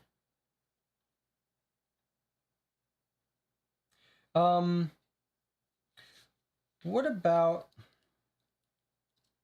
the house guest? Who was the person? Does anyone remember the person who snuck into the house when they shouldn't be? Because that person might have run into the guest. It was either the cook, the gardener, or the maid. I can't remember which. Maybe it was the maid. I'm going to ask them about the house guest. The house guest is 7. So 12.7, 13.7, 14.7. Let's just see what they have to say. If anyone's seen the house guest in the house. Okay. I haven't been in the guest room since before we all left. I was spotless. This is the maid talking, I guess. I usually clean every day. When Miss Tell visited me, we never went upstairs. Okay, so that was the woman who had the guest that snuck in. She's just saying, no, I didn't even go upstairs. So you asked the gardener about the recent guest in the house. She presses her lips and sighs. If you have the topic, which we do, we can continue. Gardener's going to tell us about it. She's the one, the gardener's the one that has to keep showing up at the house, remember. She's the only one that wasn't sent away. We should have, this was like practice for us. She was the only one who wasn't sent away for that week, so she does have information. The gardener, she sits down and wipes sweat off her forehead. Detective, believe me when I tell you, there's a conflict within me. But I must confess to you what I saw. I came by the house and stayed throughout the afternoon, even if the lordship did not wish it. They wanted me to leave Mary provisions every other morning and then leave. I could not leave my poor baby by herself for that long, and so I stayed. And on the 18th, a little while before lunch, the Lord came home with a visitor, whom I believe to be his lost brother Henry. I did only get a glimpse of his face, but he is the spitting image of himself. When they were younger, no one could tell them apart, but I have always been able to. Anyway, the Lord was not happy with me being there, but asked me to help him fetch some water for a bath. So I heated up some bath water and went on my way. I did not see Henry again. He must have gone to sleep. I have not told you because I'm afraid of what it may imply and what it would mean for poor Mary. Okay, so just another little nail in the coffin. The gardener couldn't leave because she has to care for Mary in the attic. So she told us she couldn't leave because of her oranges, but it was really Mary in the attic. And in fact, she actually says it nicely. Let's read it because it's a nice little touch. Before we knew anything about Mary, here's what the gardener says. If I'm remembering, she makes an allusion to it. We say, you found the body. Have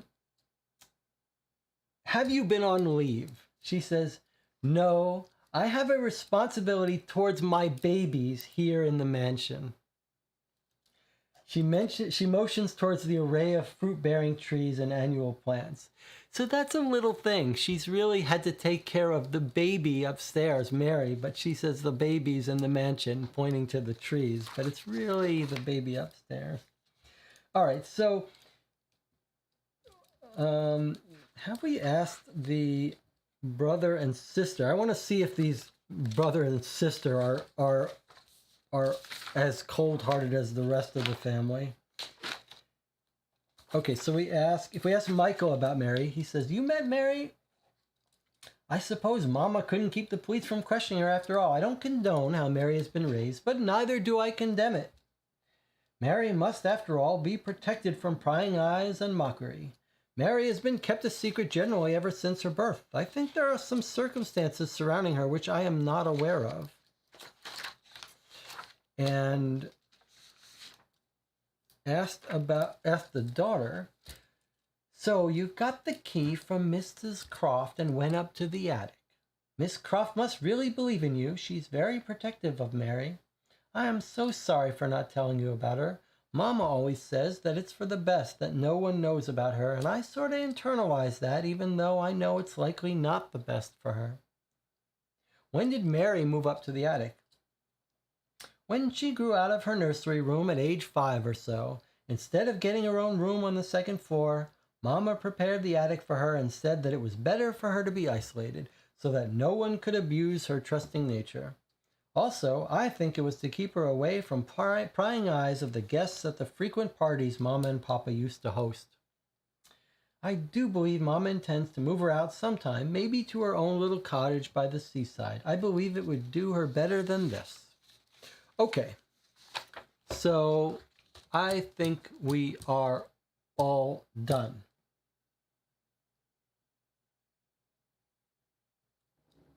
The only thing we didn't do, sorry to keep doing this, it is kind of interesting to think about what people would say. We could ask Henry about we can ask Michael about the letter he got. I did see this letter on the writing desk. I was half expecting my uncle to turn up any day now. I saw my father write him a letter in return for accepting his offer. I was quite thrilled, actually, since I was barely a baby when Uncle Henry left the country. Why did he have to leave? Grandfather was a very strict man with good Christian values. He did not approve of the company my uncle kept, so to speak. My uncle refused to marry a woman he would never love, so he was disowned. It was a tragedy, and he left for Switzerland in disgrace. Okay. I don't know what's this about. My uncle refused to marry a woman he would never love. I don't know what that's about. All right.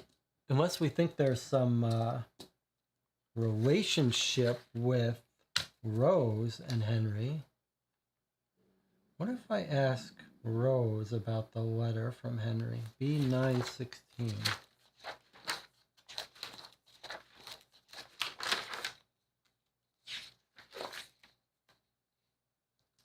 Lady Cantlemere reads the letter carefully and hands it back. Yes, I did hear from Callum that his brother would arrive back. He should arrive in London soon, I think. All right, so it's not that she's having the affair. John says maybe Henry was gay. Oh, that's why he wouldn't marry a woman, just to carry on the family. That's an interesting idea. All right. Well, there's other stuff we could read for fun, but it seems like we've way over-determined our case. So let's just recap here. You fill in if I miss anything. This was Jonathan's theory early on, but we know Lord Bailey owed lots in debt. Gambling debt, business debt, etc. It seems like he specifically tried to set it up so that the debt was on him personally and wouldn't fall to his estate. And at the point we catch the story, he's over his head in debt, and he needs a way out. He's a horrible person. We think he crippled his brother as a youth to get the inheritance. And he comes up with the scheme, and the scheme is to fake his own death, assume the identity of his brother, who's a twin or near to it. So his brother comes and visits him from Switzerland and is staying at their house. The four of them, Callum Bailey, Eva Bailey, and their two friends, the Cantlemeres, go to the Cantlemeres' house for a week, sends the family away, while the brother Henry has come in from Switzerland and is staying at the house almost alone. So Callum Bailey comes back to the house, kills his brother Henry, puts the body in the wine cellar, and then goes back to the Cantlemeres. Then they all come back from vacation after a week. They then, Callum Bailey drags the dead body out, having drained it of blood. We haven't read about those details or why. But he was killed in another place. That's why. He killed him in the wine cellar. We think the body was left there. After he comes back home, he drags the body into the study where it's found, jumps out the window, runs to the road, takes a carriage to the Cantlemeres' house, where they have agreed to hide him for some time being. And the dead body of Henry is dressed in Lord Cantlemere's clothing to make it look like him, and that's where the story picks up. If there are any details we don't understand, so we think the Cantlemeres are all involved in this because they're hiding him, and they had an argument about it, though.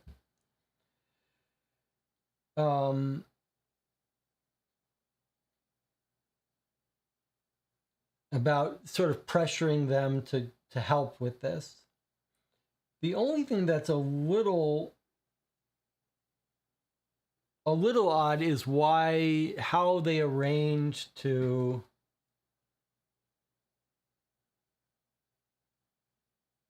what the timing of the logistics of arranging for the dead body is all correct. It's just a little weird, like why. But maybe what happened is Henry writes in, he says, he telegraphs him or whatever and says, I'm arriving on the 18th. So at that point, Callum Bailey comes up with the scheme. We'll go on vacation and send everyone away on the 18th. So the 18th, he's planned, he'll welcome Henry in and kill him. He'll have the house to himself. He'll have a good opportunity to kill him. And then he'll go back and resume the vacation. And then when everyone's back to witness, he drags out the body. So yes. Okay. So let us turn to the questions and see what asks us. We also discovered that this whole family's messed up. They've got a secret baby who's the illegitimate offspring of Cantlemere, which is probably how she's pressuring him into helping. Okay. Here are the questions. These are kind of interesting here. Okay. All right. I think this is a pleasing set of questions because they require a little more subtle knowledge. Where did the murder weapon come from? Well, we saw it was from the workshop. We saw a little space on the wall where it was taken. When and where did Lord Bailey die? Well, Henry Bailey died. I think it was on the 18th. Was it the 18th? We have a specific date that the daughter sees it. 17th, 18th, sometime in that week while they're gone. Where in the in the bathroom,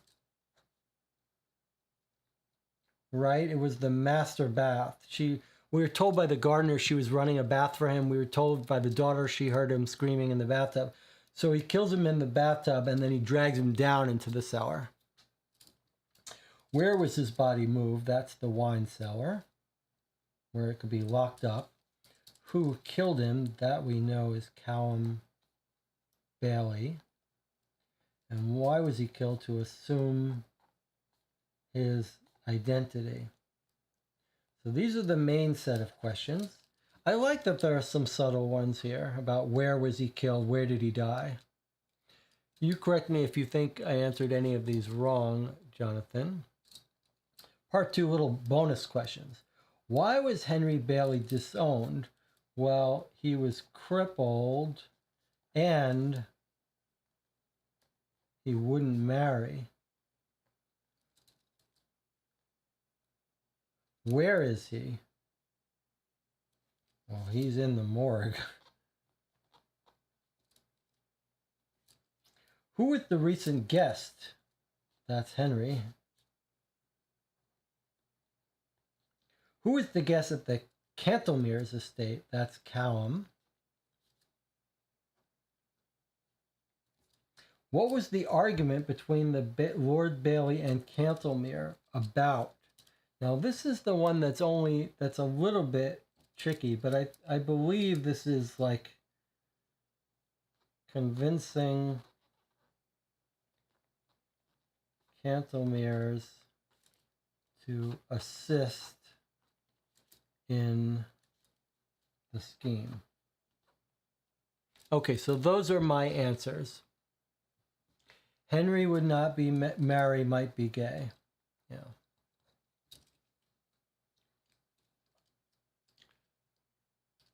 Oh, Henry was not crippled. That was Duckett. Yes, you're right. Good catch. Okay, good. So we're told he wouldn't marry a woman he didn't love. So the logical conclusion is that he was gay, and that's why he moved to Switzerland. That makes a lot of sense. That's why he was disowned. Any other answers you think need to be switched? I like these questions quite a bit. There are a couple, like in general, this case has been very easy, but there are a couple you could miss if you rush through this.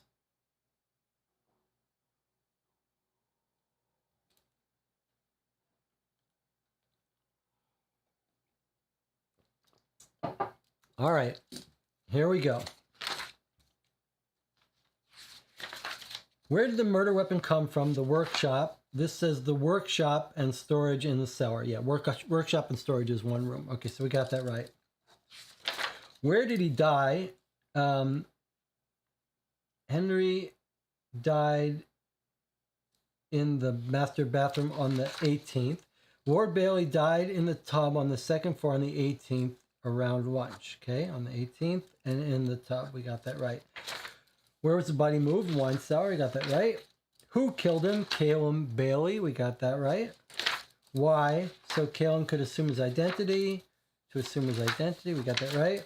Why was Henry Bailey disowned from the family? He wouldn't marry and he was gay. Part 2, he was gay. That was Jonathan. Good. Picked up on that. Where is Henry Bailey? At the morgue. Who was the recent guest? Henry Bailey. Lord Henry Bailey. Who is the guest at the Cantlemere's estate? Callum Bailey. We got that right. And then lastly, what was the argument about? The Bailey family proposed their plan for Callum to lay low, before assuming his brother's identity. When the Cantlemeres refused their request, Lord Bailey threatened to expose Lord Cantlemere as the father of Mary if they did not comply. So we got a full sweep. We even got this part about the argument, convincing them to assist in the scheme, and we knew they were threatened for that. Okay, and now we've got a solution. Let's read it. You turn to Lestrade to present your solution and find Holmes waiting for you in the study. We could have gone talk to Holmes, by the way. Twirling in the office chair of Lord Bailey when you arrive. You also notice the Bailey family barrister, Mr. Nast, looking stern behind him.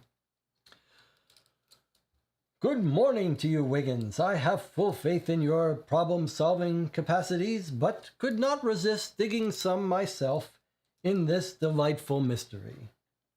The whole family is gathered around Holmes, some looking more uncomfortable than others.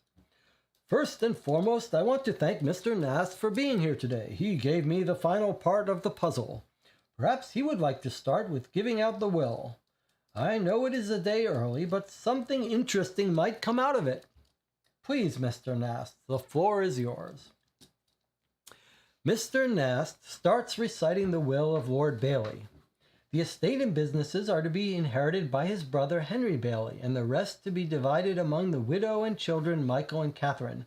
Michael immediately begins to protest. Mr. Nast, this must be some sort of mistake. I am the sole heir of Papa. I'm quite sure this is correct. I witnessed the Lord sign it myself just yesterday.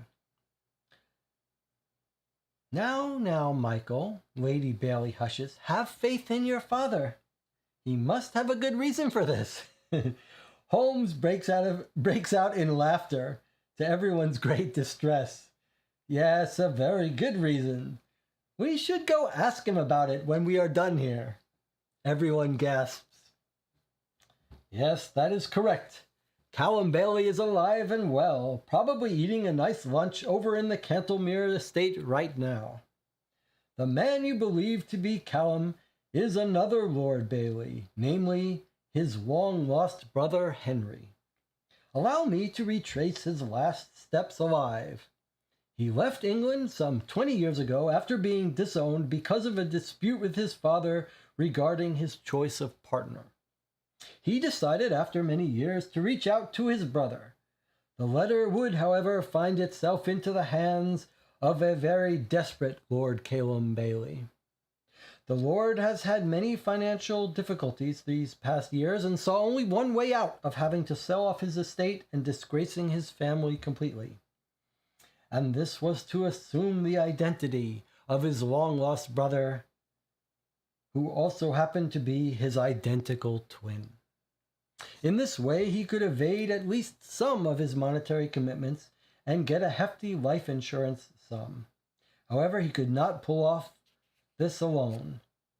To evade Scotland Yard, the Lord had to lay low for a while before emerging as his lost brother. And for this he used his friends the Cantlemeres, who were initially reluctant to the request but saw no other option than to comply when Eva threatened to expose Mary as the child of Lord Cantlemere. When the rest of the family were in Bath, Lord Bailey went to London for a business trip on the morning of the 18th and changed his will and went to pick up his brother Henry from Piccadilly Station. Back at the estate, the travel-tired Lord Henry Bailey took a nap in the guest bed and went for a bath. The gardener, Miss Croft, happened to run into them and was sent away. Lord Bailey then murdered his brother in the bath with a knife found in the storage room in the cellar and dragged his body down to the cellar where the cold temperature could slow down rigor mortis for a while. He cleaned up, but not well enough if you know where to look, and went back to Bath. He could then return with his family, and during the night drag the corpse up to the study and escape out the window in Henry's spare clothing to travel to the Cantlemere's estate by carriage. Holmes pauses and lets the room wallow in silence for a moment. Lord Henry Bailey's fate was sealed the moment the ink dried on his letter paper.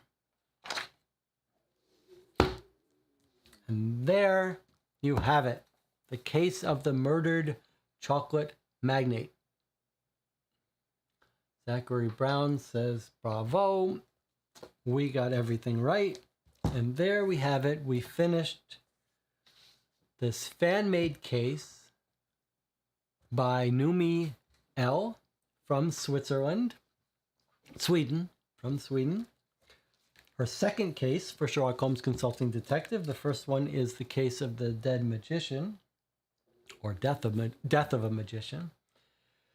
Okay, so what we'll do is we'll take a 5-minute break and we'll come back and we'll discuss our thoughts on the case. So I'll see you in 5 minutes.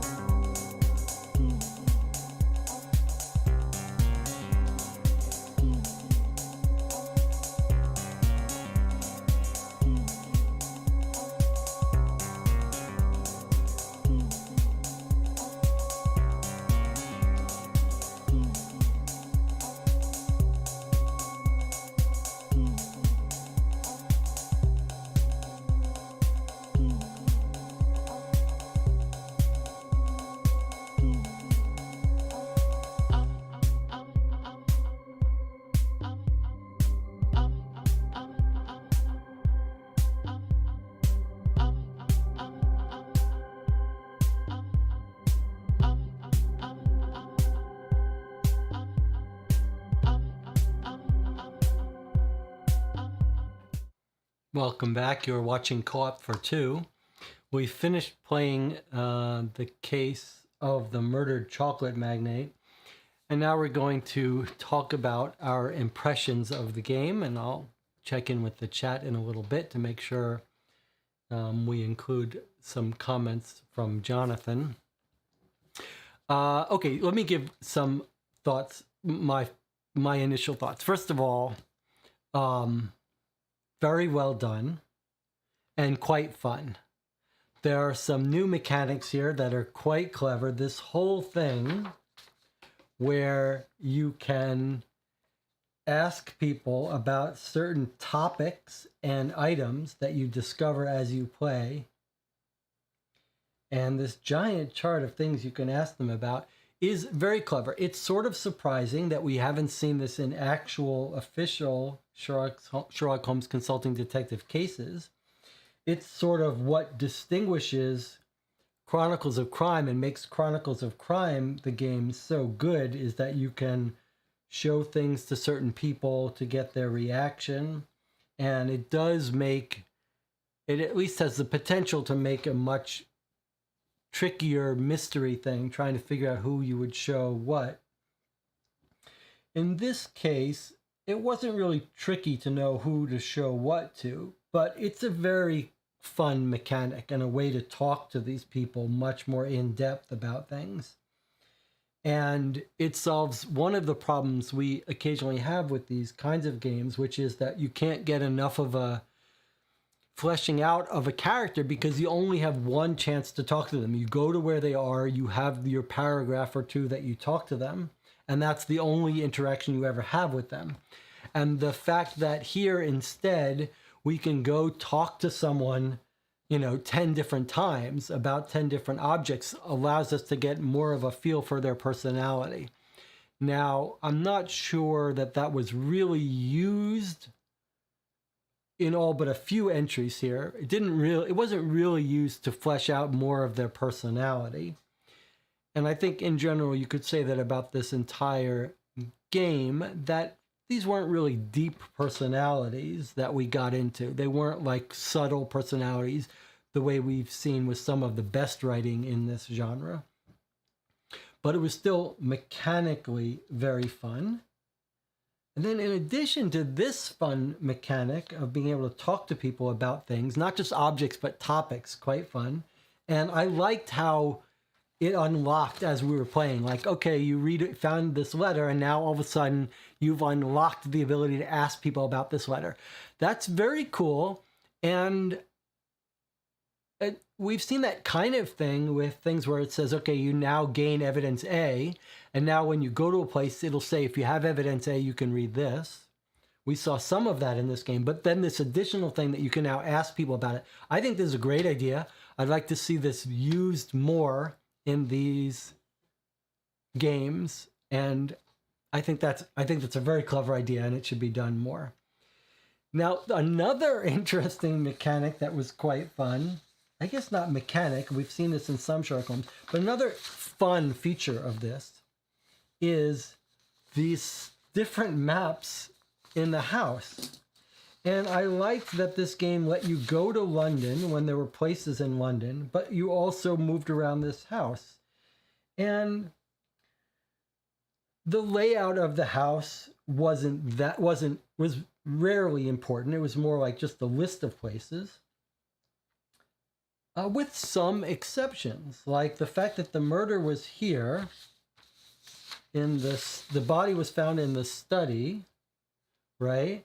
And the window was open. That led to us to look in the front garden and back garden where we saw the tracks leading. I think we probably, whether it's a credit to us or luck, we stumbled upon one of the biggest clues right out of the gate by going out that window. Then we knew the Cantlemires were involved, etc.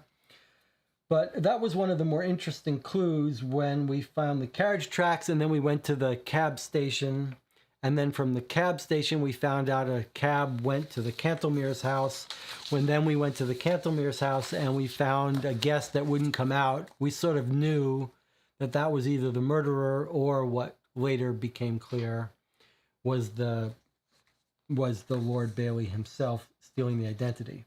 But I really did enjoy it. Was fun. Everything about the case was quite fun, all the different ways the mechanics went. I think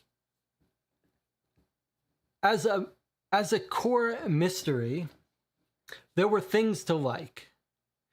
So one of the things that I really like is I like when you're led on one trail and then you have to revise your idea. So I really like that we've got this murdered body of this guy, and so we're trying to find who's the murderer. And then at some point we realize, oh, maybe it's not his, maybe it's not the dead body we thought. And then that has to unwind some stuff. And I did really like that.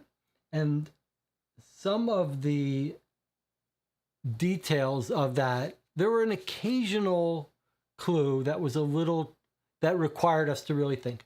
But for the most part, I think if there's any criticism of any of this, it was just that it was too easy for us. I think that's the only real criticism to lay at the feet of this case. Other than maybe if you wanted to talk about sort of the psychological, emotional richness of the characters. But just the fact that it was too easy for us to solve, and that sort of, by the time we got to the end, our theory was confirmed like 5 different times in 5 different ways. And it was all logical. All the confirmations of our theory were logical. And it was sort of fun to hear from different people their different window into confirming that he was stealing the identity and was a bad guy. But that's the only thing the only complaint is really that it was too easy. Otherwise, it was lovely. And I was just looking through any of the entries we may have missed, and they all seem very nothing important. There is one, though, that we didn't follow up on, that if you were going to make a hard version of this game, you would hide important information in some of these places. For example, or the only one I only see here, is that we had this interesting case where the maid snuck back into the house with a friend. And when we followed up with the maid, there's a little bit of red herring to throw us off, like maybe the maid was the person who was in the house during the murder, that she did something, whatever. When we followed up with the maid, she told us the name of her friend. If you'll remember, it was Tell. It was Mary Tell.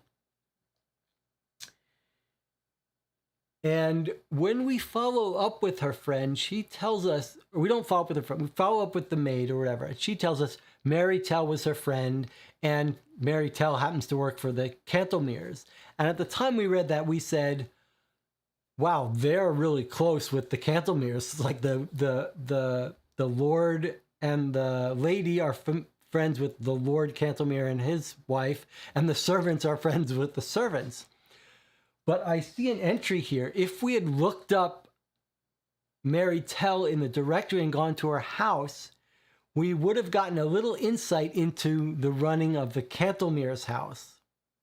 So this entry here talks about how she almost saw the guest at the Cantlemere's house. This would have been a good place to hide information, because we didn't follow that up. We didn't pick up on the clue that the maid's friend worked for the Cantlemeres. So if we wanted to get a peek into the Cantlemere's house where this mystery guest was, we should have tried to track down her. She basically says she works there. She didn't see the guest, but she knows the guest is there and how strange it was. So it would have been nice to hide more stuff in the harder places. There are a couple of places that took a couple of leaps to think to go there. But clearly, for a game that's made to be easy, you can't hide critical places in those things. But if you wanted to make it harder, that's the thing. Hide it in those places that are harder to figure out. The part where the part that sort of redeemed itself, not, it didn't need redeeming, but the part that was a little satisfying in terms of it being too easy was the questions at the end, because most of them are just asking exactly the core mystery that we knew hands down. But then there are a couple of slightly more subtle questions, like where did he die? And where was it moved? And then why was Henry Bailey disowned?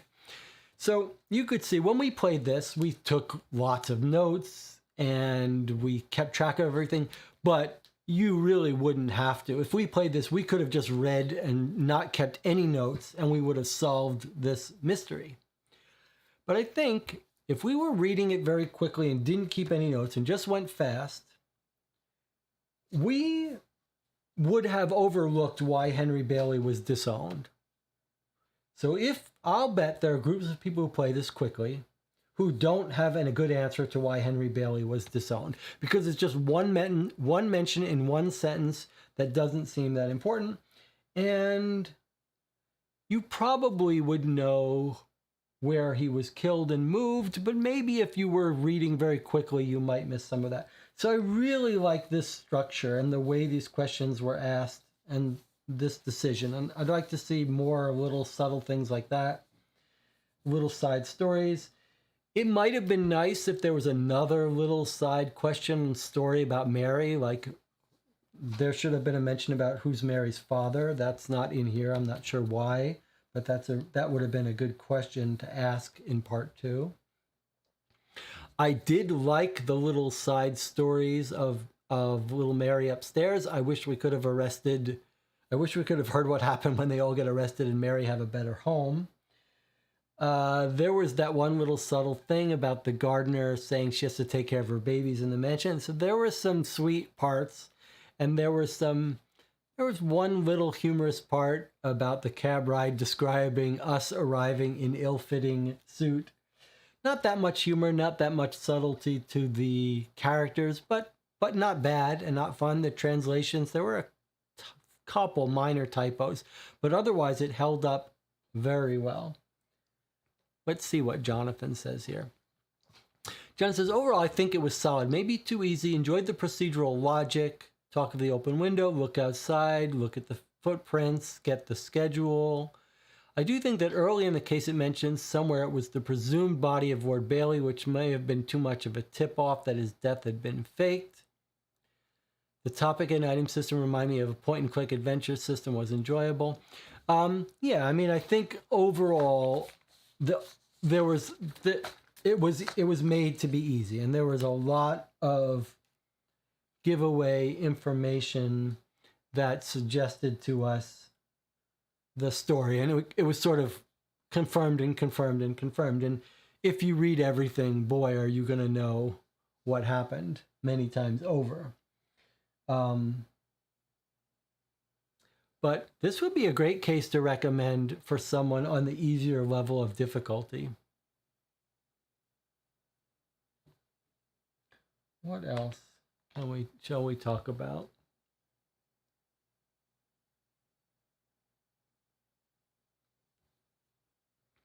I was just looking over at my notes there. There were a couple of things. Jonathan was saying it reminded him of a little bit of point and click. The asking people about things is a little bit like a classic adventure, but also a little bit like Chronicles of Crime.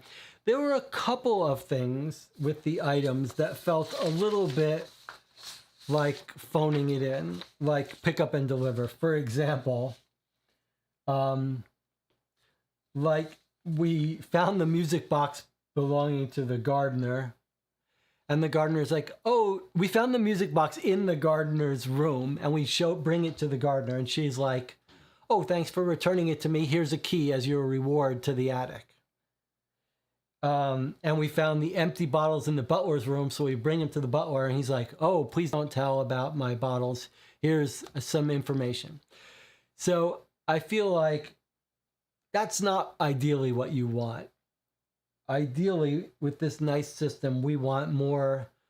You want there to be more moments of like, what do I do with this item, right? The moments in the adventure games and the moments in Chronicles of Crime that are most satisfying is you find an object, or a topic in this case, perhaps, and you should hit a roadblock and not know what to do with it. That's going to be the most satisfying experience. If you find an object and you're like, where do I go with this object? Who do I ask about this? Who do I show this to? That is going to get me unlock the next stage. And ideally, maybe when you get the object, you shouldn't have enough information to figure it out. And then later on, you're like, you discover something like, oh, now I get it. Now I'll do this with this object. And so I think my criticism there would be, it was a little bit too much of every time we found an object, we knew exactly who to ask and show it to. And in some cases, it was logical, like we found out about financial problems, so we go to the wife and say, what's going on with the financial problems? Or we found out about the Cantomere's guests, so we go right to the Cantomeres. So there were those that were too obvious, and then there were those that you could even criticize more because they weren't even. It's not just that they were obvious; it's that you find the bottles in the butler's room, so you go to the butler, and that gives you the reward. I think again, it's all because it was designed to be easy, but I think it would be nicer if those required more chains of logic.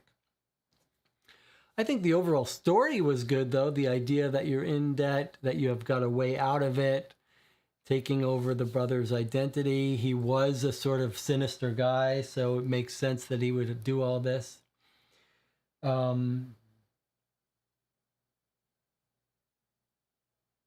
Mechanically quite fun, though. Sometimes these games, there's parts of them that are really hard induction, parts of them where you're really having to try to figure out and understanding things, and parts of them that are sort of like mechanical work. And it's nice to have a little bit of that in a little bit mixed in there. And so some of this asking people about things is a mechanical thing. And it is fun to be able to keep notes on these pages about where you go and everything like that.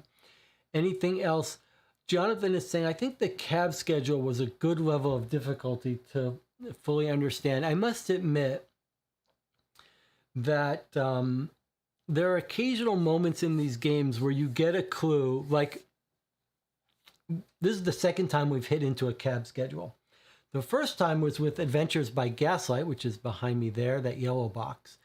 There was a cab schedule in that we studied and studied and studied and like diagrammed all the places it weren't because it was such a rich source of information.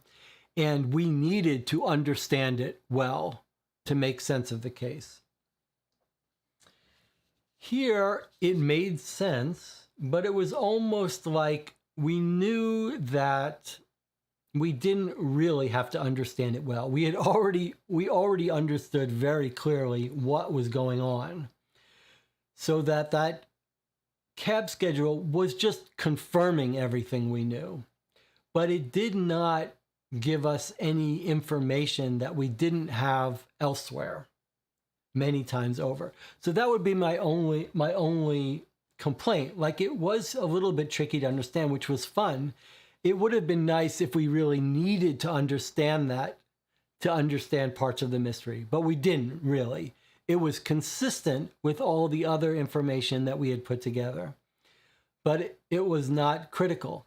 In the same way, there was some interesting timeline about the maid sneaking back into the house, that it would sort of, you might think that putting together a detailed timeline would help you, but it really wasn't necessary for us. So we didn't do it. But you could see as a design lesson, maybe it would be nice to make a game where the player really is rewarded for really understanding that timeline. And I'm guilty of occasionally just saying, it's close enough. Let's not worry about the details of the timeline. And it's rare that we get a game that really does require it. but one of these days we're going to get one, and then it will really be important to understand that timeline. It would be nice to hit a case where you really have to chew on the timeline to really understand it well to make sense. But the cab schedule was another cool mechanical thing. Like there are details here. There were letters that we found in the reading. Those were fun. It was fun to get letters. We found a letter from Henry and a letter from the other brother, Duckett. Just fun stuff. I mean, there was some real work that went into this game, right? I mean, those letters were written and made into art. The illustrations from Noomi of these different characters, right? That's a very nice little touch. It's nice to have a variety of things you find in this text. So we had the diagrams of the houses, we had letters, we had the illustrations of each of the characters. Boy, that's a nice little touch that required some real work. And that was fun. Now, again, another example of how there were some subtle things, like she has a fresh flower. That's because the gardener is taking care of her. But again, not important that we figure that out, right? There was, the other woman was a religious person mentioned in the cab log and by someone, and we saw that person had a crucifix around her neck.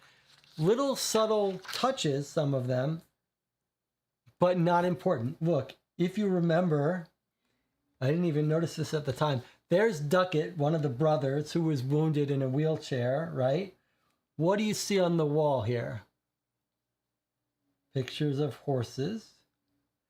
Well, in the trophy room is the awards that Duckett won from horse racing stuff, horse jumping.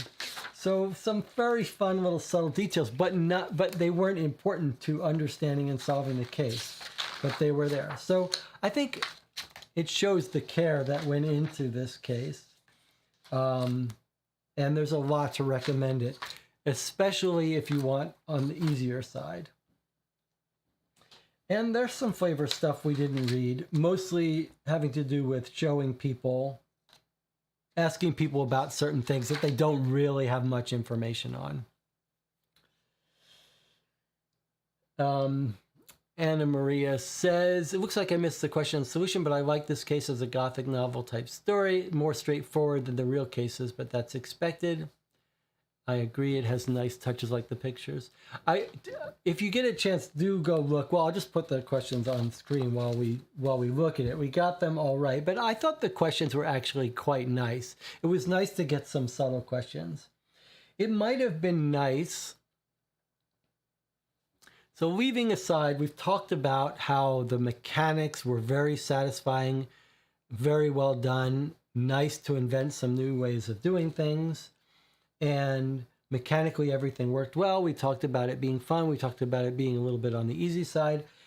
One thing that might have been nice would be a little wrap up of Mary's side story in a more satisfying way. It was fun to discover Mary, and it might have been nice if we got to put a little bow on the Mary story. Maybe if we had, like, if it had rewritten slightly so that by asking people about Mary, we could get we could improve Mary's life. And that there's sort of an opportunity for that in this system where you can ask someone and show something to anyone.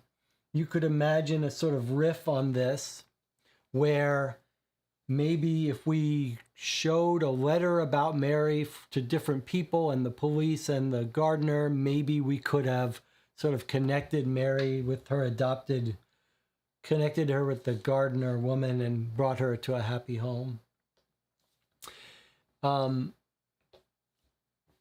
Anne-Marie says, this mechanic when you unlock items and topics and then could ask about them is very good. Yeah, I agree. I really like that a lot. I'd like to see that in more cases. It makes you think, that's an idea worth pursuing. And in fact,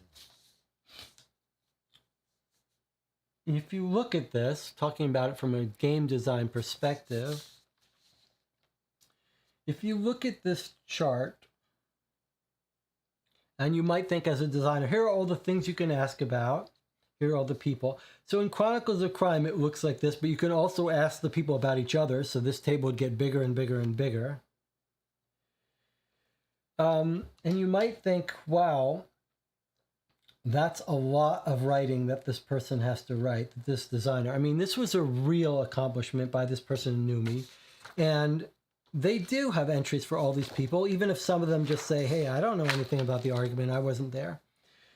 But let me just suggest that part of why a system like, part of why the adventure games and Chronicles of Crime works as a mystery that you can show any, you can ask anyone about anything and ask anyone about anyone else. So imagine a big giant table 3 times as large as this. Part of why that works as a puzzle is that you suddenly can't brute force it. You can't ask everyone about everything. And so it's fine to actually make it so that most of that table doesn't have entries from a game design perspective. It would be fine if you doubled the size of this table or just used this table and said, I'm only going to make entries for the significant people you can ask about certain things. That's fine. That's in the same vein as the map. Most of these entries don't exist in the book. And that serves a useful purpose. It says to the player, you can't just ask everyone about everything. And it suddenly makes it more of a challenge to figure out, who should I ask about this object? So I think this is a nice idea, and you could use this in other games and maybe figure out a way to make this chart look like it's full, but only have a couple entries that do anything. And every other entry just says, you know, there's nothing here for that. Of course, Chronicles of Crime solves it by basically having an app handle all of this. So the app just knows which entries have important things. Doing this on paper is much more complicated. You have to have a way of disguising to people that these entries don't exist. But you certainly could do it.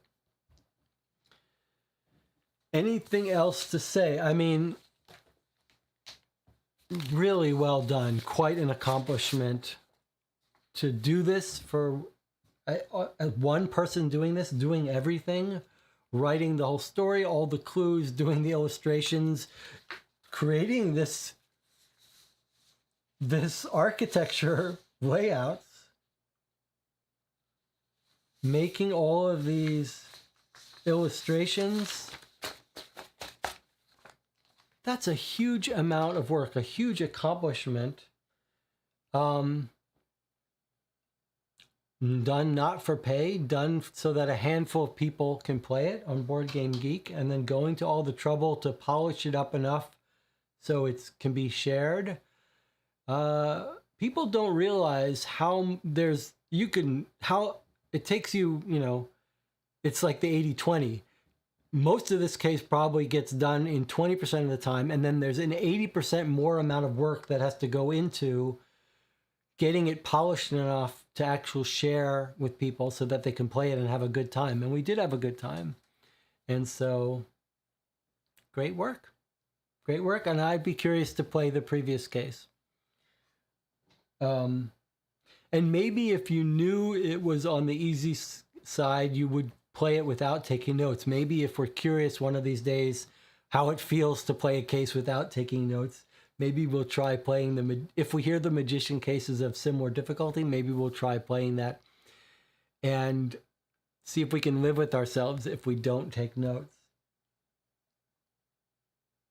Any other thoughts, Anna Maria and Jonathan? There were some good catches that Jonathan has. I see Sue Park joined us today to stop in and say hello.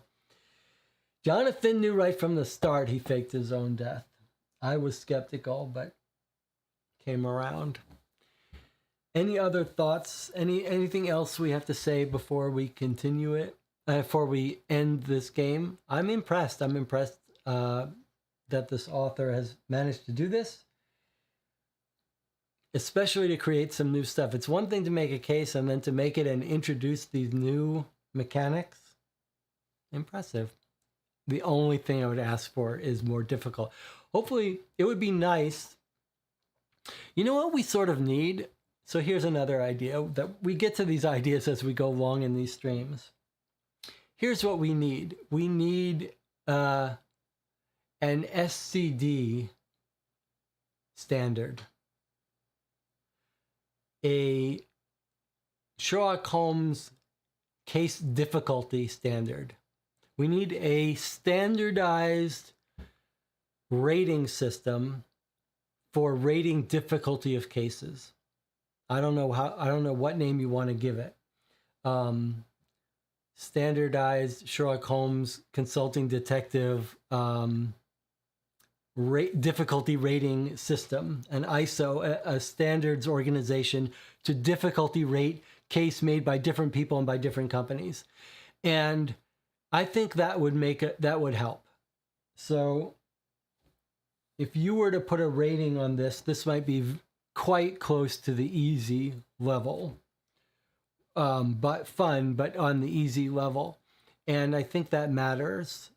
And it would be nice to know when you go in what difficulty. It'd be nice to take on a difficult one. Jonathan Warner is saying something nice. Been a while, he said. Thanks for the live stream. Well, look, it is my pleasure to be able to play these with someone else and share the experience. And it's quite fun. And it's fun to play a game that there's no coverage of. And I think we should play more of these fan-made cases.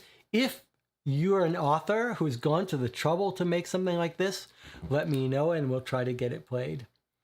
Anna Maria says, we did follow your suggestion to look up in the Somerset records. We did find they were born on the same year and that they were twins. The birth records doesn't say they're twins, but it does say they were born in the same year at least. So yes, that was clever. That's another little difficulty. There are a couple places. That's a great example of one where if you wanted to make this a harder difficulty, you could have that be critical information. We didn't need it as critical information, so it was just a little extra confirmation. Which brings up another issue that we've talked about once or twice before, which is, could you make a difficulty system for this kind of game? Could you figure out a way to say, here's a case, and we're going to have, if you want to play it on hard difficulty, here's how you play it. And if you want to play on easy difficulty, here's how you play it. Whether it has to do with the questions you ask or access to like redundant clues. I actually was writing Jonathan about a theory for how you could have a difficulty rating block off access to redundant clues. So if there are 3 different ways to learn about something, maybe when you play it on easy mode, you'll be able to see all 3 of those clues. If you play it on hard level, only one of those clues will actually be available to you. Just an idea. Any other thoughts? There are, I don't know how many fan cases there are for Sherlock Holmes Consulting Detective. This was one of the more recent ones, but not the most recent one. If you have some suggestion for what fan-made case in Sherlock Holmes Consulting Detective we should play next, let me know. I'm open to anything. It might be nice to play a hard one, though, if someone knows of one. On Friday, as you know, we're going to be returning to Bureau of Investigation, which is behind me there, and playing case 3 of 5. Case 3 is set in a small house. It's a little different, though, and it says basically it's only going to take you 10 minutes to play this case. And Gregory says this one could take you 4 hours to play. So it's going to be it's a very thin booklet. There's going to be some interesting, weird stuff in case 3. So I'm looking forward to that. Anything else to talk about before we sign off?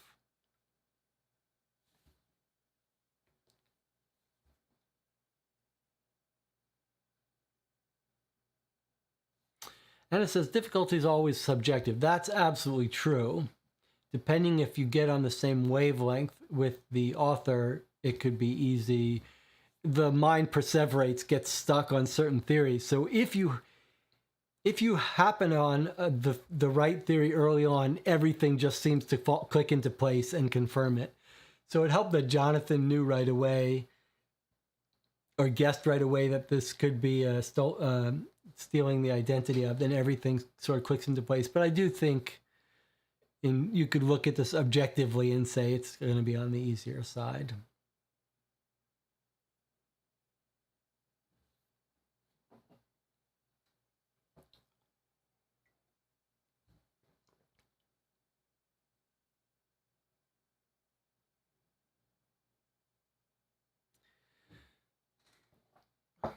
We did certainly take our time with this. It was a little weird to be taking such meticulous notes when we didn't really need them. But I'll tell you, it's like a little bit of an OCD. There's probably a term for obsessive keeping of notes. There's hypergraphia, when you do a lot of writing. So it's a little bit of that. And of course, there's OCD. But there's something very enjoyable about being able to mark up these things and circle the clues as you go to them so that you make sure you don't miss anything. I'm not sure we ever went to the staircase on the 2nd floor.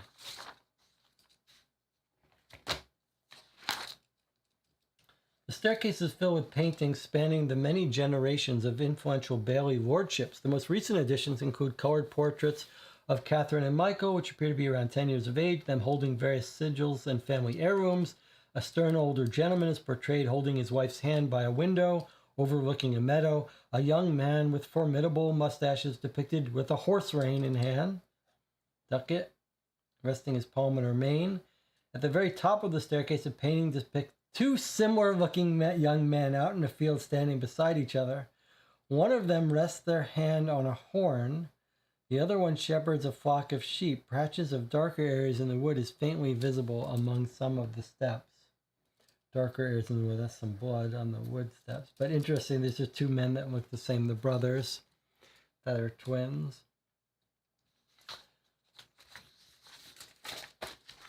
Okay. Anna is out. Thanks for joining us. All right, so let's sign off there, get some rest before Friday. Thanks, everyone, for joining. I'd like to hear about any other fan cases that people know and would recommend or that you're interested in playing. And with that, I'll see you next time.